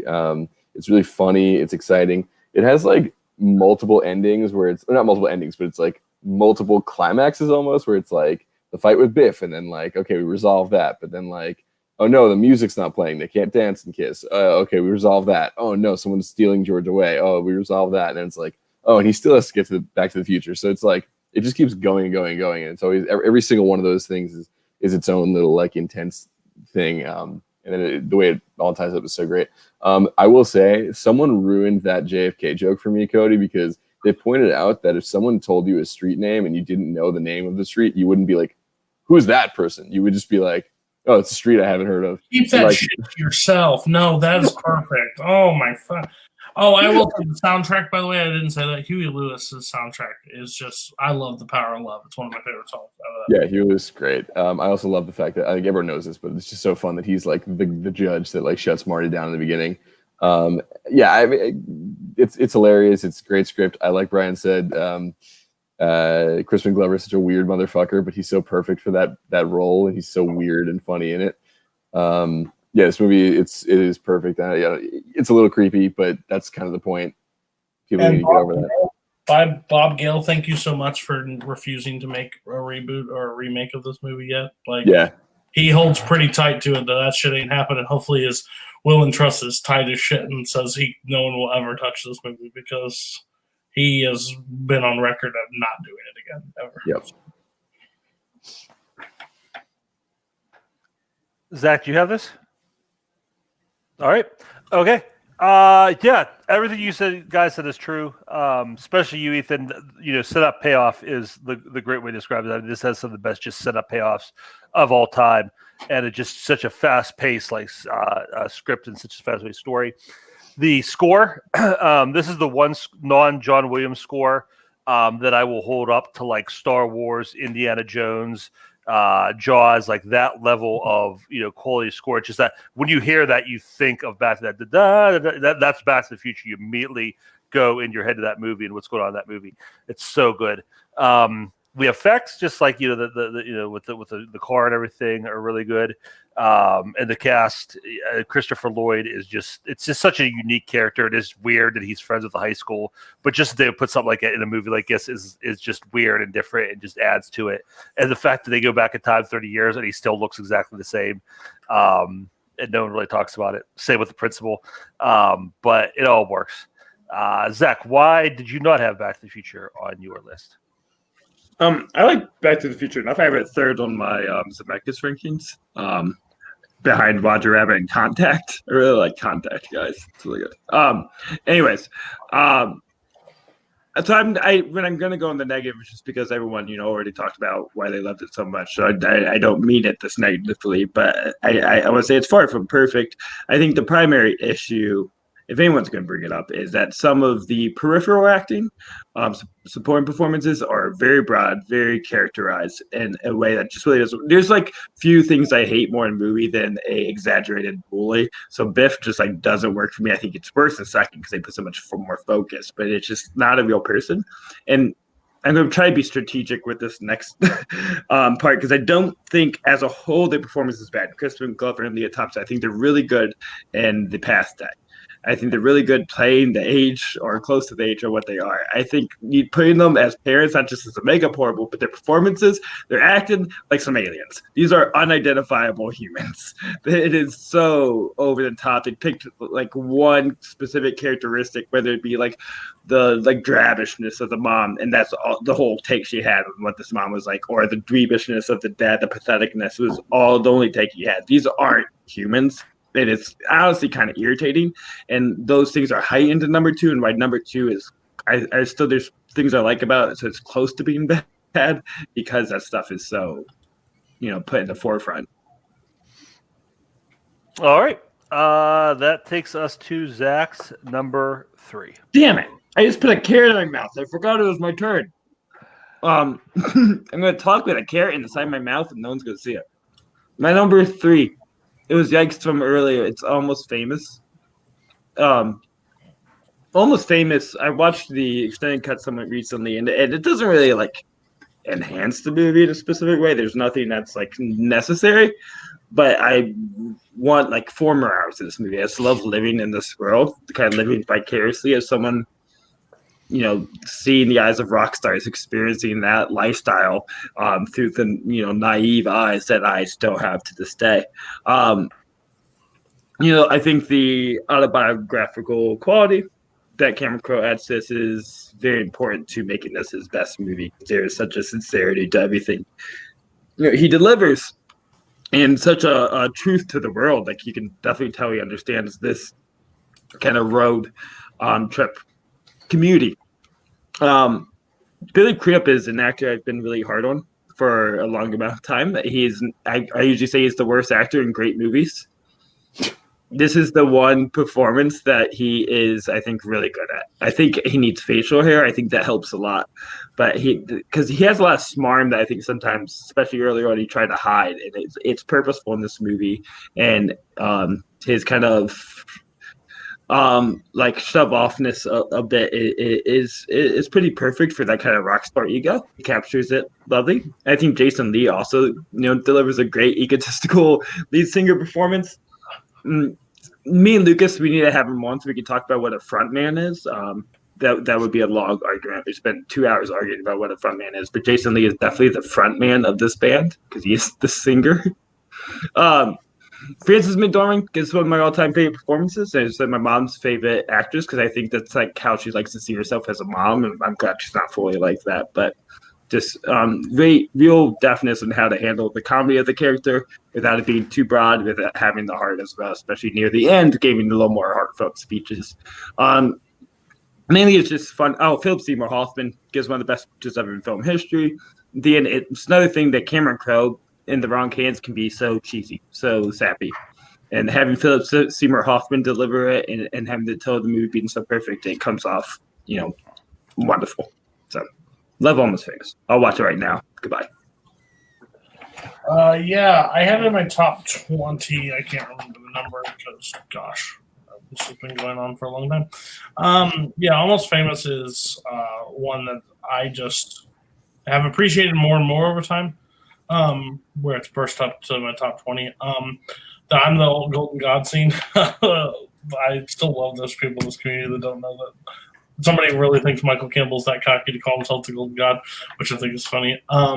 But there's so many classic scenes like the Tiny Dancer scene, but I just love how the story is. Like, what a badass mom of McDormand. Just be like, go. Like, go and call me every night, but go. Like, just to experience and just to go on that thing, and then the relationship he builds and, like, his back and forth. I think this is one of the best, like, coming of age, like, stories for a thing, but also with, like, that music element that they capture so well.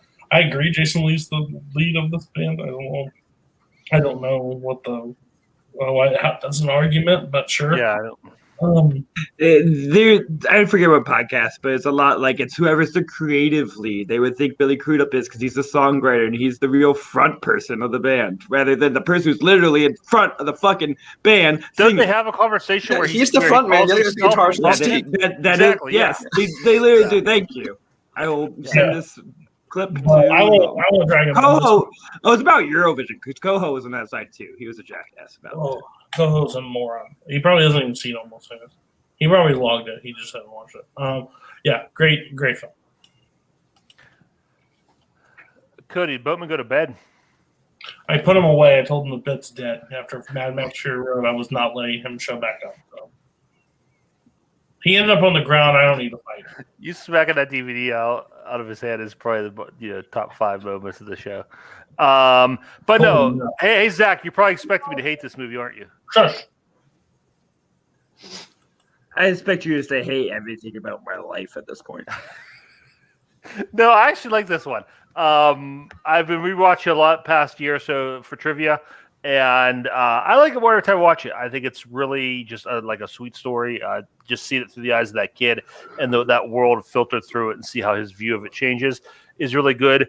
Yeah, Billy Crudup and Kate Hudson both. Has there ever been a movie like with more wasted potential? Because like she just went on to do like she looked like she's going to be a great actress, and she just wanted to do like every awful rom-com ever. And then he basically lost all like personality, just became like a blank person, and is that like just a blank person every role he does. But he's great in this. He has one of my all-time favorite line readings. Just see me fit a must to my steak. Yes, I love that moment. But yeah, there's just a lot of really cool like the cast great. Jason Lee's great. The play between the two of them, and just his attitude and just like his understanding of what a rock star is. And like his like real view of it, and like he's like that part is like that you could print. Like he knows what he's doing. Like he's playing the game where Billy Crudup's a little more pure. And just the back and forth between that. Yeah, solid movie. Again, I think 3's high for it, but it's still good.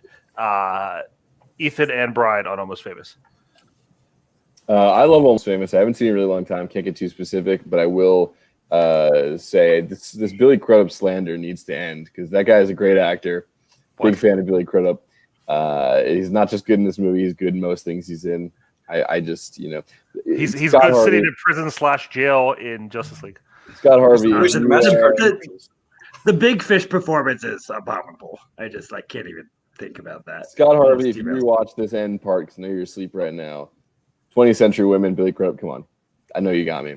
But yeah, this movie's great. I haven't seen it in a really long time though. Yeah, this is a movie. The first time I watched it, I thought was good. Didn't love it. I've watched it, a few times since then. Every time I watch it, I like it a little bit more. I really enjoy it. My thing is Cameron Crowe, especially early Cameron Crowe. I liked Say Anything, Singles, this one, Jerry Maguire. But then since then, it's like I don't know what he did with his career. Vanilla Sky was shit. He did Elizabethtown, We Bought a Zoo, and Aloha. Those are the only movies he's done since then. It's like, and he hasn't done nothing for 6 years. So I don't know where he disappeared to. But this is probably his last really good movie, and I like this one. I will say I really appreciated Jason Lee in this movie because besides like Kevin Smith stuff, which has very Kevin Smith dialogue, and like kids movies like the Alvin and the Chipmunks things he does, this is like the one movie where I felt like he actually was like acting and playing a real character. I liked him a lot in this movie. All right, we bought a zoo. You didn't buy a house. They bought a zoo. A whole zoo. Yeah. All right, guys. And we're at about exactly 4 hours, right? Yeah, we're coming into 4 hours. But you now have the opportunity to talk about your 2 favorite movies of all time. So let's get the energy up.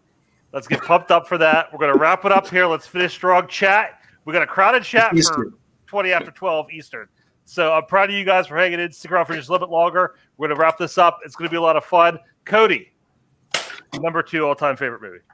This is the last time I will ever be able to utter 2 of all time before this film.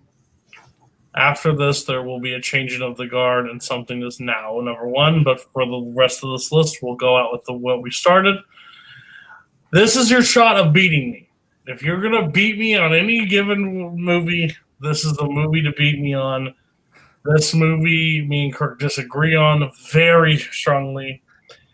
But at the end of the day, I don't fucking care. It is the Best Picture winner, 2006, The Departed. Yikes. Boatman. I'm kidding.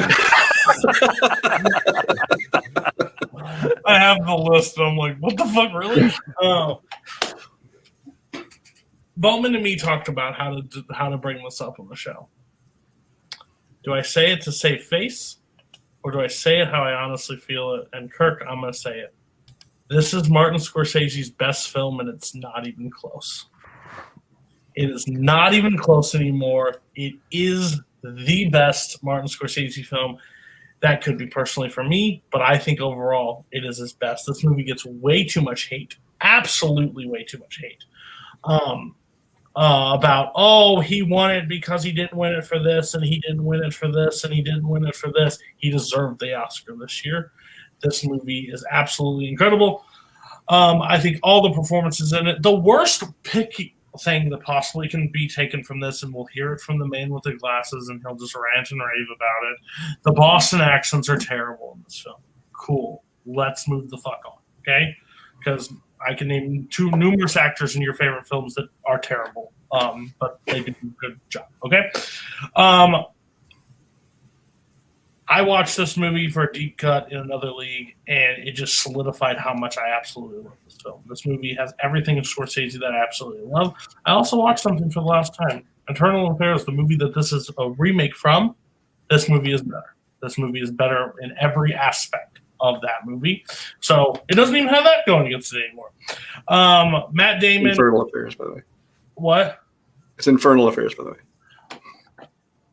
Fuck off. It's 4 o'clock. You have Footloose behind you. Who's making the right choices in life? Okay, thank you. You spoiled my top 2. Damn it.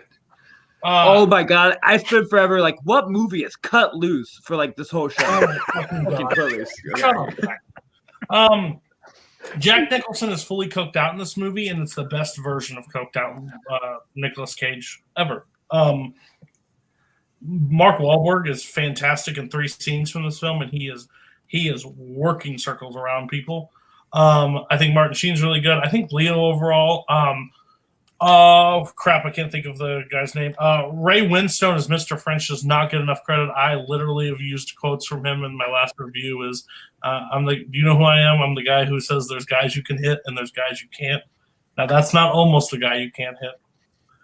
So I'll make a rule right now: you don't fucking hit him. I just love just this underbelly crime situation of basically Frank Costello's Whitey Bulger, the whole secret behind that, and the one in the police force not. I can go on and on. This is the last time that I get to say it's my second favorite movie of all time. It is fantastic. It's The Departed. Go ahead. Let's address the accents. Because you just try to blow. Oh, it's just some bad accents. I mean, there are movies with bad accents, but then there are movies where every single actor in the movie, except the 1 or 2 people who are actually from Boston, switch in and out of full-blown cartoon accents to absolutely no accent from sentence to sentence. Literally, that's not true. It's absolutely true. How many times have you seen this movie? We'll rewatch it, and I'll point out the fact you. Vera Farmiga is terrible. She's the worst culprit. Like they forget. Like it's like they forgot. Like I forgot my accent, so I really got to put on for this next line. She's an 18-minute for the movie, but that's fair. Well, it's bad. Best Scorsese is just the most nonsense take I've ever had. I was looking while you're talking. I count at least 12 movies better than this one, at least. And there's some that borderline. It could easily be like 14 or 15. You are fucking. This is so you could tell it's a remake. I hope I lose now. I hope I lose by your bullshit takes. I could tell it's a remake because it's so derivative. It's like Scorsese is sleeping through this. It just doesn't even. It has none of his like flair or taste at all. Nicholson's good. I mean, I'm not saying it's not a terrible movie. It's not an unwatchable movie. 3 stars, which is basically an Academy Award-winning film. Yeah, it's not awful. But I mean, compare it to like Goodfellas or Raging Bull or King of Comedy. There's no even comparison. Like the duality. I've said this before too. Like the duality between like the 2 undercover guys. Like one does one thing, there. It's like such like. It's like a first-year film school project. Like it's so like basic and like just so surfacey. It's like I said. It's if we were just talking about this casually as a movie in and of itself, yeah, it's not bad. It's an all right movie. But I mean, to say it's when you come at me with second best all time and Scorsese's best by far is just something I can't wrap my head around. It's just insane. Watch me lose and have Godfather in the top. That's insane. But everybody else on The Departed. I'll jump or in. The Departed, depending on how you're feeling right now. I want to agree with Cody on one thing. This is Scorsese's best picture by far. It's not even close. Now, for me, that's not saying a lot because I don't like a lot of Scorsese movies. But I mean, this is an excellent movie. It's not a perfect movie for me. I mean, yes, the accents are iffy. I think Mark Wahlberg's mediocrity in acting kind of shows when he's up against a lot of these other people. But other than that, I think this movie is great. I've seen the original Infernal Affairs, which I actually enjoy, but I do think this is a better version of that. Kirk says that this doesn't have Scorsese's usual flair and style. That's a good thing because Scorsese. I'll take the point deduction. I don't give a shit. But I have no problem. I'm actually assumed this would be in his top 3 somewhere. So for it to be number 2.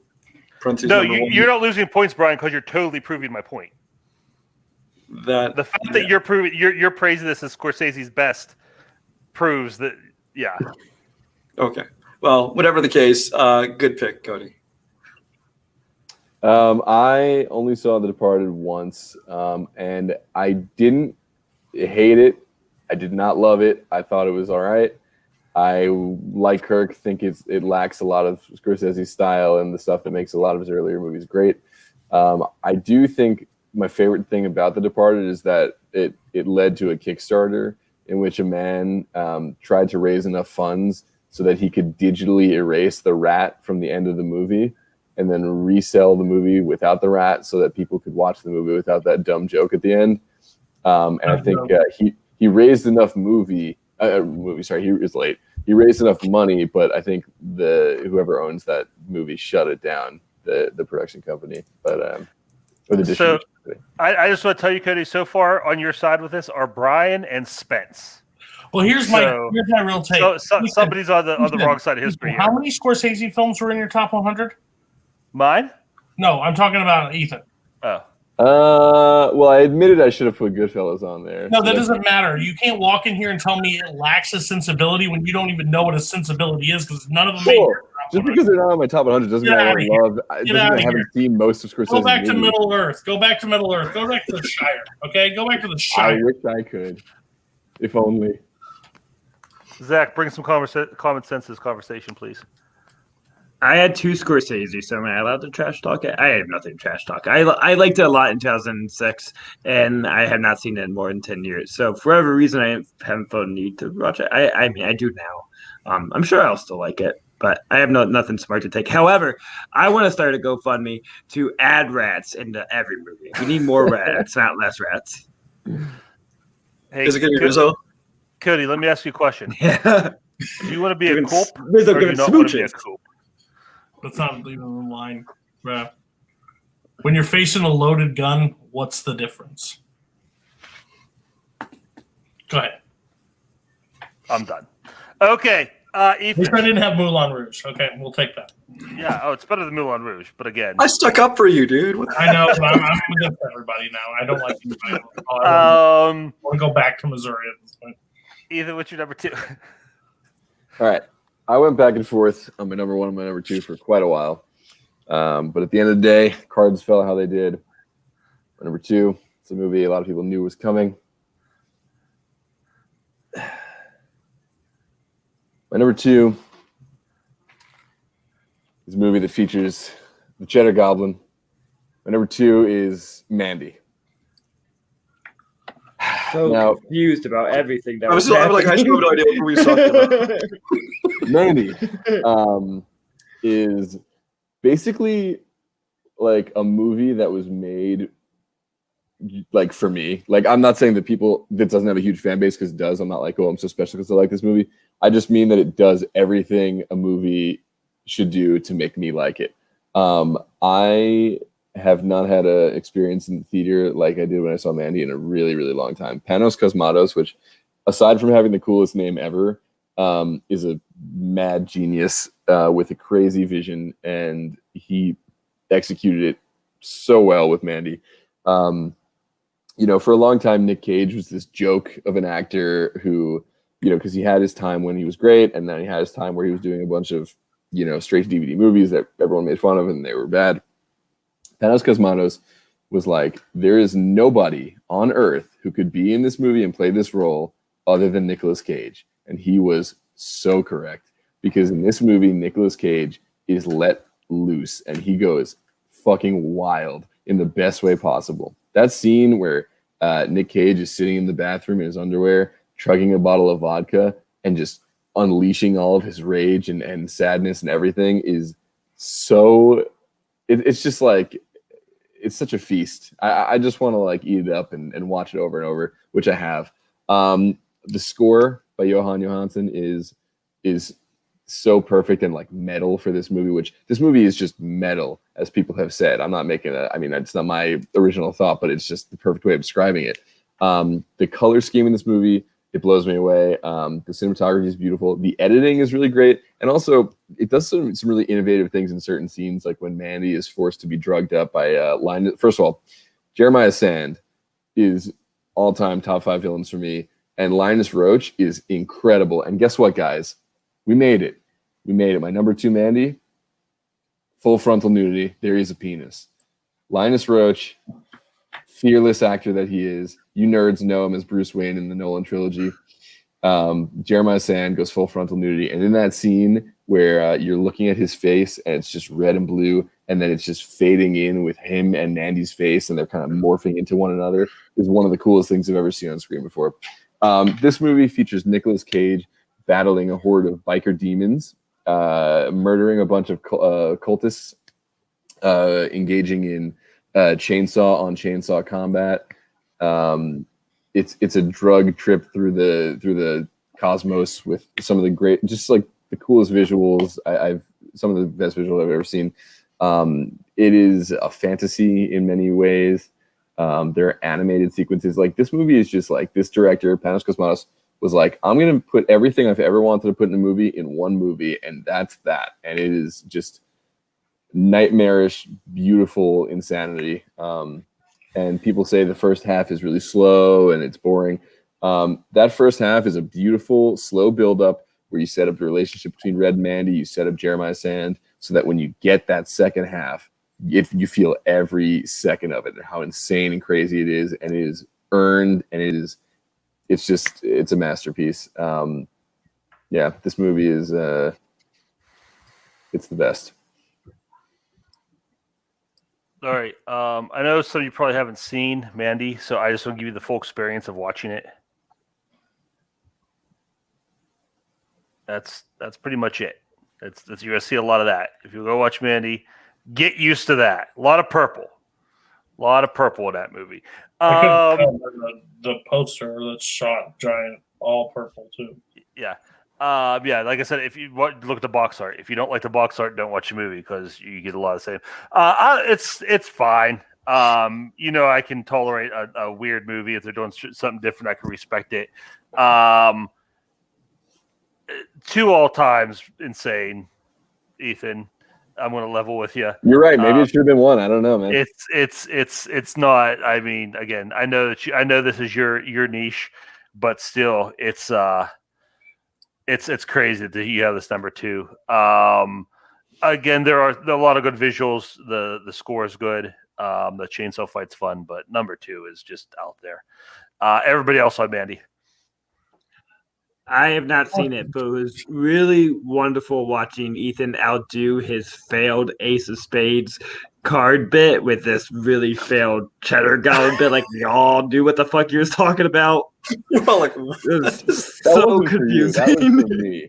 I absolutely love that you had the audacity to sit back there and say, I don't really like, and then talk about this shit for as long as you did. I didn't hear anything you said. I'm going to be honest with you. I walked around. I talked to Boatman. He talked to Beetlejuice. Yeah, I just, nope, not a fucking chance. Nicolas Cage, stop acting. For the love of God. I have still not seen this either. Okay, Brian, that takes us to your number 2. Even Nazario gave it 3.5 stars, and he likes movies with a ton of dicks. It's not a ton of dicks. There's 1 dick. Oh, maybe that's the problem. Not enough. That's why it's not enough cocks. Actually, there might be 2. There might be 2 dicks. Brian, talk about a good movie, please. I absolutely will. I'm going to talk about the gold standard, which all other action movies will always be compared, and that is Die Hard. Wow. You knew it was coming. I mean, this movie, rightfully so, is kind of the gold standard by which action movies are compared. Because, I mean, this movie's been imitated so much since then. Everybody tries to do Die Hard on a mountain, on a bus, on a train, whatever. Nobody does it as well as this first one. This is a movie that, first of all, the script I think is amazing. I think that what they do with it, they take this in the 80s, especially the action movies had been basically like this unstoppable, one-man force like Schwarzenegger movies and Stallone movies. And they took this one was just like an everyday guy, just some regular cop who gets put in this extraordinary situation with, these terrorists take over the building. He's got to find a way to, take care of everything. And so I think that's a great start for the movie right there. Then you add in the fact that his wife is one of the hostages and they're kind of estranged. But especially when you add in Alan Rickman as the villain in an absolutely star-turning performance. I mean, he had been basically just a stage actor before this, and he came in and created probably, in my opinion, one of the best villains of all time. And he was not even like a mustache twirling, usual villain you see is clearly like a bad guy. He's just a white collar guy. He's actually very charismatic. He's even more charismatic than the main character, the star of the movie. But so you like watching him on screen as much as if not more than when Bruce Willis is on screen. But I think the movie is filmed beautifully. Jan de Bont was still a cinematographer at the time he did this. John McTiernan's direction is phenomenal. It's the best job he ever did. Michael Kamen, I think his score, this is one of those scores that it doesn't really have like themes. Like you wouldn't listen to like you would a John Williams thing. Oh, this is the theme from Die Hard. Because it's not that kind of score. It's more of a background atmospheric score. But I think it works perfectly for this movie.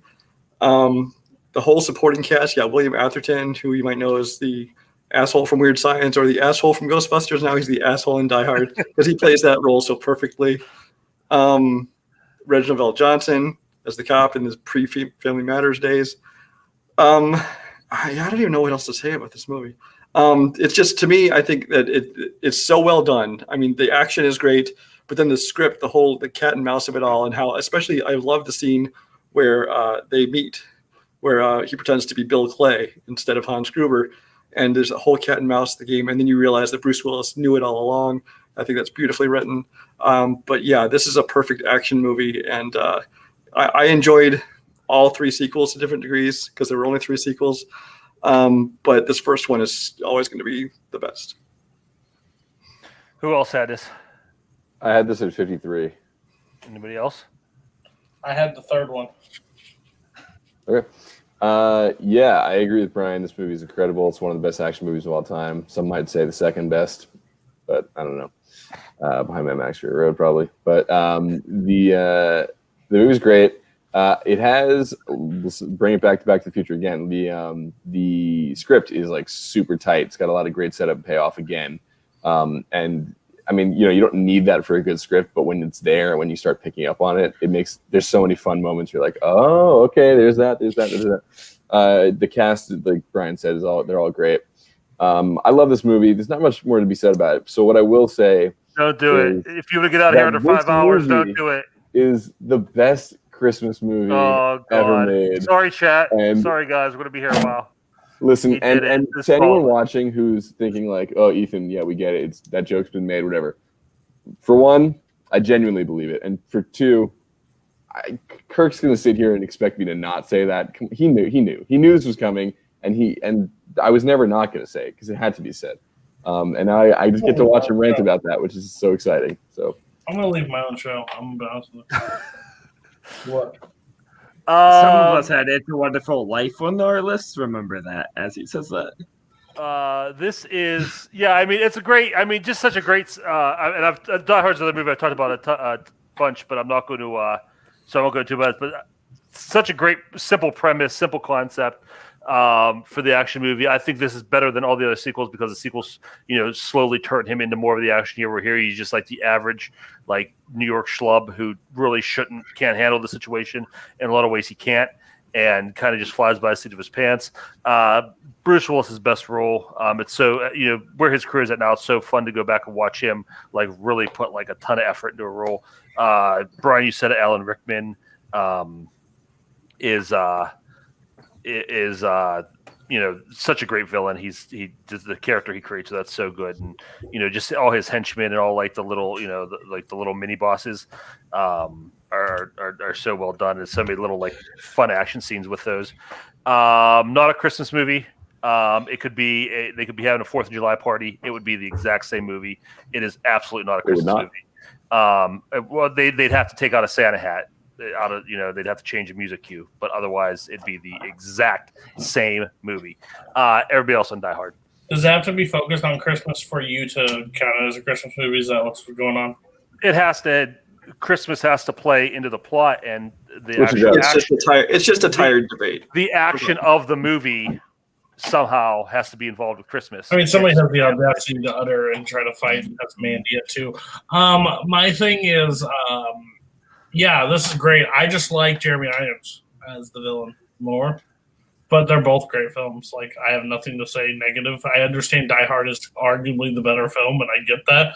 I knew Die Hard was going to be here because of Brian, so I said, you know what might not be? Die Hard with a Vengeance. Let's go with it, and it works. So I will watch both of those movies any day. They're so much fun. I like Die Hard enough, quite a bit. It's just never gonna be one I love. There's like no action movies on like pure action movies on my list. It's just not. I spend a large part of my youth watching animated movies and comedies. Actions was never just where my like heart was connected to. So that's that. Like the biggest action movie I have on my list is Jurassic Park, which is like kind of an action movie. Yeah. Hey Garth, you know why else the building could be empty? Because it's literally any other holiday or a Sunday, and the building would be empty. Buildings aren't only empty on Christmas. The biggest problem with this movie is that it mainstreamed men wearing white tank tops in a way that I'm very uncomfortable with. We can't pull that off like Bruce Willis. I agree. I just want to add really quickly that people who are upset with that conversation, the Christmas thing going back and forth, the reason we do it, you want to know why? To quote Quentin Tarantino, because it's so much fun, Jan. That's why, okay? Because watching Kirk get pissed about it is one of the few pleasures we can take in this life, okay? And we'll never stop. All right, Zach, what is your number 2? Okay, continue my theme of children escaping into magical realities, and it is Spirited Away. Miyazaki is tied for my director that's most on my list with Spielberg. They both have 4. And this, to me, is the masterpiece. And people who have, like, fucking House Moving Castle as their favorite, I just, like, don't know how you watch movies or the quality is, because this one's just so much more ambitious and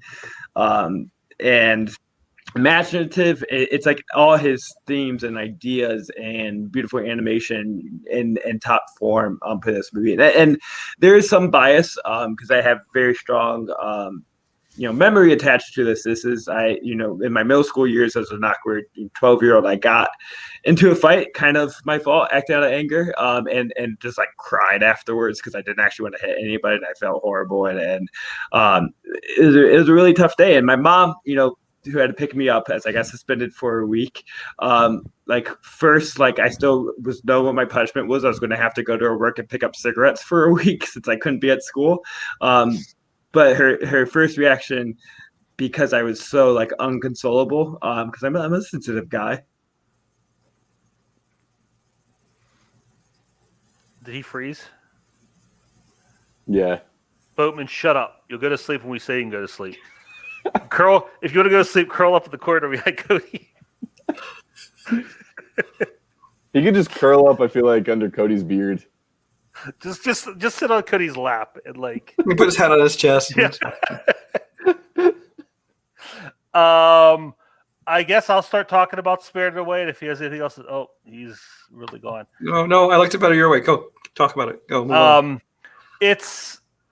I like this movie. It's probably like top 5 Ghibli for me. There's a lot of cool animation in this, but what bothers me about that animation style. Is he back? Yeah, it's the exact same position. Go ahead and finish up. Okay. Now I'm all caught up. But that moment of that cathartic release that this movie offered me is in a way my escape in a magical world. At that kind of lightly traumatic, very traumatic moment that I always remember forever. And I always tell my mom, "Is there one good parenting moment? The rest of it was shitty." I don't mean that, but but the imagination of the world is so far out there and unlike anything I still haven't ever seen. And the movie, in a way, is about dreams. And Miyazaki's always been a director primarily focused on putting his dreams onto screens. And it is kind of complex and weird for kids' movies. Why it's important to show movies from other cultures to kids to get, those wider perspectives. And just like a lovely heroine at the forefront that, it could be inspiring for kids, someone that just, can take action and being placed in this world, lose her parents, but she just like keeps moving forward and keeps trying to find her place there and keeps keeping her like moral values of helping out the, money grabbing monster just because she thinks it's right to do, it kind of comes together. Yeah, and great character designs. Spirited Away is just, it's hard. It's so complex for me to talk about, so I can't say anything like too deep because I think it's a very, very rich movie, the richest, I think, anime movie around. Like I started to say, I like it. It's probably top 5 for me. Some really good animation, some really good stuff to look at. My biggest pet peeve about Ghibli movies in general is when everything starts to lose its shape. And everything just kind of like there's a bunch of amorphous blobs on the screen. I know people probably like that. It's just something I don't enjoy. Probably a minor pet peeve, but it's something that kind of turns me off that animation style in general. And again, this is another thing about these movies, they tend to meander, go on a little too long and just are all over the place. Some people like that. It's a fun ride for them. For me, it's just I'm kind of like wrap it up. Everybody else in Spirited Away. I haven't seen it. Get me the hell out of here. I would rather watch a Wes Anderson movie than a Miyazaki movie, if that tells you anything. Wow. It's going to upset a lot of people. I don't I really like Spirited Away. I only saw it once. But it's not, Miyazaki's movies are not like my thing. I've only seen a couple. I actually really do like Howl's Moving Castle a lot. But yeah, this is a great movie. It's not something I would go back to a bunch, but I understand why it gets the praise it does. It's super inventive, and I like all the stuff in the bathhouse is super fun. All right, guys, you know what that means? It's time number one for your number one movie of all time. We're almost there, guys. Finish life in sight. Good morning, Cody. Cody. Get the energy up, louder. Come on. Bowman's parents right now are just looking at the basement like. I might have broke up my brother. Oops. Okay, there it is. I want you to hold up Kaleb while you do that. Lion King. The best animated film of all time. Some would say Hamlet with fur. Cool. Best Disney villain? Scar. I'm about to have a pit change over here with the mouse. This is going to be great. Fuck out of here.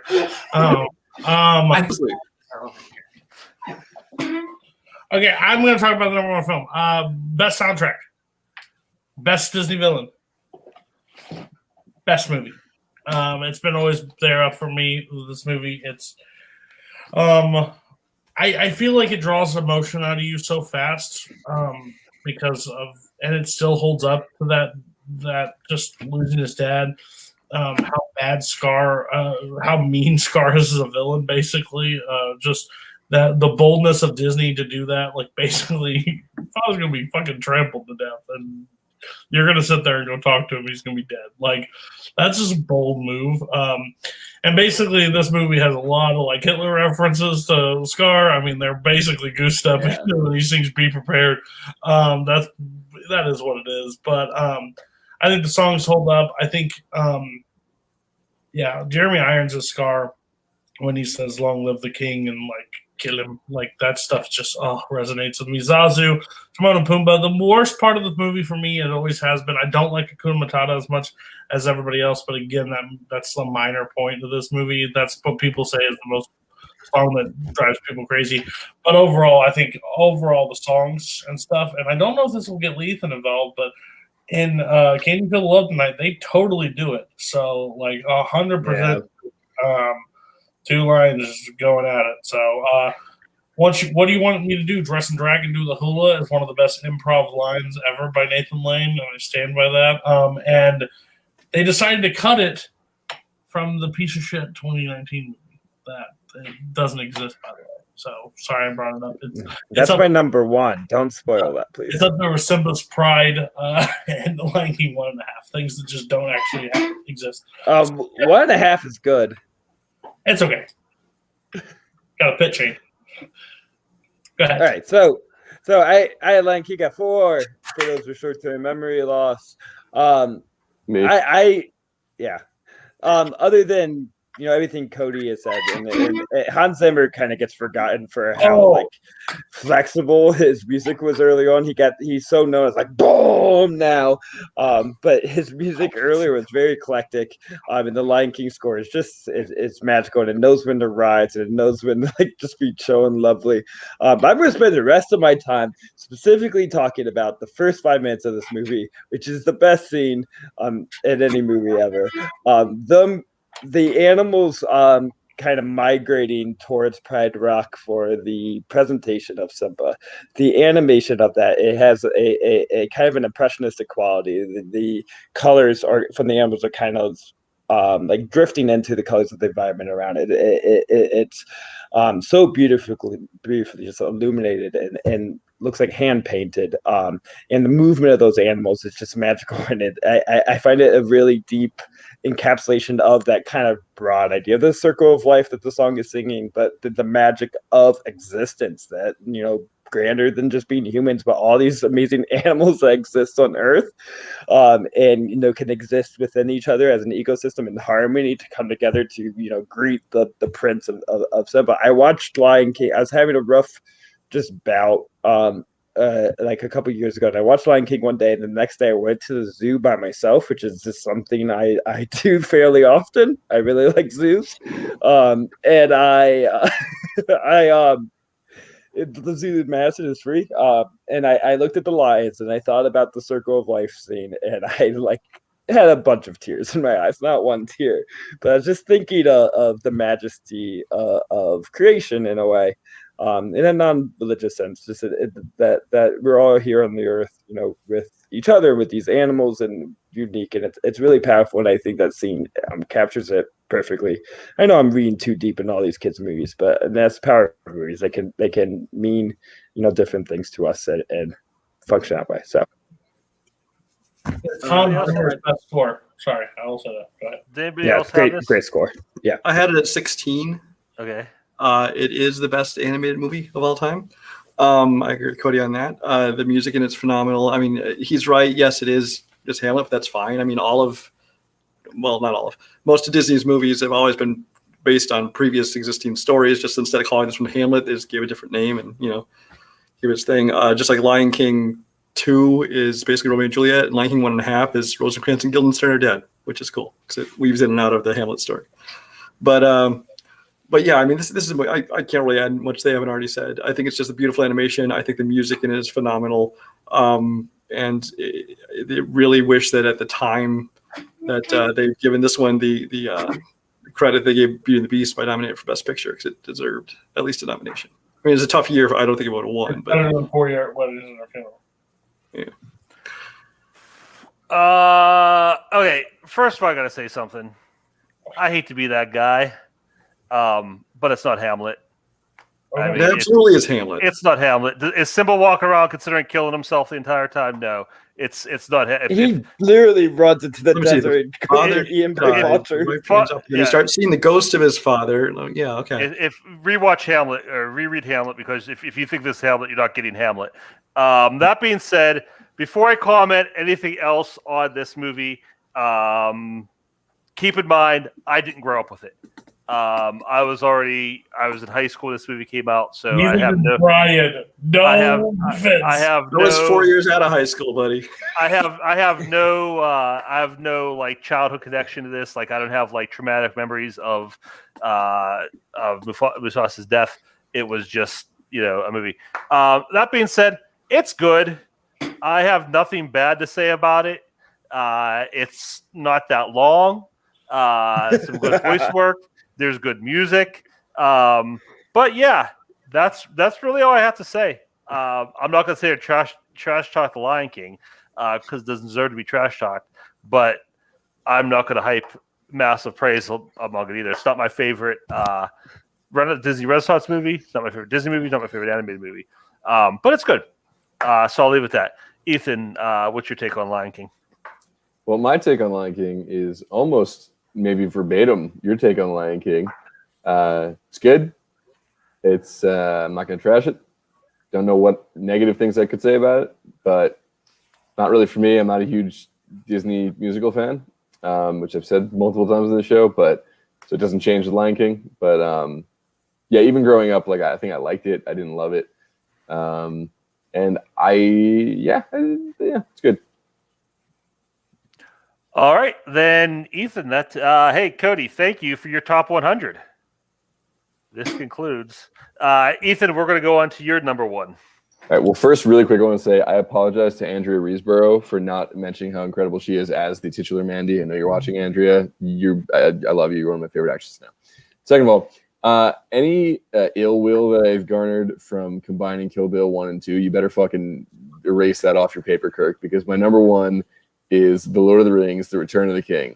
That's right. I used 3 spaces on my top 100 for my favorite trilogy because I wanted to play by the rules and I wanted to make it count. And these 3 movies are 3 of my favorite movies, Kirk. I did it. All right. And my number one movie is Return of the King. I've spoken about Lord of the Rings a lot now. This is my 3rd time on this show. So I'll just focus on why this one is my favorite.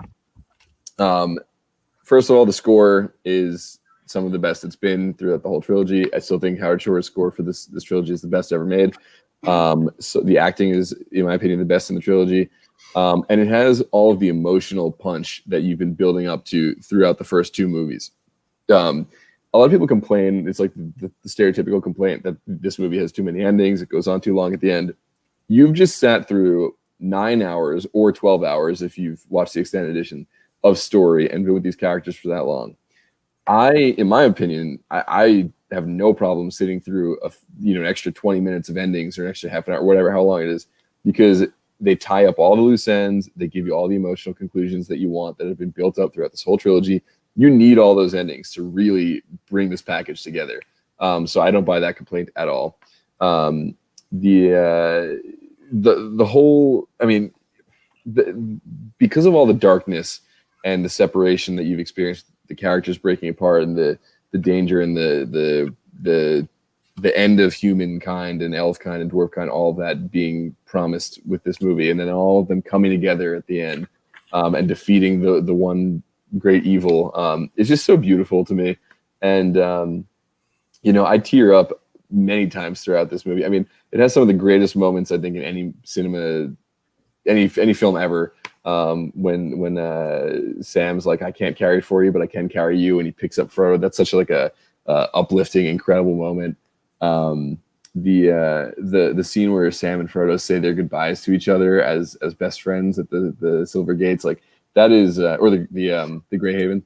That is that will make me cry every time, because that is just like, it's just so sad to think that these 2 guys are not going to see each other again. And it also has some of the best action in the trilogy, like the giant war, the battle at the end is so great. And people complain again about the ghosts showing up, as if it wasn't completely established and set up that they would do that because of a whole subplot that happens in the movie. So that when they show up, it is established, and it does make sense because it does. And the stuff with the ghosts is great. And, Aragorn becoming the king, fulfilling his prophecy, his character arc.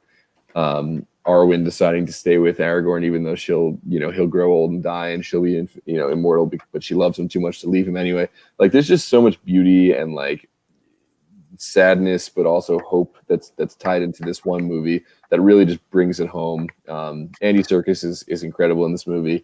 I can't say enough good things about it. I know that, it's the whole trilogy as a whole, people say that's why all these Oscars were piled on at the end, but I think it earned every single one of those. It's like one of the, people nowadays, kids grow up with like the Marvel Cinematic Universe. That's like their version of this, I guess. And it's like, I feel like what Lord of the Rings trilogy did will never really be replicated and done again. Watch those movies like once a year. They are my favorite movie experience as a whole package. But I broke them up into 3. I used 3 spaces, Kirk. Return of the King, my number 1. I appreciate you doing that. Not only that you used all 3 spots, but the fact you actually put thought into where they belong on the list. You didn't pull Jake Maragoni and just put all 3 in a row, which is somehow worse, I think, than trying to combine them. But yeah, when I saw you had this as your number 1, I was shocked. I would not think you would be the guy to have this as your number. The fact you had all 3, first of all, but the fact that this is your number 1 was surprising to me. I think I talked last week when we talked about I think we talked Two Towers or Fellowship. I know which one else we're talking about. Fellowship, yeah. Yeah, I kind of gave my opinion on the series as a whole. This one I think is in a lot of ways my favorite one. It has a lot of, you're right. I love the Battle of Minas Tirith and all the stuff going on there when the trolls attack and the all the catapults and the trebuchets launching all the stuff into the town. I mean, there's a lot of great action there. Really good moments. It is long. I mean, I don't hate it because it's long, but I do think it is over long. Someone called it a perfect move. I don't think it's perfect. It's just you could trim a little fat here and there on this one. I think it is a little self-indulgent for on Jackson's part, just in the stuff that's in there. But my one pet peeve of this movie is the fact that there are like multiple instances, and I know this has been taught before. This is an original thought, but there are multiple instances where characters prepare themselves for certain death, and then everybody's fine, nobody dies. And that sounds like a small thing, but like I feel like it undercuts some of those moments, like that moment with Gandalf and is it Merry or Pippin? I can never tell them apart. Pippin. When they're about to go into battle, and he says he's afraid to die, and that scene is so good. It is. It's such a great scene, but then the fact that it's like, okay, everybody's fine. It kind of on rewatch, it kind of undercuts that. And the fact that it happens multiple times throughout the movie. Like, I mean, I wish like at least one main character would have died to give it a little bit more weight. But that's Joseph, but it's not the same. But yeah, I mean, overall, like I said, I think the good far outweighs the bad in this one. Nobody important besides Golem, none of the good guys. Joseph, again, put his comment up so people know what I'm talking about. But yeah, the good outweighs the bad. So again, this is probably my favorite of the 3. Everybody else on Return of the King. I did the extended editions this weekend. Two Towers would make my top 100. Looking back on it, I think Fellowship could also make my top 100. Return of the King, I don't hate it. Don't get me wrong. I think it's great. I just there's parts I really like. I just like those 2 more. But I still think they're all great films. I had a blast watching them all 3. My favorite is My Friends, You Bow to No One. I still will be like, whoa! I will still stand by it and this may be a hot take. Elijah Wood's a punk ass bitch. I'm gonna be honest with you. I don't like him as a character. I think he is very whiny, very bitchy, but I can get through it because the rest of the characters are super strong, and I still rate it really high. But he's a punk ass bitch. I will say that's the other thing that pissed me off about this movie: how easily he falls for Schmiegel's like BS. Like, oh, it was Sam the whole time. Like, it's so obvious, and he Sam's been completely loyal to him the entire movie, and it's like this guy shows up for one day. Oh, he's bad. Okay, get out of here. This trilogy has spent 3 movies building up the power, the evil power, the corruption of this ring, showing him physically and mentally deteriorate for 3 movies. I buy it by that point. But they give the ring dumbass in the Fellowship, guaranteed. I kind of feel the same way about Cody and kind of the way you guys felt about Lion King. It's like I like this movie. I have no criticisms of it. I don't hate this movie. It's good. I mean, I enjoy all 3 Lord of the Rings movies. I just don't hold them as in the high esteem. There's about 6 trilogies I probably like more than this one. But that's not saying these are bad movies in any way, shape, or form. Are they long? Yes, but I mean, I think they still. I don't think it's unnecessarily so, although I will admit that I think I enjoy watching them more at home where I can take breaks.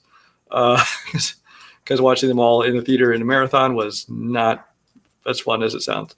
So, yeah, I mean, I like the movies. No complaints, but just... Amber Carlo wants to be your best friend. Go ahead. As tradition dictated, I fell asleep during it in theaters. But anyone that is complaining about the length of these movies and watched them all together. Anyone in the watching this also needs to realize they've watched 5 dumbasses talk about movies for 5 hours. And That's just that might be tonight. a real problem. Just tonight. Move it the fuck on. I'm about to die. All right, Ethan, thus concludes your top 100. Thank you, sir. Brian, what is your number 1 movie of all time? This is going to shock everyone. No, not at all. Ethan, I used 2 slots on my top 100 for Star Wars, 3 for Avengers, 3 for Pirates of the Caribbean, and now 3 for Indiana Jones. Raiders of the Lost Ark, number 1 movie, all time. I'm disgusted that I did not have to yikes this from anybody in their entire top 100 lists from 3 other people. That really makes me sad. I didn't expect anybody to have it at the top of their list, but come on. Raiders of the Lost Ark is, once again, I mean, it's my top 5. This is another perfect movie. I mean, I heard it was the best pure action movie. This one is more of an adventure movie. I kind of separate the two. There's kind of a difference between those. But this one, I mean, just the sense of adventure. I mean, if you said to somebody, who's the number 1 adventure character in movies of all time, they're going to say Indiana Jones. And Harrison Ford is Indiana Jones. I mean, if Tom Selleck had been cast in this wouldn't have been a hit. This would have been like Alan Quartermain or some shit like that. But as Indiana Jones, Harrison Ford is so perfect. He's one of the most iconic characters in all of movie history for a reason. Everybody that surround him with, from Marion to Belloc to Sala to all these characters, I just think that they are so perfectly written, so perfectly directed by Steven Spielberg. I think the action scenes are fun.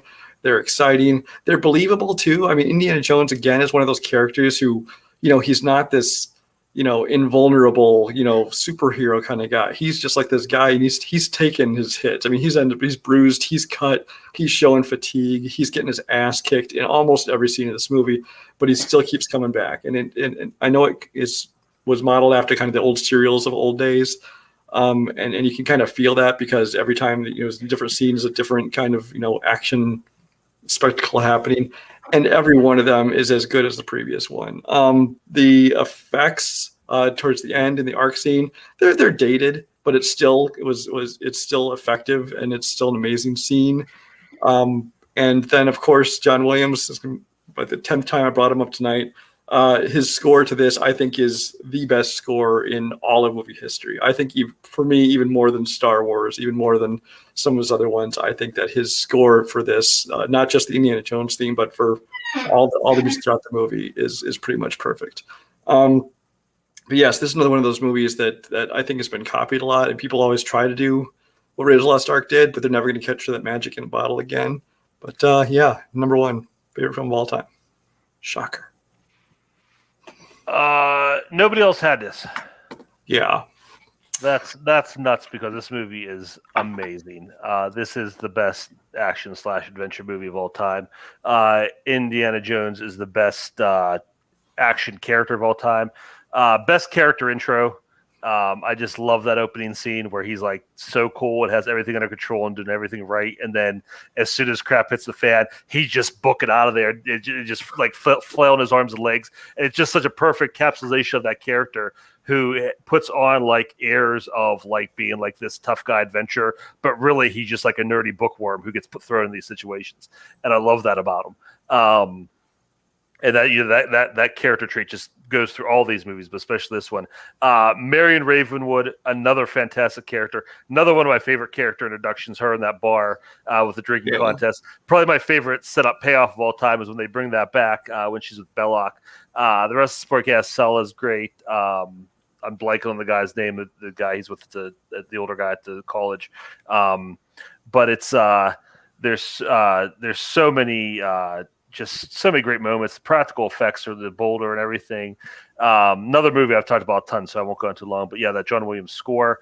Yeah, this is fantastic, guys. I mean, I understand not having it one, but not having it on your list at all. That's kind of crazy. Explain yourselves. Well, the reason I didn't have it was because, as much as I do love this movie, because I do, I love this whole trilogy growing up, especially.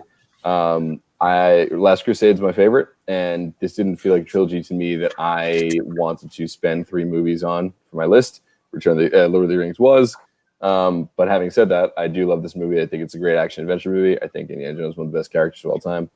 Yeah, I mean, I echo everything you guys already said. I actually I love the effects at the end with the face melting and all that. It's great. Marion's a fantastic character. Her intro with, like you said, Kirk, like her drinking and then setting that up for later is great. There's so many great lines in this movie. The snakes stuff, it's a fantastic movie and a fantastic character, and there's a reason it's one of the most famous series of all times. I apologize for not having it on my list. I thought about it. I thought about putting that on my list as well, but in the end, I was like, "Last Crusades, my Indiana Jones movie for the list," and that's it. I mean, I've been doing this show for over 100 episodes, and I know what's going to be on certain people's lists and what's not. And I knew Brian was going to have it, so I can fucking talk about it regardless and not use a spot. The problem is, I have not put any trilogies to use spots, and I know whatever. You want bonus points for it? Fucking congratulations. I didn't even put Godfather Part 3. So listen, I think it's an amazing movie. It's fantastic. I like Last Crusade more. I've said that before. I even like Temple of Doom, even though the internet tells me I shouldn't. I like all three of these movies. They're a ton of fun. If I was around Brian, I would gladly go marathon these in the theater with him. That would be a great, fun time. But at this point, Brian, this is his one. I knew it was going to be – I knew it was one or two. I thought Die Hard, but, I'm okay with either one. Great choice. I cannot argue. They're a fantastic film. It's a fantastic film, especially when he shoots the guy. No, still one of my favorite movies.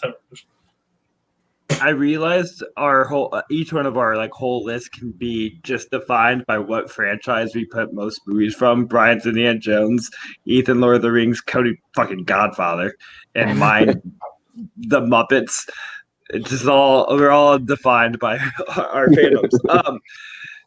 If I had to put one action movie, maybe Raiders or Rogue Nation, those would be the two that I would say are my top action movies. And I have nothing incredible to say. It's just, pure fun throughout. One of the best opening scenes that gets you right into the mood of the movie, right to the exhilaration of the movie. And I watched it over lunch breaks with a group of students a few years ago. That I kind of used it as a bonding moment with a couple students, and just seeing it through their eyes and just talking about how cool this shit is with 12-year-olds. It was a unique experience to see, because it still holds up for them, and they get the same wow out of it that we all probably did when we watched it as kids as well. All right, Brian, that concludes your top 100. Thank you very much, sir, for participating. And Zach, you get to. Brian's about to win tonight, and that's going to be an incredible experience for all of us. So Zach, what is your number one movie of all time? My number one movie of all time, if anyone has got to know me knows this. It's High Fidelity. It's also my favorite book of all time. I've read it 6 times. Nick Hornby is one of my favorite writers. I feel like he just has something to say about the specific type of masculinity that I relate to a lot in a way. And very shallowly, and a lot of people, not to dismiss people in community and this take, but if people wonder how you connect to this, they think really shallowly. It's oh, you like pop culture, making lists, which of course I love. I really, even music, I just really digest at high volumes and categorize everything and list everything. But there is a deeper metaphor that idea of list making and categorizing within to neat, organized things that this movie has, that it kind of connects to the idea of how he's searching back through his past relationships, that the movie really deeply is about self-reflection, and those lists and organization are a manner of self-reflection, which is I think a key feature of who I am. I'm just constantly trying to reflect on my life and through who I am, and pop culture is a great means to do that, and that's why I love movies and why I love music, is because those are mirrors of our reality. They are something that we can learn from to understand life better, understand our life better, and this movie really gets that. Let alone from that, it's just incredibly fun from scene to scene and moment to moment. I've talked about how much I love John Cusack. I think John Cusack really knows how to not take the mopiness of this character too far to still keep him likable and rooting for him. And he handles the breaking the fourth wall so perfectly that can come off very irritating. But he can, deliver those lines to the camera with full charm. Jack Black really gets to unleash Jack Black in this for possibly the first time, really showing who he is. But I think it's very natural to the movie, and that is how it's written in the book as well. So he just they found that character in real life, Jack Black, and I think that's the most put into the real world that you can with this personality, and I think it comes off, and it's the right same thing as I said. John Cusack's the right level of mopiness. Jack Black's the right level of obnoxiousness without it being insane, because he still has great moments that pay off that are entertaining. Him singing "Let's Go Ahead On" is, to me, like one of the funniest things there is. I don't know why I find it so enjoyable. It's very lovely. Even Stephen Frears' direction, there's a lot of wit it has to adapting this novel.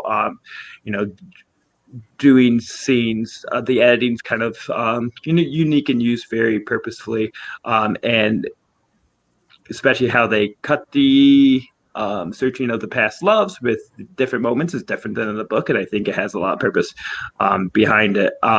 This is like my sick movie. I watch this anytime I'm sick and need to feel better. I think, a misreading of this movie can often be like it is, whiny males not realizing, that they're like misogyny and how they've treated women in the past, which I think is a kind of an inaccurate take, because I think he is supposed to, he kind of owns up to how he has treated women horribly, treated his current girlfriend, but also past relationships. There's still a little bit of ignorance within that, but I think that's all part of Nick Hornby's kind of view of that kind of man, how we can, without that level of self-reflection, we can neglect how our roles have been in these relationships and these breakups, which I think is very important. I'll start talking because I think everyone's going to fall asleep. I'll do a 3-hour solo pod on High Fidelity, and that'd be great. It's fitting we end on this one, Zach, because we've done this dance so many times over the past couple weeks. I'm going to tell you all the reasons why your protagonist is horrible, and you're going to tell me the point of that movie, and I'm going to tell you why you're wrong. I hadn't seen this in a really long time, so I rewatched it this week. The movie opens. We're introduced to this character by him being a grown-ass adult man who's still legit angry and bitter over a 3-day relationship he had in 7th grade. And then the movie concludes with him using his ex-girlfriend's fragile emotional state after her dad dies to get back with her, and then immediately trying to cheat on her with the next girl that pays attention to him. And he does, and it just one awful thing after another for the entire movie, and then he has like 2 lines, blah blah blah, learn something, blah blah blah, growth, and the movie says, okay, that's fine, you can have a happy ending. Movie takes it. I understand what you're saying, Zach. Like, I don't think the movie's like, this is awesome, he's a great guy, but I think the movie takes it way too easy on him, and I think he gets off way too easy for everything he did. You seem to just like John Cusack as a plain garbage people, and he's just a garbage person in this. And like I said, who's a really good person? Michael Corleone, just a solid guy. I was going to say that. They're all killing and run, yeah. But touche, man. That's a good one. Yeah, but I mean, yeah, in those movies, I mean, yeah, they're the villains in that movie. That's the kind of the point to it. That it's a downfall, and Godfather doesn't end with Michael and Kay being like, "Oh, okay, I'm a better guy now, so let's everything be okay," because and that's how this movie ends. That is not how the movie ends. Yeah, this movie ends with him continuing the cycle, because he's like, when am I ever going to stop? Because he starts to play with the journalist. Yeah, he barely changes, and the movie's it's not a happy ending. Okay, and I couldn't tolerate it. So everybody else on High Fidelity. I'm gonna be quick. If we did this, if you said ask me for my list right now, High Fidelity would be in my top 100. Thank you, Zach, for showing me this. I enjoyed the hell out of this movie. It's so much fun, so good. Kirk, I'm sorry. I want you to find joy and happiness, and you have I'm not going to watch it like watching like men like use women terribly and for his own selfish gain. He owns up to Like I his said, stuff. there's nothing like in real life. There's nothing worse. Like I know adults who still like are upset about high school and junior high relationships. That is like the worst possible like personality trait to be. And like the fact that the movie starts with that, I was all Thank right away. you for almost continuing 16 people watching this whole time. I really appreciate it. High Fidelity, thank you for making me watch it. I can't wait to watch it again. Jack Black is fantastic. I always liked the classic John Cusack when he was kind of doing his comedy things in the 80s. And then he kind of got to see a little bit of that John Cusack kind of come back with Grosse Point Blank. And then High Fidelity, I really liked seeing it too. I think I agree with Zach that he was kind of perfectly cast for this role because he's kind of this guy who's still kind of stuck in that period of his life. I also agree Jack Black gets to be Jack Black, and you get to see him, what he's truly capable of. Not only, acting, he's supposed to be obnoxious, but also as a musician. I think a lot of people kind of felt like John Cusack's character in this movie. They heard him sing, like, holy shit, Jack Black can sing. Those people should have watched Tenacious D. Just saying. But this, I enjoy this movie. I don't love it. I think that especially the female characters are all kind of like, but I like the movie. And Ethan, talk in 2.5 minutes. We can get in under 5 hours. Go. Well, I'll be quick because I saw this movie once a long time ago, years ago. I remember enjoying it when I watched it, and I haven't seen it since. I remember almost nothing about it. All right. Well, that's how we're going to wrap things up. That's the top 100, Listen, everybody. you guys let me be the last. All right, guys. We'll try to get this in under 5 hours. Do the final win for this episode. I'm going to go last to first. Last place, I got to go with Zach. Just too many low lows on your list. High Fidelity as your number one was weak. Dazed and Confused.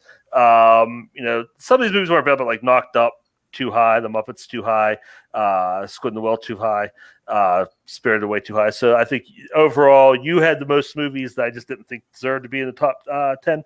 Third place is Ethan. Ethan had some decent movies, but he also had Bill and Ted's Bogus Journey, which is maybe the worst pick of the night. Mandy, some good ones in there too. Green Room's way too high. So I'll give you third place. Coming in first place for 10 through 1 with his first win is Brian Michaels. Brian had the best number one, and it was not close. The three, in my opinion, which is the opinion that matters right now, Raiders is by far and away of those four movies the best movie. It's the one movie I think that deserves to be number one. I think Brian had the best top three, and I think Brian had the most movies on his list that deserved to be in a top 10. Cody, you're close to number two. Obviously, you had Godfather, you had 12 Angry Men. Those are your two highs, but again, Lion King I think is not really worthy of number one spot. And your take on The Departed was such absolute trash that I couldn't, in good conscience, give you the number one spot. I sat through 5 years of shit, so whatever. But that's it, everybody. We're not done yet. Come back. Thank you in the chat. The chat is still pretty crowded for 1:30 Eastern time. So we really appreciate you guys hanging out. Had a lot of fun. Hope you had fun. Come back next week. 9 o'clock. Promise will be shorter. We'll be in and out. We're going to go over the top 10. Bring your questions, anything you want to ask, anything you want to talk about. But it's going to be a great time to wrap all this up. I will declare the winner of the All Overall 100 next week. So make sure you tune in for that. And we'll see you guys then. Oh, shit. I'm supposed to hit something. Hold on. Whoa.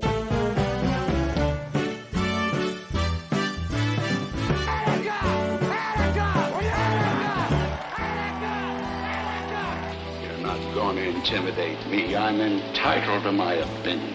Drunk, get angry. Come on, break the lousy cup. Ow! I hurt my arm. And not expect everybody. I'm going there soon, you know. Is that so? Where are you going? Uruguay. Well, you go Uruguay and I'll go mine.